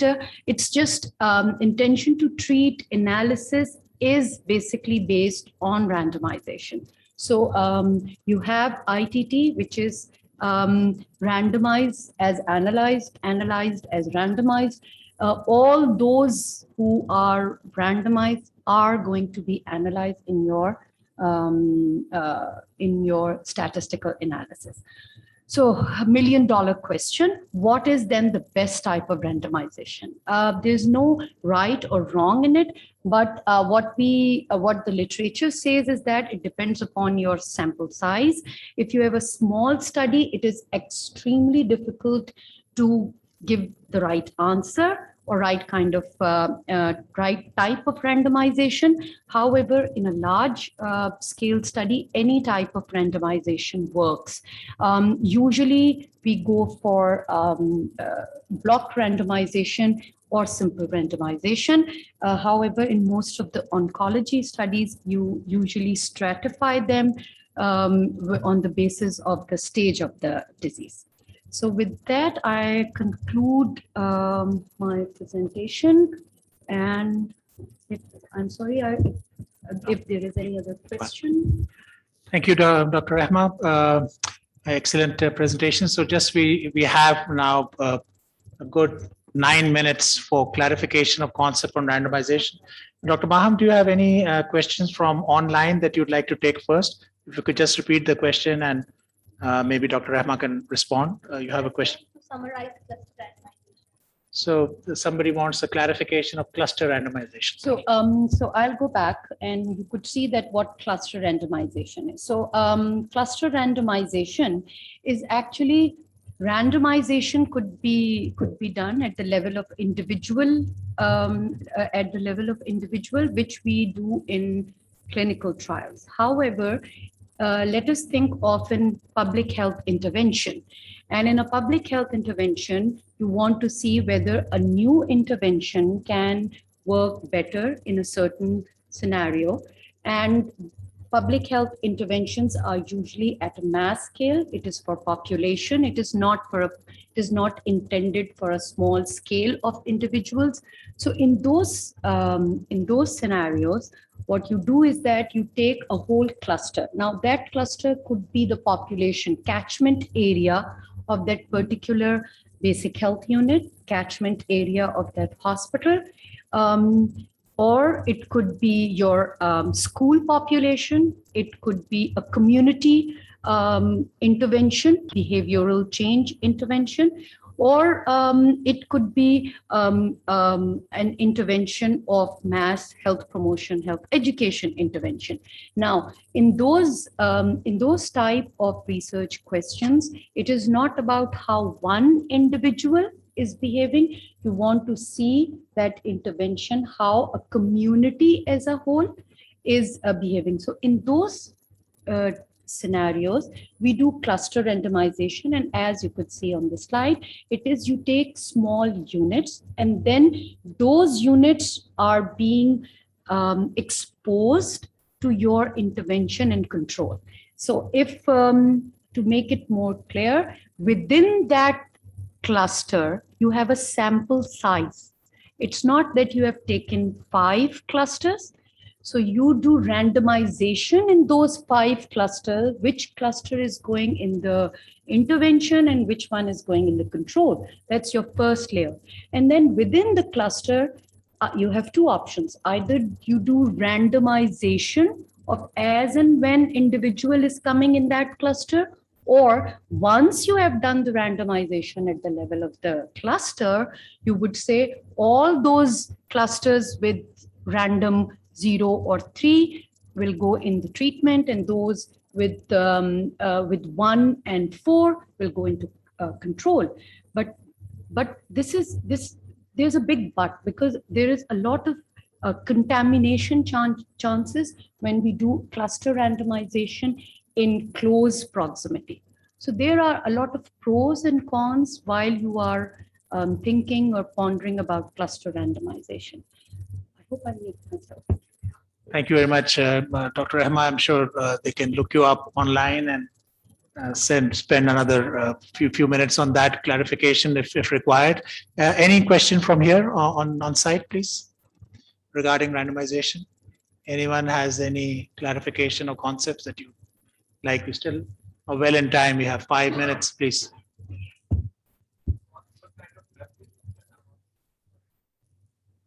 Sorry? What kind of web is nothing comes on top of my mind, but we know that you have got 2 different free resources available. I have to look up on the internet to give you the names, but you can have those free web resources. But actually, when you are planning for your clinical trials, that's a very important question. The point of randomization, you have to incorporate. I think Dr. Ahmad, when he will talk about budgeting, he will also talk about the resources that would be required, established resources who are going to provide you those statistical packages. So there are resources available which you have to either purchase or subscribe for your own. They do A to Z. So they provide you the randomization list, and they also provide you the type of the randomization, the calculations, and all that stuff. But on top of my mind, I don't know actually.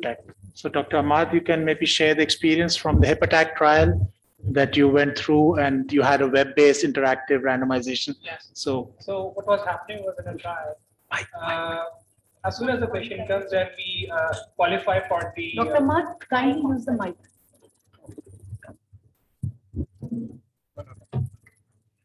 Okay, so this was my experience. We were enrolling patients, and as soon as we find that the patients are eligible for enrollment, we give the credentials to software, and then the software itself randomizes to whatever the limb the particular patient is going to do to go for. And we just have a ID or a code, and this is how we randomize patients by that way.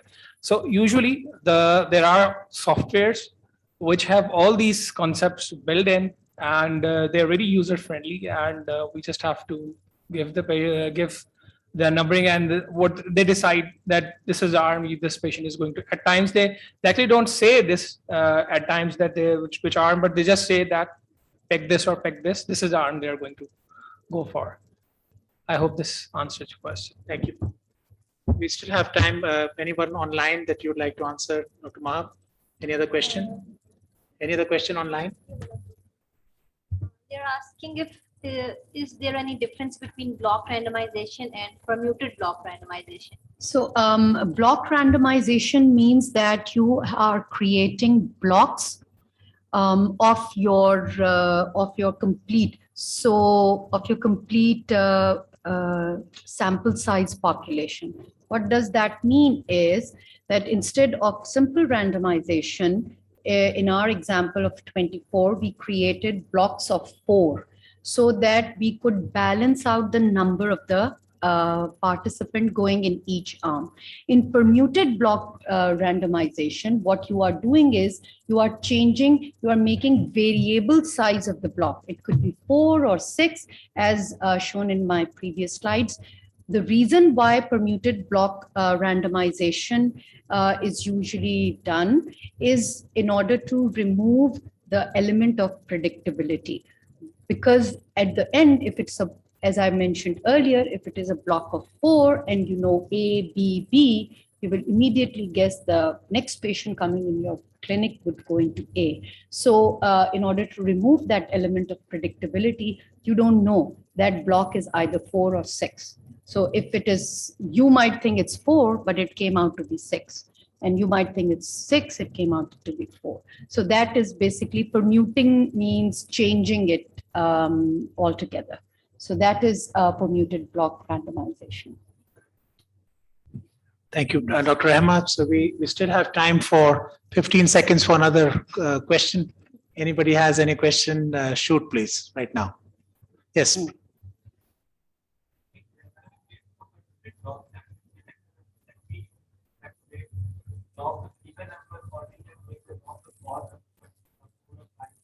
See, I would answer it. These are actually concepts. You have to sit with your statisticians, because what I've given you an example of very small 24, 30. Usually a clinical trial is in thousands. So it is 1,000, 1,500 or plus. So in those trials, what you do is you do simulations, and based on that simulations, you come up. Your statistician would provide you the best. So usually what we do, we start with 4 and 6 because it's easier. We don't go beyond 8. That's the rule of thumb.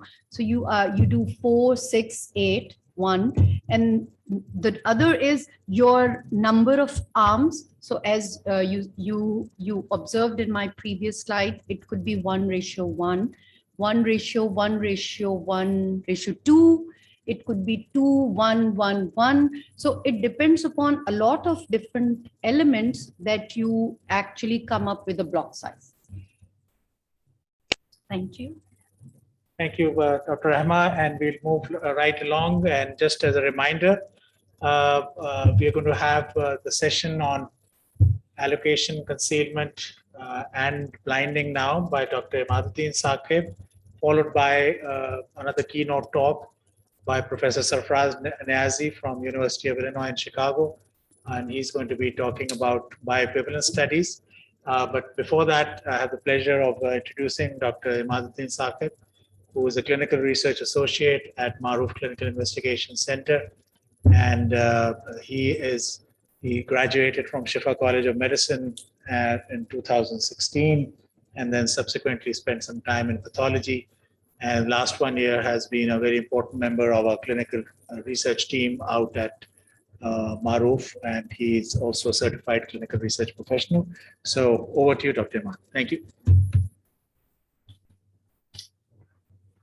Thank you, Dr. Fadli. Just a quick reminder, a polite reminder. I understand that it's been a long day. It's really important that everyone keep their masks on in view of the situation of the COVID situation. I understand that it's been a long day, but just to avoid more. Sorry.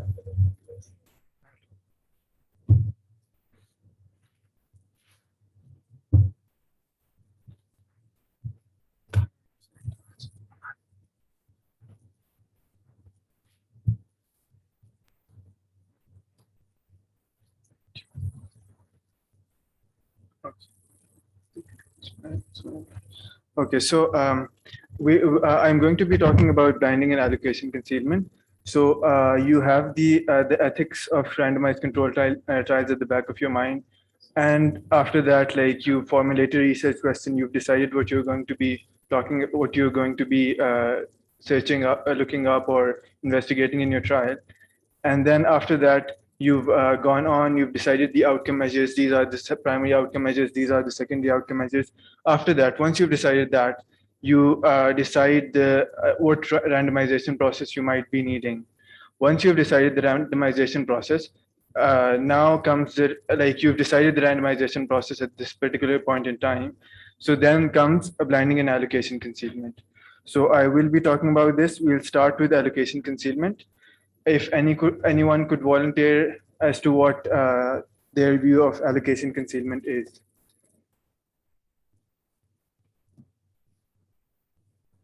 Any volunteers?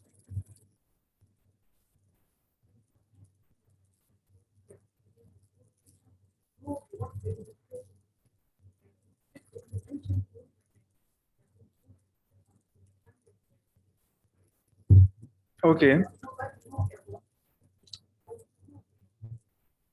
Okay, that's a good answer. How would you define blinding in that case then? Anyone else is also free to answer, right? Okay, we'll talk about this, and then hopefully you should be able to get a better idea of this. And these were 2 or 3 of those questions from which Dr. Kadri started with the 1,000 rupee thing. So hopefully this is an important concept, and you will have a better idea at the end of the presentation. So what is allocation concealment? So it's basically before, like you've done the randomization process at this particular point in time. However, now a participant is going to come to you. At this point in time, you're going to assign a particular treatment, either the intervention group or the control group, to that particular participant. Now again, you haven't randomized you haven't selected the patient yet. You haven't enrolled the patient yet. You're going to enroll the patient. Now, before this enrollment process, can you determine whether this patient is going to go in the intervention group or the control group? Can you? So this particular process, like you could like Dr. Emma gave a few examples as to how you could, like, maybe if you know the allocation, the formula, you can decide that this like maybe three participants have already been enrolled. The 4th one is going to be likely this, so the next one might be that. Like you could figure that out to an extent. So in that particular case, the allocation won't be concealed. But if it's concealed, as you guys rightly said, then you won't be able to figure out what the participant is going to be in, which group is the participant going to be in. So this particular process, where you don't know which group the participant is going to be before the enrollment or during enrollment, that's called allocation concealment. And then we'll talk about blinding later on. I hope that's clear. That is an important concept in this presentation. Okay, so what's the use of allocation concealment? It has been alluded to before. Dr. Emma also talked a lot about a randomization process, including allocation concealment to an extent. So it basically protects the randomization process. And the allocation treatment is not known. And like I mentioned, this is before entering the patient in the study. Now, the reason why this is so important is because, like the first point that I mentioned, is it protects the randomization process. Why is randomization important? all the reasons that Dr. Emma mentioned. So why is allocation concealment important? Now, if we compromise on the allocation concealment, we're technically compromising on the randomization process. So if you're compromising on the allocation concealment, the randomization, the trial won't be a randomized trial. So you lose the point of doing a randomized control trial. So it'll be a non-randomized control trial in that case. Okay, so what is this guy doing? Any ideas?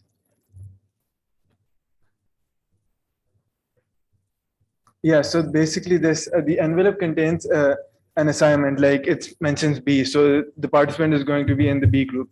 So that's how he's trying to figure out what the next participant is going to be.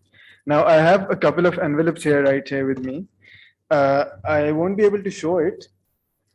You can make out like this is a like you can make out that there's something inside the envelope. I'll be passing this along so you guys can have a look as well. So you can make it out. Like when you can use your own mobile flashlight and you'll figure out what exactly is inside it. Like it's as simple as that. On the other hand, if you were to look at this envelope, you won't be able to see anything at all. So this is kind of like you're basically ensuring that no one can guess the allocation concealment. And first, we'll be passing this along. You can have a look and then you can pass it along. You're supposed to check both the envelopes actually. Okay. So as I mentioned, what's the importance of randomization? So it basically adds validity to the statistical test. That's the reason you're basically trying to randomize the participants and eventually get to a conclusion.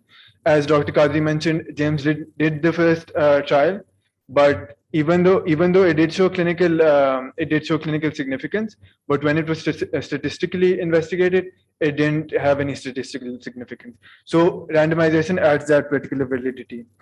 It minimizes confounding all the different factors that are there. It ensures that those factors aren't there. Dr. Emma gave a good example with the gender of the two groups as well. And like I mentioned, failure of allocation concealment means failure of the randomization process. Okay, so what does, so I've put up this slide to allude to something called bias. I'm sure you guys are aware of what bias is. It has been alluded to in previous presentations. So basically, everyone tends to have a particular bias in their mind, and they check, they automatically assume something. It could be different kinds of biases. They have been discussed earlier. Some of them have been discussed earlier on. I won't be introducing any new biases in my discussion or explaining those biases. So yeah. So what does allocation concealment ensure? So it tries to minimize selection bias.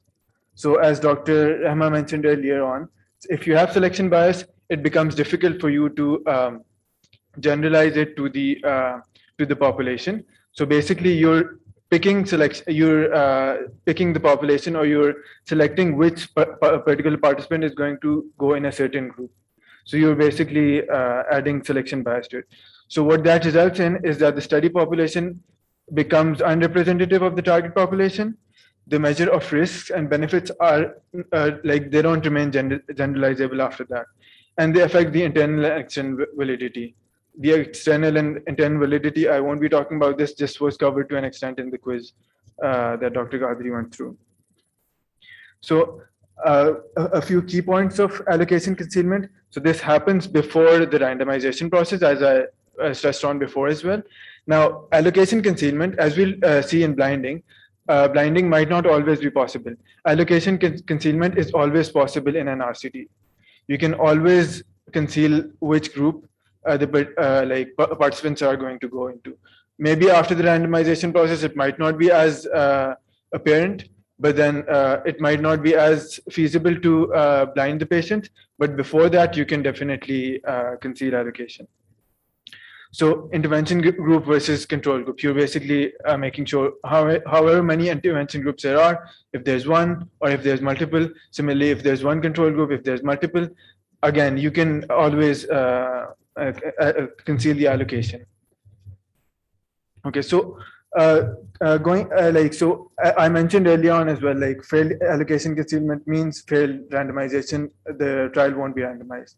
But coming to the nitty-gritties, so from the clinician or the investigator, if the clinician or investigator knows about the allocation from before, they can introduce selection bias to it. So they, as I mentioned, they can pick themselves. Like this particular participant, he seems fine for, like, he doesn't seem as maybe he doesn't need the medicine as much. And I have it in my mind. All of us have, like a lot of physicians, they automatically have it in their mind. Even general population, they have it in their mind that a medicine would benefit a patient. So automatically, I know this patient is relatively, he needs medicines more. He or she needs medicines more. So I'd be inclined towards putting this particular patient in the intervention group. I'm hopeful that the intervention would result in a benefit. So I'm going to assign this particular participant to that group. Similarly, if the participant doesn't seem as sick, it doesn't seem as needy of the medicine, I'll be like, okay, he can go well with the control group. So that introduces selection bias. Again, we won't be able to generalize it. So, and then directing patients to a particular group. So what I can do is, like if I'm the physician or the investigator, a participant comes to me, I'll see that this, like I want to put this particular participant in maybe a control group. At this particular point in time, I know if I if I enroll this patient, he or she will get enrolled in the treatment group. So what I'll do is I'll tell him to wait. Once there's one or two more participants, once I'm sure that now it's going to be the control group, then I'll ask, okay, now you come and you can, I'll enroll you, and then I'm technically enrolling him in the control group. Again, selection bias. Then from the patient's perspective, if the patient knows what the group they're going to be allocated to, they can, like, if they know they're going to go in the control group, they can withdraw from the study.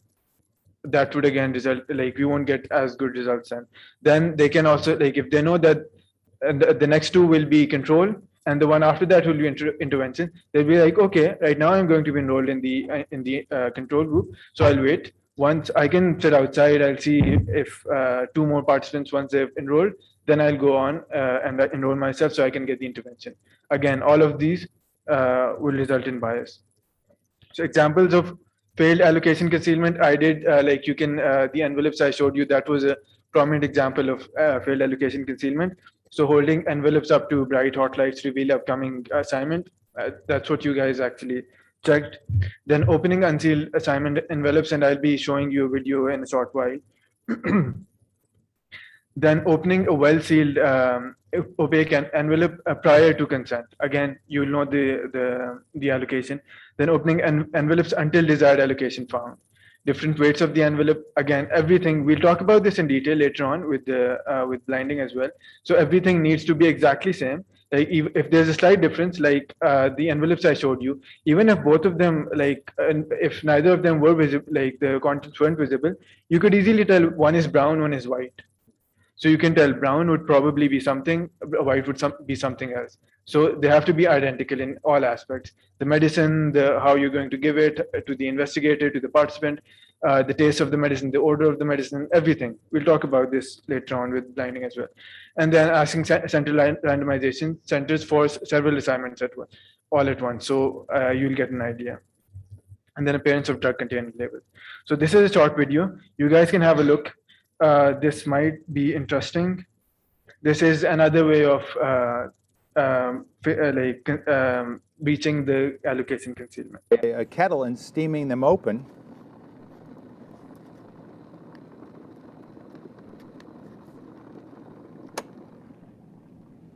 Like this,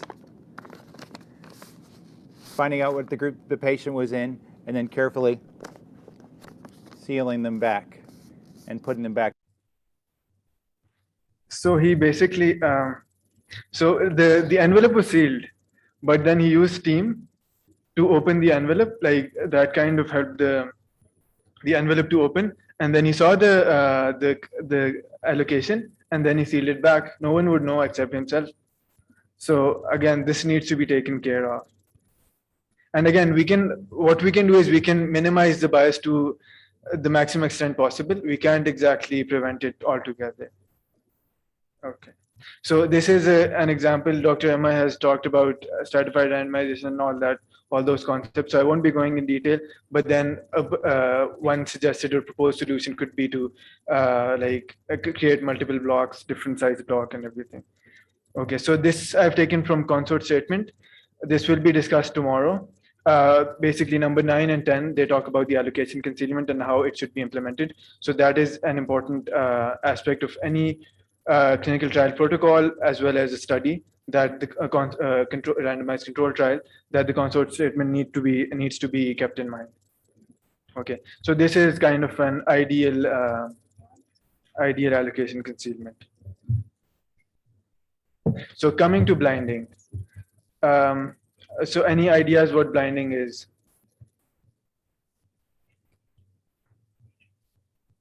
Any volunteers?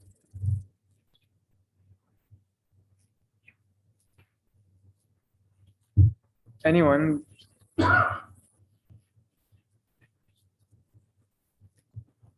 I would like to pick on someone if you guys aren't going to answer this. So if anyone wants to volunteer, just a few seconds more and then I'll pick on someone.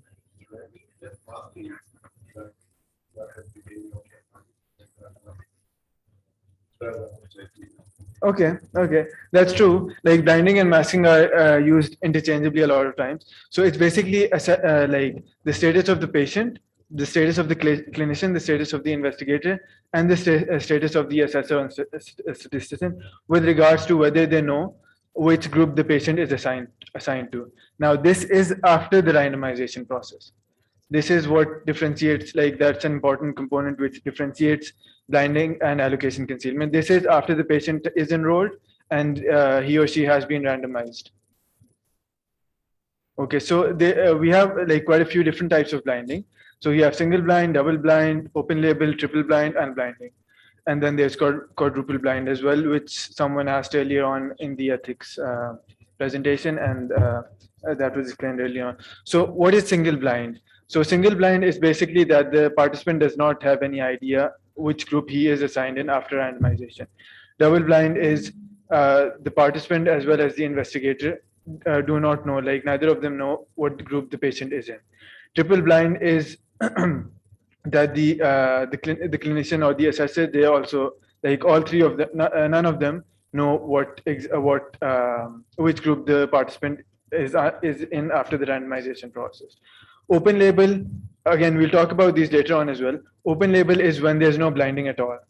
So before the allocation, the participants were blinded as well as the assessors. Everyone was blinded. Everyone was not aware of the allocation But after the randomization process, they'll know that this particular person is in that particular group. It is in the intervention group or the control group. So that would be open label. And one of the trials that we're going to discuss, that is an open label trial. Unblinding is, it could be due to many reasons. Could be due to safety reasons. There are many instances during a trial when a participant needs to be unblinded so that measures can be taken accordingly, or if the participant himself or herself requested it for any particular reason, but then that might result in the participant being excluded later on.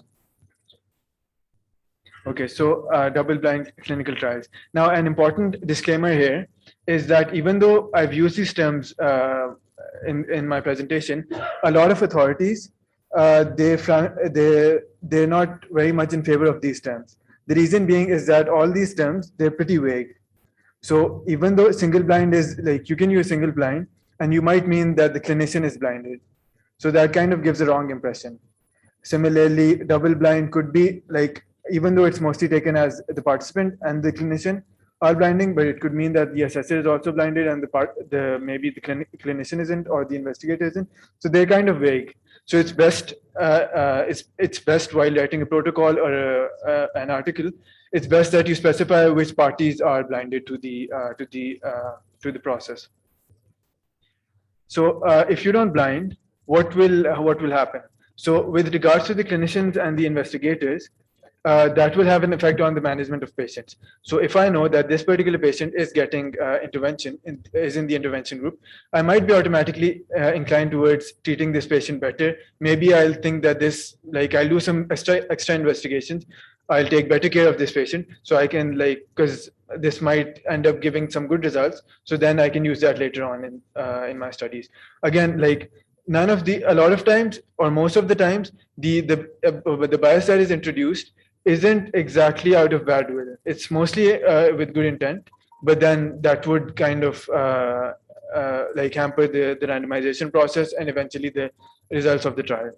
So management of patients, then classification of responses and events. So for example, if there's a study in which we're investigating maybe a new indication of, I don't know, maybe aspirin or some NSAID, and the patients have they have had gastric bleeding, for example. So I might be, as a clinician, I might be inclined towards thinking that, okay, this is probably because of the aspirin or the NSAID, when in fact it might be because the other group might also be having it. So if I don't report it in the NSAID or the aspirin group, that would result in biased results, and that would eventually affect the outcome. Then participants, with regards to the participants, they might respond to the intervention differently if they know they're getting the intervention or the control. If they're getting the control, they might be like, okay, this isn't going to affect me. So when the questionnaire or the comes to them, or they're asked as to how the effect was, they might be like, yeah, it didn't have much effect. But then the intervention one, since they have it in their mind that we're getting the treatment, so they'll automatically start thinking that, okay, I'm going to feel better after this, and then automatically. So that's why the famous or the notorious placebo effect, that is controlled for over here. Again, that results in different responses to intervention as well as difference in the reporting process. So what this eventually entails is that the performance bias from the clinician. So there's difference in the care of the patient, and it's usually related to the participants and or the personnel. So the participant as well, they might be more lax on the criteria, so they might not take it as frequently. If they know they're getting control, or they might not follow up as much. Anything is possible. Then with regards to detection bias, I've talked about this, how different reporting, how different assessing, how all that could result in detection bias. So again, I've put up this picture. Intervention, if you're getting intervention, mostly patients as well as the clinicians, they're happy that that participants are getting this, because it's in our subconscious that whoever is getting the intervention would likely be benefiting, would likely be getting their disease cured, everything, whatever else. And placebo, they'll be upset that why are we getting this? It won't really make a difference, because we know for sure that placebo won't make a difference. We know for sure. The only thing that would happen would be that taking it would keep it, I'd have it in my mind, okay, maybe I'm getting the medicine, so I might report some benefit, but then it might be just the normal pathophysiology of the disease. It just might be the course of the disease. So successful blinding, the placebo, again, this kind of blends in with the allocation concealment as well, as I talked about earlier. So the placebo and the intervention, they should be identical, completely identical. The size should be completely identical. The color should be weight, feel, odor, everything, everything possible. Otherwise, the participants can guess. So this is a study that this is from the 1970. This is from 1975, in which ascorbic acid or vitamin C was investigated for the common cold. So prophylaxis as well as therapeutic. Now that has ascorbic acid. It has a different taste, a sweet, fruity kind of taste. So participants can kind of if the placebo isn't similar, they can in taste, they can kind of figure it out to an extent. So the actual results of the study, they showed that there is a difference between those people who take ascorbic acid for common cold compared with those who didn't, who were given placebo. There was a significant difference. However, when they assessed the blinding process, they realized that a significant proportion of the participants, they kind of figured out that this was ascorbic acid. So when they controlled for that particular population, they figured out that there's no statistically significant effect at all. So it was eventually like, again, over here, since the blinding process was compromised on, so that resulted in different results. When it was controlled for, the investigators found out that there wasn't any effect at all. So assessing blinding, how do we assess blinding? So we can do a post-trial questionnaire. We can ask the participants after the trial has finished, like, what do you think the intervention, the medicine that we gave you, or the intervention that was given to you, was it the proper intervention or the control group? So you can assess according to that. Or you can do multiple questionnaires during the trial, one of which will be at the end of the trial as well. And then you define a threshold from before, that if this is like this percentage, obviously some of them will be able to figure out for any reason. It could be just a random process, or it could be for any evidence-based thing. But like after a certain threshold, then you will have to conclude that this is because of failure and blinding. And then there are some statistical tests. You guys can refer to it in the handbook, like I've mentioned a couple, so you can have a look at that. Again, so this is from concert statement as well. 2 parts, like blinding has 2 parts as well. And again, this will be discussed tomorrow as well, the consort statement. So you guys can have a look there too. Now, this is kind of a summary of the allocation, concealment, and the blinding. So allocation concealment is before the randomization process, and it prevents or minimizes selection bias. Blinding is after the randomization process, and it minimizes performance and detection bias. Okay, so we'll quickly go over the abstracts or the studies. You guys have discussed these in details early on in the previous presentation, so you should have a fair idea of them. So this is the first one is the DAPA CKD study. So over here, just give me a second. Okay, so if you were to look like under the trial procedures, so it says over here that the participants and all trial personnel, except so and so, were unaware of the trial group assignments. So what does this signify? Does this signify blinding, or does this signify allocation concealment?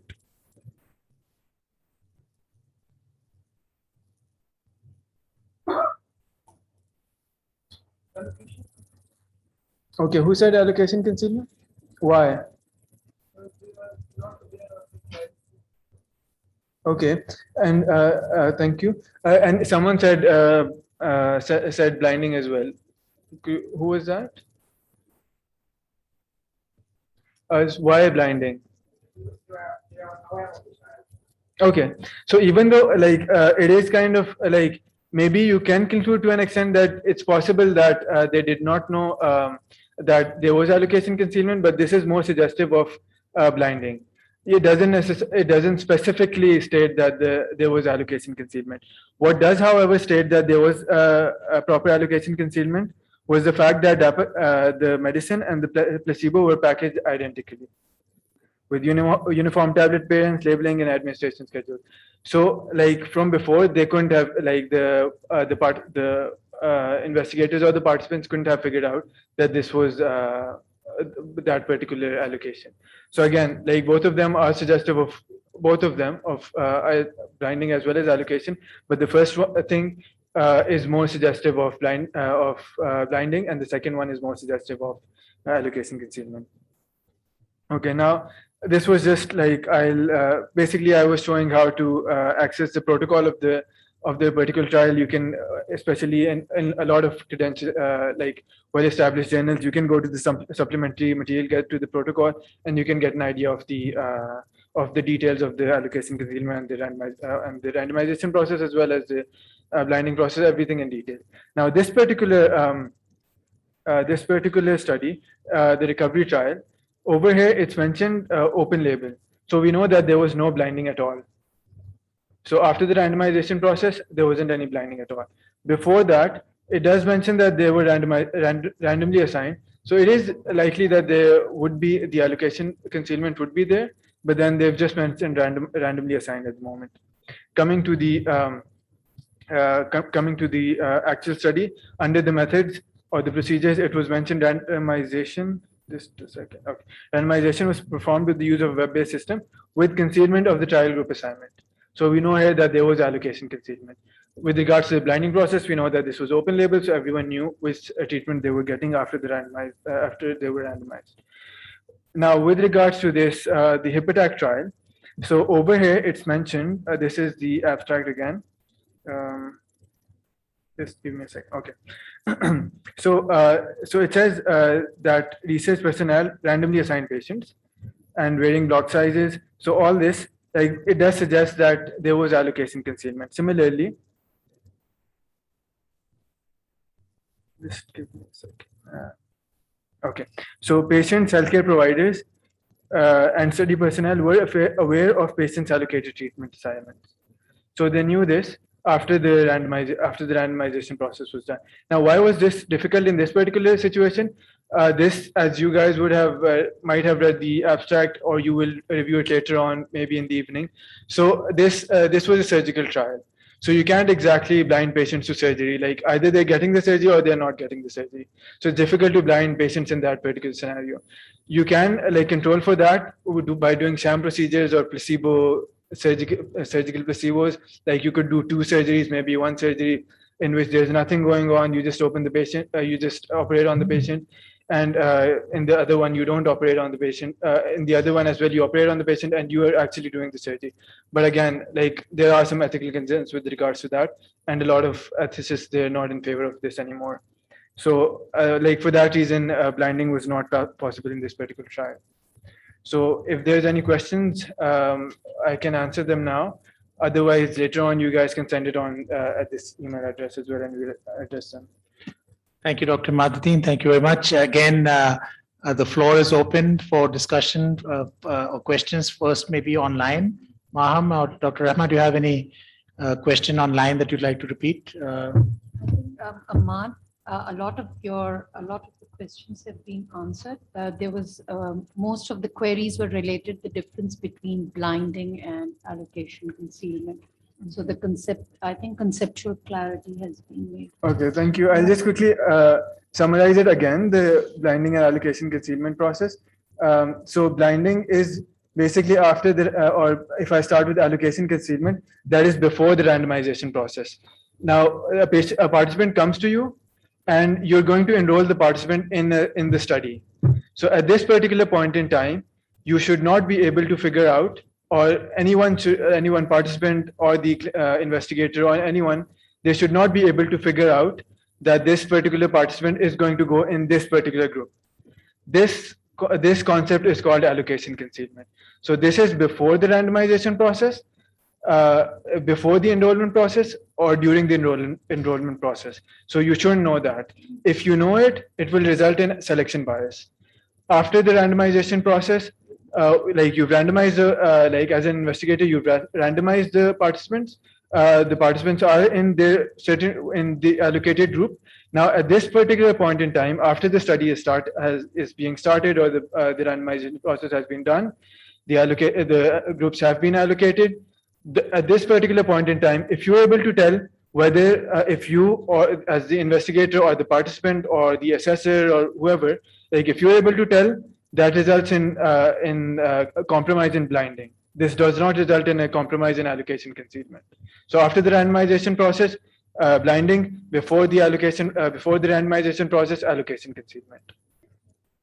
Question from the floor.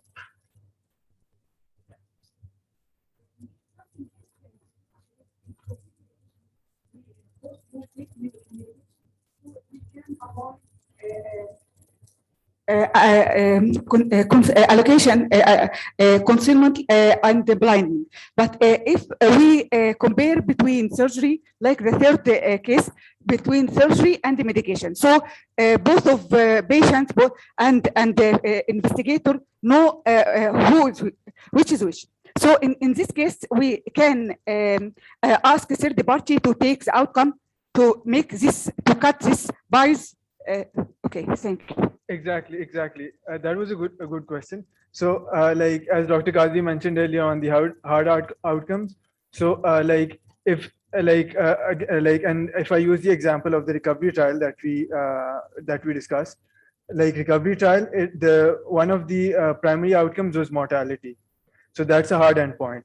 So even though there wasn't blinding, but there wasn't as much of bias because the endpoint was mortality. You can't exactly, like, if the patient has died, you can't exactly manipulate that. So like relatively there would be like there would be bias, but it would be relatively less compared to if there wasn't a hard outcome. Thank you very much, Dr. Ahmad. I'll just make one quick comment that yes, because the blinding and the masking occurs at so many different levels. So even if you can't blind the investigator and blind the patients, you can certainly blind the outcome assessors and the statisticians. So you can still have different forms of double-blinded studies there. And I think the important thing is to make sure that you convince the public and the clinicians out there that yes, this medications is actually, you can attribute causation to any intervention, and that's so important. So you remove whatever puts doubts in the minds of the clinicians that maybe there's a biased outcome assessment. So I will just stop here, and before we have Dr. Abdul Rashid Saab, Director DRAP, introduce our distinguished keynote speaker, Professor Sarfraz Niazi Saab, who's already online. I'll just mention one quick thing, that so far we've been talking about parallel group randomized controlled trials, and this is what we're going to be talking about throughout tomorrow also, inshallah, because that's what these three trials are like. But then, of course, there's another form, which is a crossover trial. And one of the forms of crossover trials in early phase trials is the so-called bioequivalence studies. And in these, subjects serve as their own controls. So you have something that they take, they're randomized to either a parent drug or its equivalent, and you then have a period of a washout, and then you go crossover to the other limb, and each subject's pharmacokinetics are compared within themselves when they've taken the active drug versus when they're on a control or a comparator. And to talk about it, one of the world's experts, Professor Sarfraz Niazi, I request Dr. Abdul Rashid Saab to introduce our distinguished guest, and maybe we can offer the privileges to come online for the speaker. Thank you. It's online. अस्सलाम वालेकुम नियाज़ साहब, वालेकुम। आप खैरियत से हैं? ठीक है? थैंक यू सो मच, अल्लाह का शुक्र है।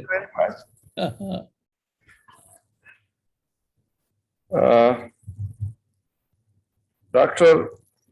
Sarfraz Khan Niazi is a pharmacy graduate from University of Punjab, Lahore, Pakistan. He is biosimilars and bioequivalence testing pioneer. He is inductee, Entrepreneur Hall of Fame.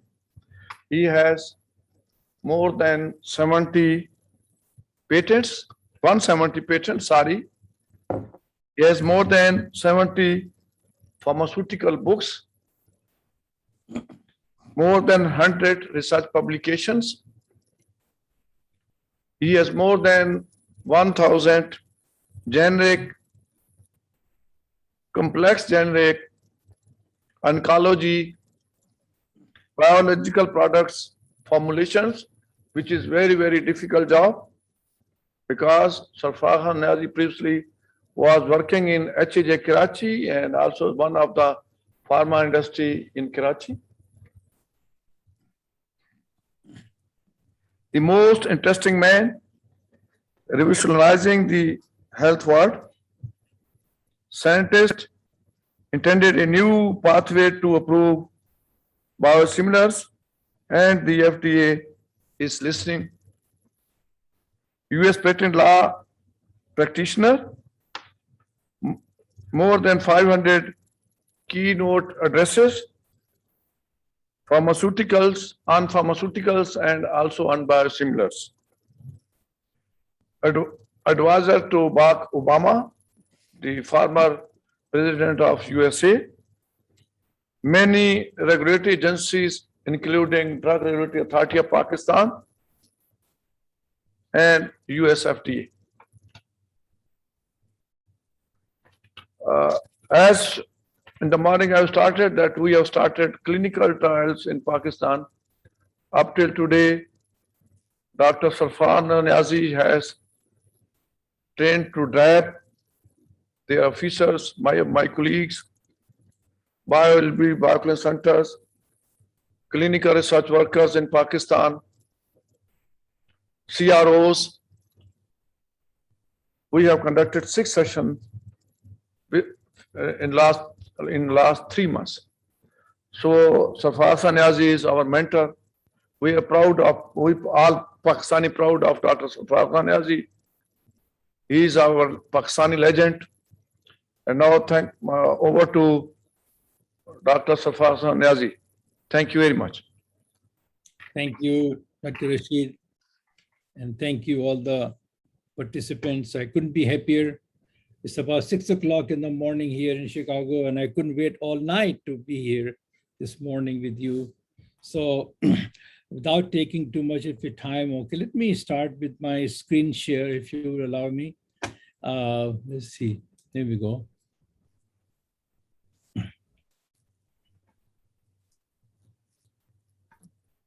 So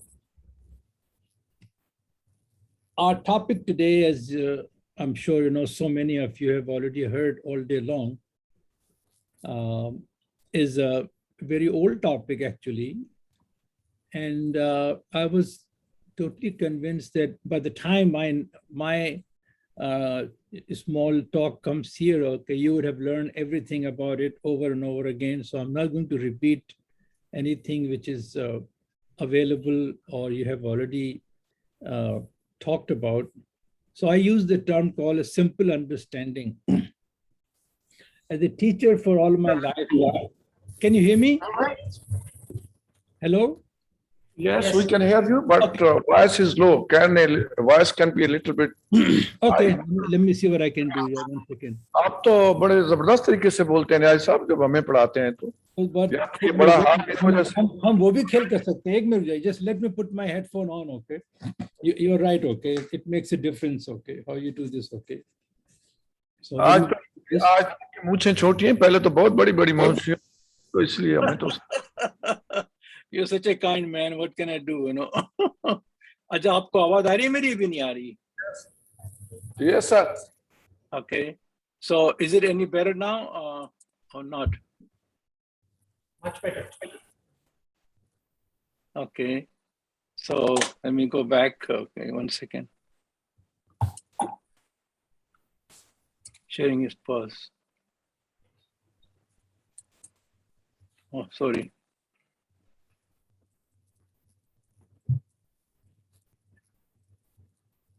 Can we given the share screen option, please? Share screen option. Yeah.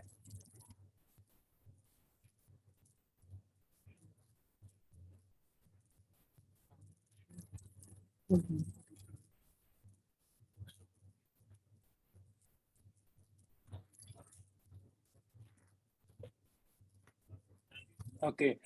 Can you hear me now? Yes, yes, we can hear you. Okay. All right. So let me continue with that. Okay. I think, sorry about it. Again, so it took me a while to think about what should I say today, okay, that has not been said, okay. So I'm going to make it very simple and share with you some of actual experiences that I had in conducting trials. So how old it is, okay. I think the earliest trials were done by Ibn Sina, and I'm sure you all know that part of it, okay. So the concept of these trials has been with us all since we began to connect the effect and the treatment. We are always curious, okay, what is the real effect and what is the real relationship, okay. So the scurvy trial, I'm sure you, I hope, since I missed some of your talk this morning, so if I'm repeating something, you know, please accept my apologies. So this was a very good trial reported, you know, by James Lind, who has been actually listed as one of the pioneers in creating these kind of trials, okay. So it's not a new concept, and therefore it is a very mature concept that we should talk about So here is the, there was one study conducted. Now, again, I don't know if this has been discussed this morning or not, but there was a very significant study conducted in Pakistan by UNICEF. So if you allow me, okay, I'd like to share with you their presentation to you and see if you can hear it also, okay?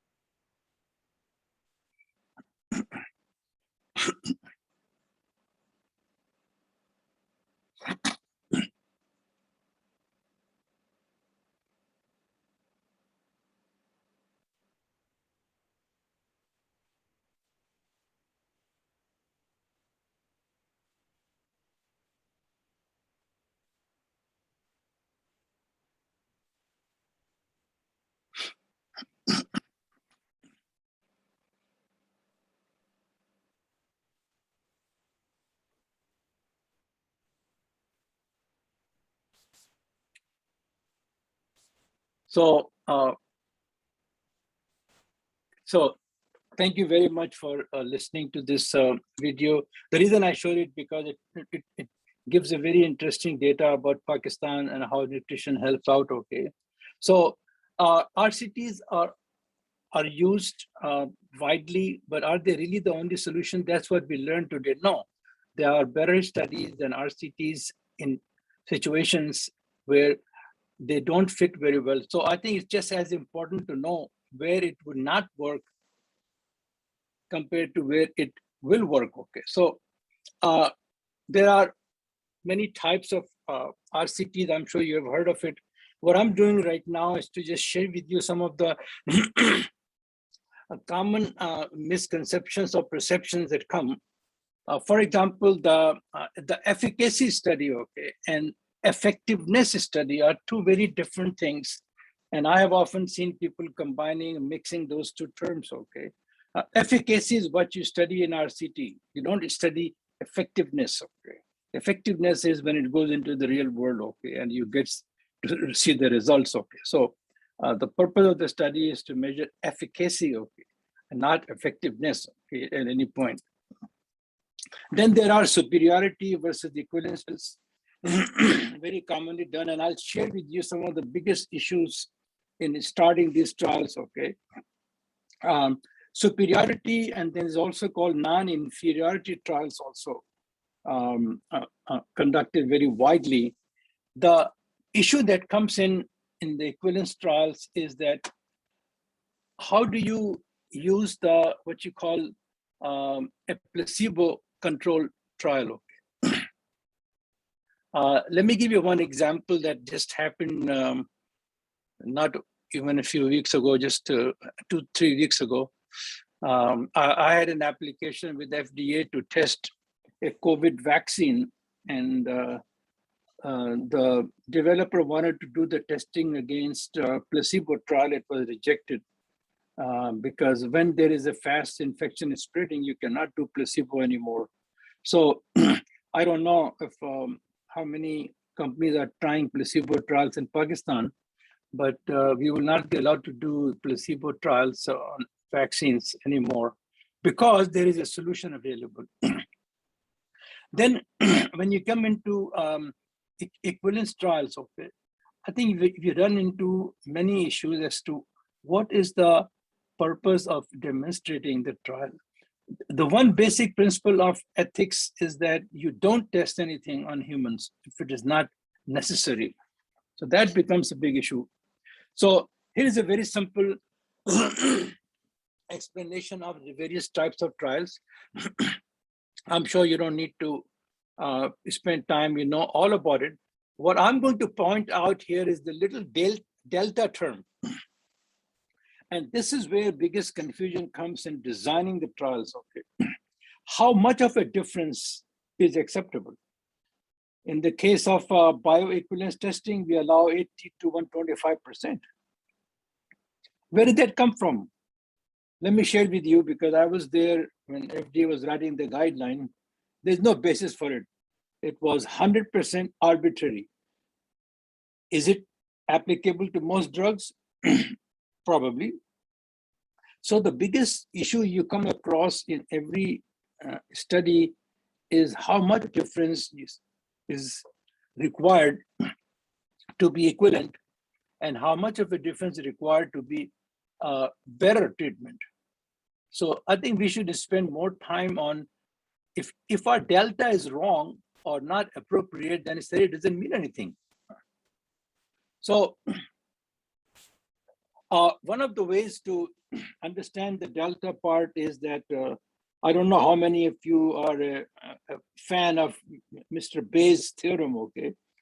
You know, I get fascinated by some of these scientists. You know, Bayes is an old theorem, okay? So for example, if you today go and get, let's say, diagnosis done, a PCR test is done for COVID, and you come out positive, what is the probability that you actually have COVID? Or if you come out negative, what is the probability that you are negative? Okay. So there are issues here in the randomized trials. that need to be looked into. I just mentioned to you about the COVID trial. Can you really find a consent, okay, when placebos can be used, okay? But when you come down to randomization, okay, I think there are a few things we need to talk about, okay? And so this one is, you know, all about what kind of trial these are, phase 1 to phase 4 and 5, okay? By keeping them controlled, I think you should, so we have talked about randomization, okay? Now control. What does a control really mean? A control really simply means that there's an order in the trial that you have a full control over it. Okay? You know what is happening there, okay? So just before my talk, okay, there was a big discussion of randomization. So let me share with you one of the most effective ways of randomizing it. When I do my studies here in US, okay, we hire another company to randomize the samples. So let's say if I have a tablet that been tested against 2 different tablets, they have different color and everything. So this company does a randomization. They create special containers where the samples are placed, and they are the only ones who know which container has which tablet. And these containers cannot be open and closed. They have to be broken to open the product, okay? In my opinion, a third-party blinding is the best way to overcome what you call all the possibilities of losing randomization. It's very simple. Generally, what happens, CROs do this. So before the sample goes for testing, the sponsor submits samples to CRO, and they have a QA department that does the blinding allocation and just samples, and they're all same samples looking then before it goes to use. So I think we can use this process very easily to overcome much of the issues with randomization. Now comes a very good point, okay? I think we all know that in the end, okay, we all depend on what you call statistics, okay? I think the more you learn about statistics, the more you get fascinated. So let me give you one of the teaching I do to my students. So what is the, oh, sorry, I think this is moving by itself, okay. So what is the odds of getting hit by lightning in a year? I'm talking about I have US data, okay. So your odds of getting hit by lightning is about 1 in a million. Okay. What is the odds of getting hit by lightning twice in a year, okay? It's 1 out of 200 million. And how many people have been hit by lightning? And what is the odds of getting hit by twice on a sunny day? So you have X million. Then I asked them, okay, what is the odds of winning the lottery? Well, I think they're pretty good odds, you know. You go and buy the tickets.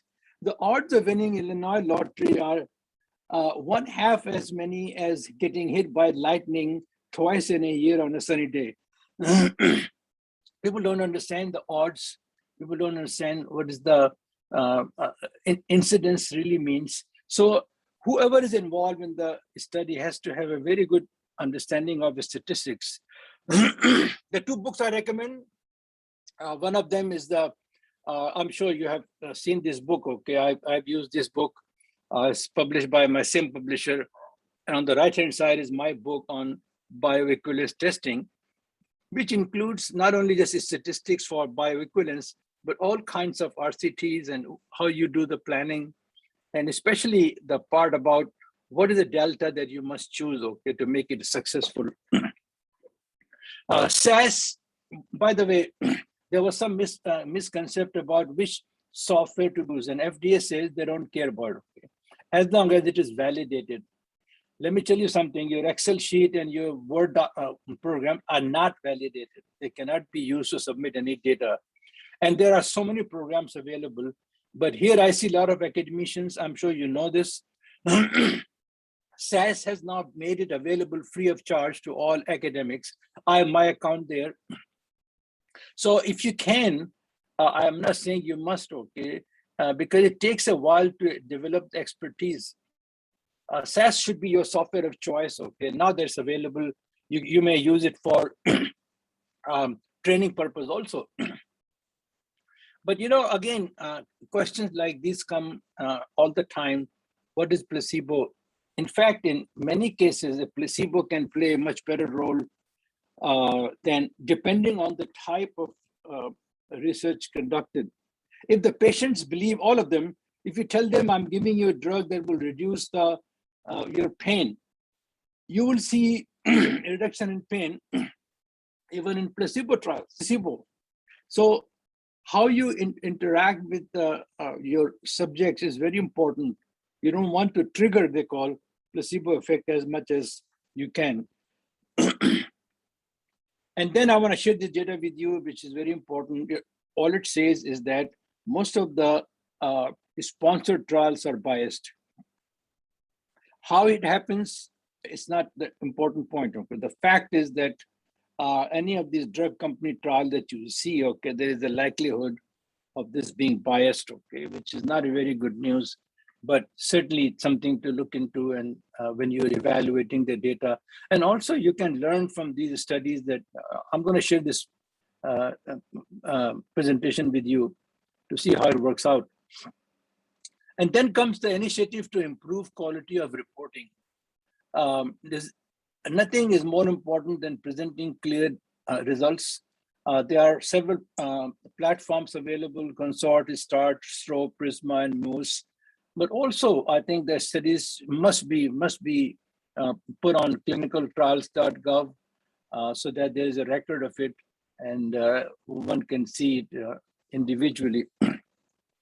So now I'm going to close it by a fascinating thought, at least to me. Okay, there was a Professor Schrodinger came up with an idea that if you put a cat in a box, which is a very famous cat experiment, and there is a radioactive substance that can totally randomly activate a hammer, which will break a glass which has sight in it, and the cat will die.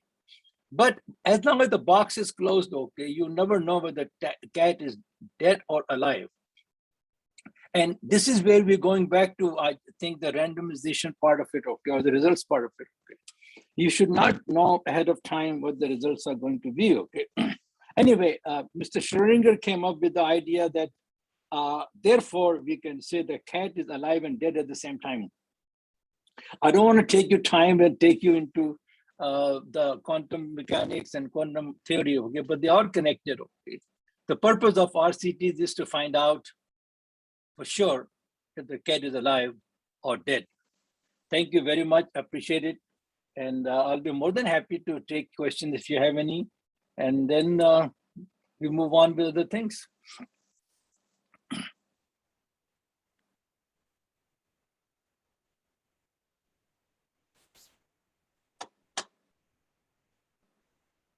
Niazi, I'm Qadri. I'm the course director for this particular workshop, and from Maruf Clinical Investigation Center. We've been doing randomized controlled trials stepwise since the morning, and your presentation beautifully kind of put everything together and in a pictorial form, as well as in a diagrammatic and in a form that is easy to explain, to understand.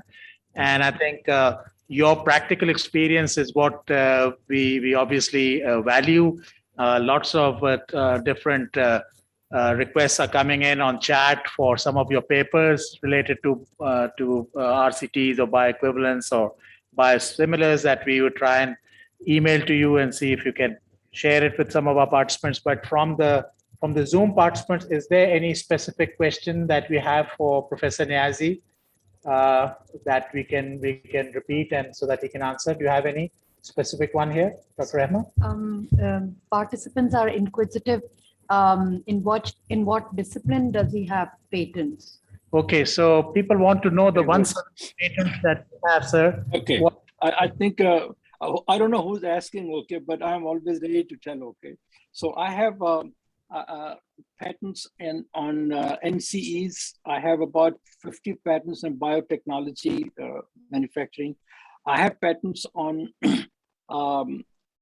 many new combinations of drugs, and by the way, I have been helping Pakistan. I'm also a patent attorney, so I help Pakistani scientists get the US patents, okay.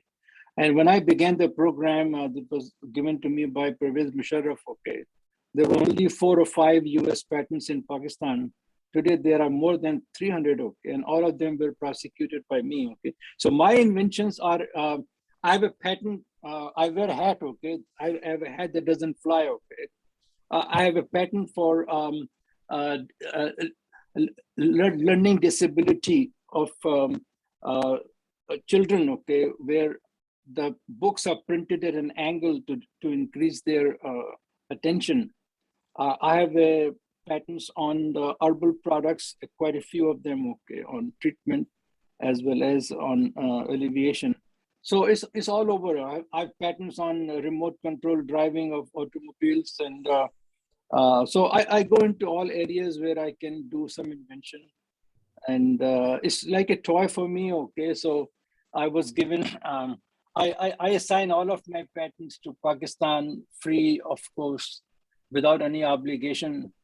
And then it was recognized by some agencies that, you know, there is some value coming to them. God bless you, sir, for sharing all your work with the nation at large and with Pakistan in particular. And I think that itself should be inspirational for all our young scientists who have come here together to begin their journey or to continue their journey. We've got people from biotechnology backgrounds, chemists, pharmacists, clinicians, clinician research associates, public health personnel, all gathered here today and online. And the whole idea is to try and build up eventually a clinical trial consortium that can put together resources from within the OIC bloc countries for mutual progress and knowledge translation. And we are very grateful to you for taking time out. I think, sir, there was a big major mistake on our part where we thought that it's 7 o'clock for you, not 6 o'clock. No, it's no issue at all, okay. At my age, okay, I think I like to be up all night, okay, so I can enjoy most time.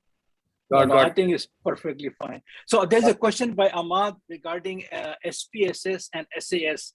Ahmad, there is no reason why you cannot use SPSS, but what happens is this, okay, I recommend not switching back and forth into the software program because it takes a lot of learning. The time, you know, when I was going to school here, okay, SAS was unaffordable. It was thousands of dollars a year you have to pay. Now that it's free, okay, I would say that this is the global standard, the gold standard. So if you have to start a new choice, I would choose SAS, but SPSS is just as good, okay? There's no reason to switch if you are happy with SPSS. And if I may just ask, would you recommend STATA, or STATA is a little more complex to understand? Because I know it's more geared towards professionals. No, I think there is no wrong software. They're all very good. Okay, they all do the job. What happens is that it takes a while to get to know the software well. Okay, so all I tell people is do not switch back and forth. Okay, make your expertise in one platform, one system of doing it, so you know how to best use it. Okay? Now, what SAS has done, okay, I'm not pushing SAS, okay, because the only thing I like about it, okay, first of all, it's an online program, it's totally free, and there are so many teaching tools there, okay, so you can train. My interest in training students so that they can out and then work out.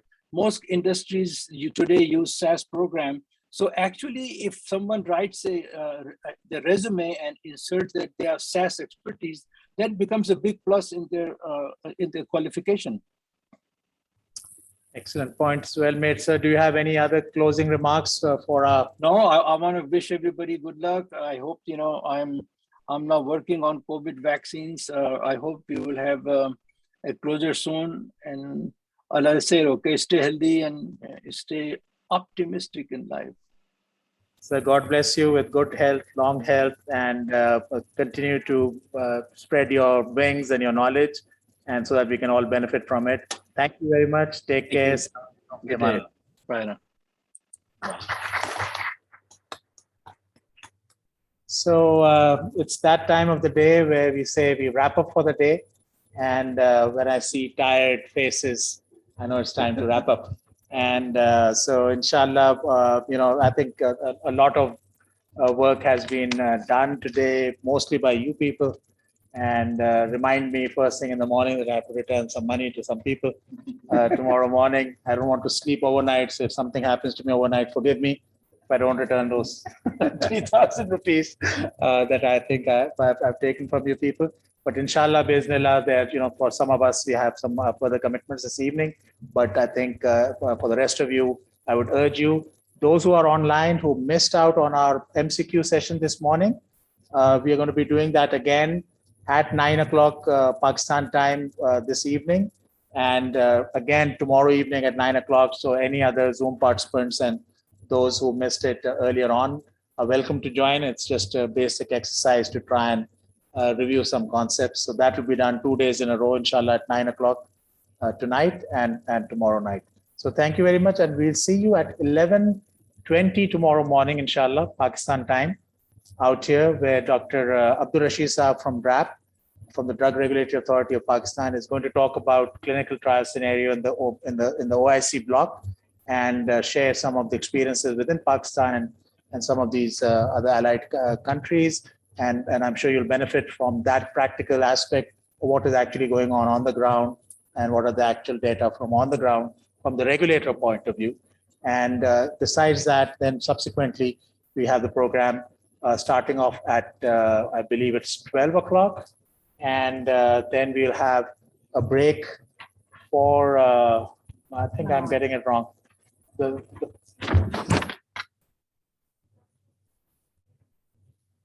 program starts at 11:20, yeah. And then after that, we're going to be having from 11:40 to 12:20, Ms. Khulud Ganjwa is going to come online from Turkey and take us through sample size calculation, as if doing that on site is any easier. But let's see, from Turkey, maybe it's easy. It will be, hopefully be practical for you as well. And followed by Dr. Maham Zahid sitting out here, who's been also along with Dr. Rahma and Dr. Ahmad painstakingly answering questions live on chat for our live audience. Jazakumullah khair, all of you. And so she will be talking about inferential statistics. And then we'll take a Jummah and lunch break from 1 o'clock to 2:30, and then reconvene at 2:30, and then we'll go all the way down to around 4:30 or 4:45 and wind up again tomorrow evening. And God bless all of you. I want to specifically thank all our administrative staff and from Comstech, from Maruf, Mufassir Saab here, Sahil Saab, for running up and down and doing all the chores for us, and for you being patient with us. Jazakumullah khairan, and we'll shukr inshallah bukra. Assalamu alaikum. We'll see you tomorrow, inshallah. That's in English.